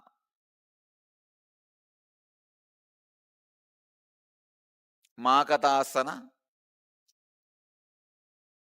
This is from Yoga Pratipika, 25th verse, 125th verse.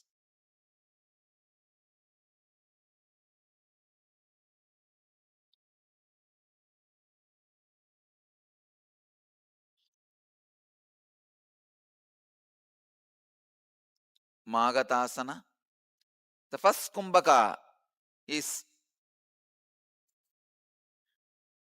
Shanta kumbhaka, kumbhaka patadi, 90th verse, 90 verse. Let me tell you the technique. Hold the breath inside. Inhale. Hold the breath inside. Visualize you are just a skeleton. Your whole body is hollow. Your skin, everything is porous. The prana is coming in and going out freely. Your whole skin, outside the skin, inside the skin, filled with prana. You are just a skeleton, bone structure. Hold as long as you can. Relax when you can't hold anymore. If you want to visualize your skeleton, I can get the skeleton and show you. Just visualize yourself as a skeleton. See, just visualize you are just a skeleton. And the air is coming in and going out freely. Inhale, hold as long as you can. While you hold, visualize you are just a skeleton and the prana is going in and out freely. Your skin is not stopping the air moving into your body.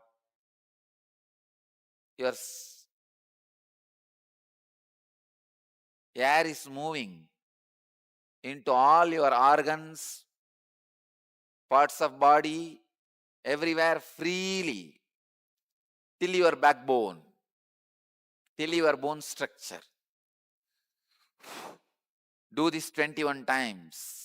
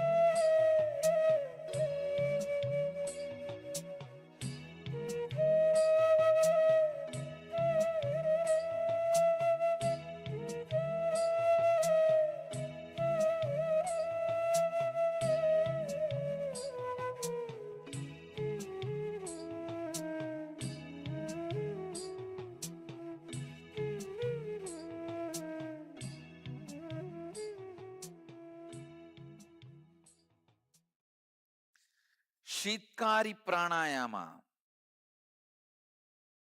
Continue to sit in the same posture. Press the lower teeth with the upper teeth and open the lips comfortably. Suck the air in through the gaps between the teeth. Be aware of the sound produced. After inhaling, close the mouth and exhale through the nose. Do not hold. Don't hold the breath. Just inhale and exhale. That's it.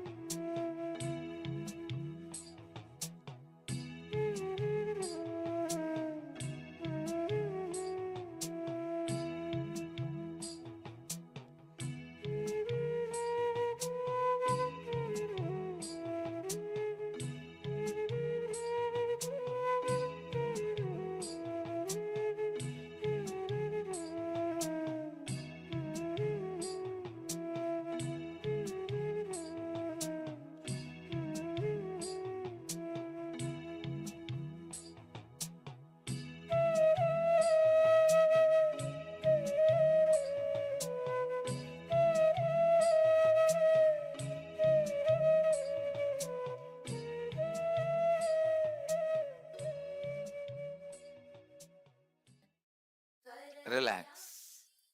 The next step, Bastrika. It's from Garanda Samhita, 5th chapter, 75th Upadesha. With a bellowing sound, forcefully blow out the air out of both the nostrils so that your abdomen gets tucked in. Slowly allow the body to inhale, like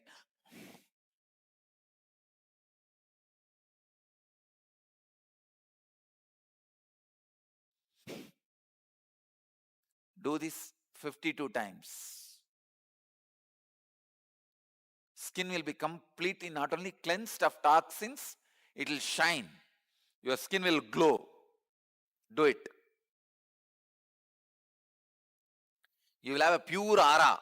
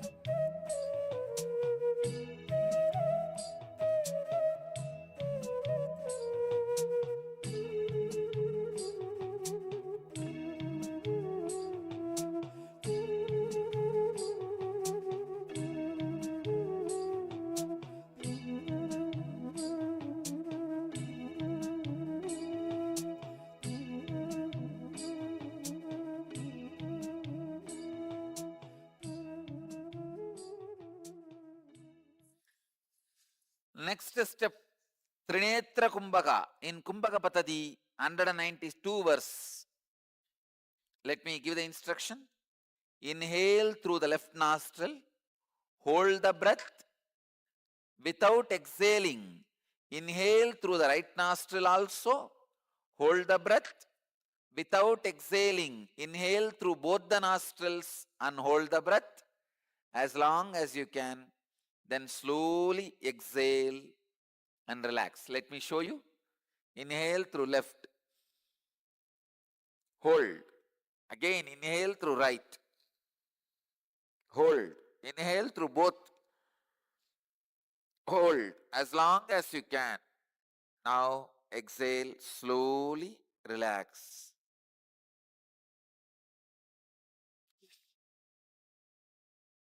Start. Do this 21 times.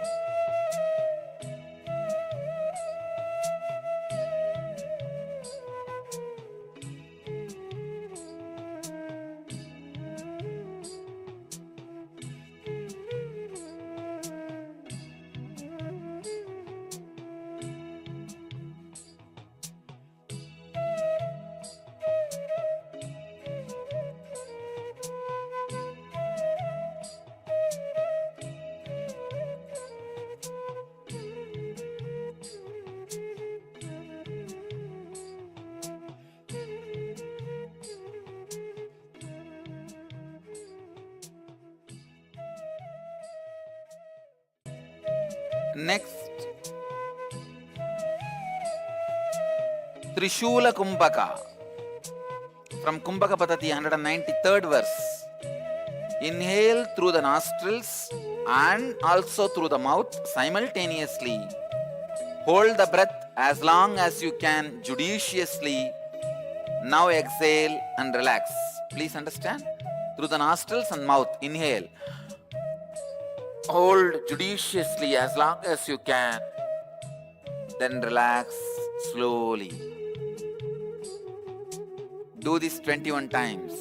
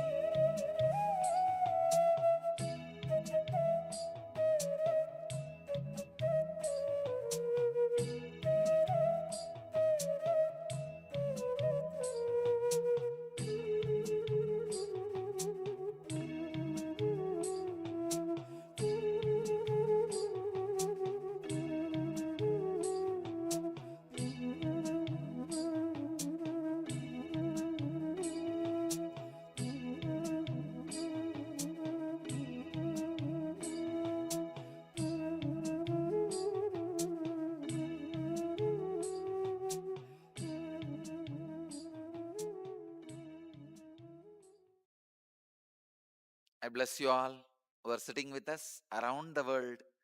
Let you all achieve, experience, live, express, radiate, and share the eternal bliss. Nithyananda. Thank you.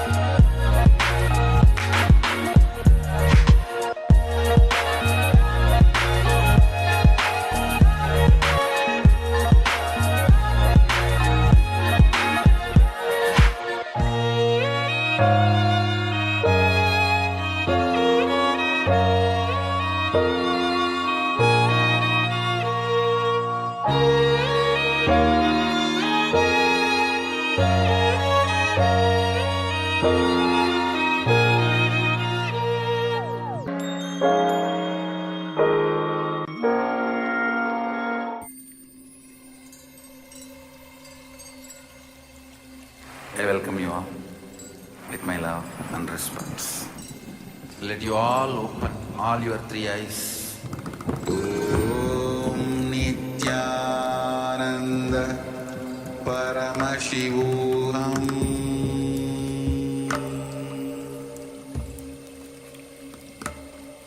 Om Nithyananda Paramashivoham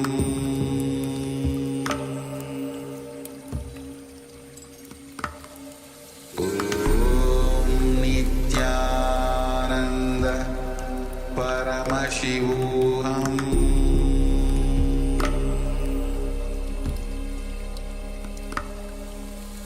Om Nithyananda Paramashivoham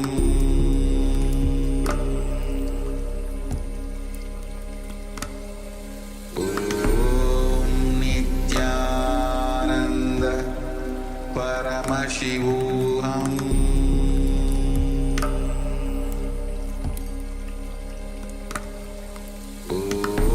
Om Nithyananda Paramashivoham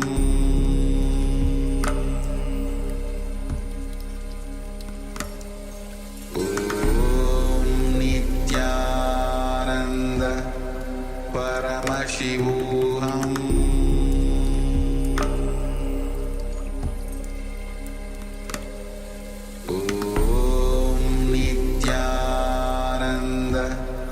Paramashivoham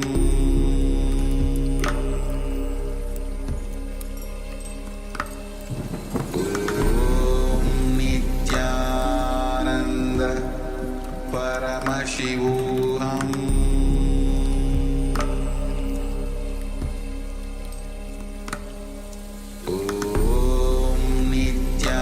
Nithyananda Paramashivoham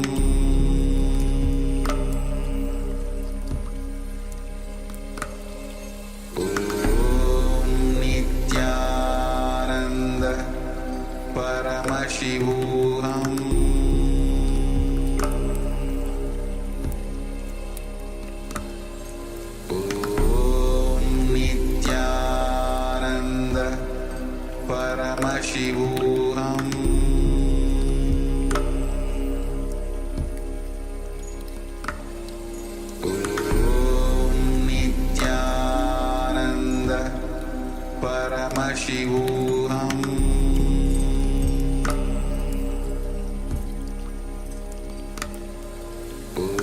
Om Nithyananda Paramashivoham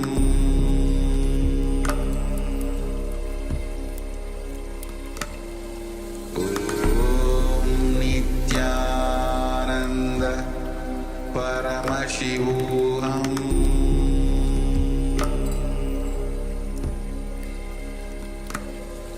Om Nithyananda Paramashivoham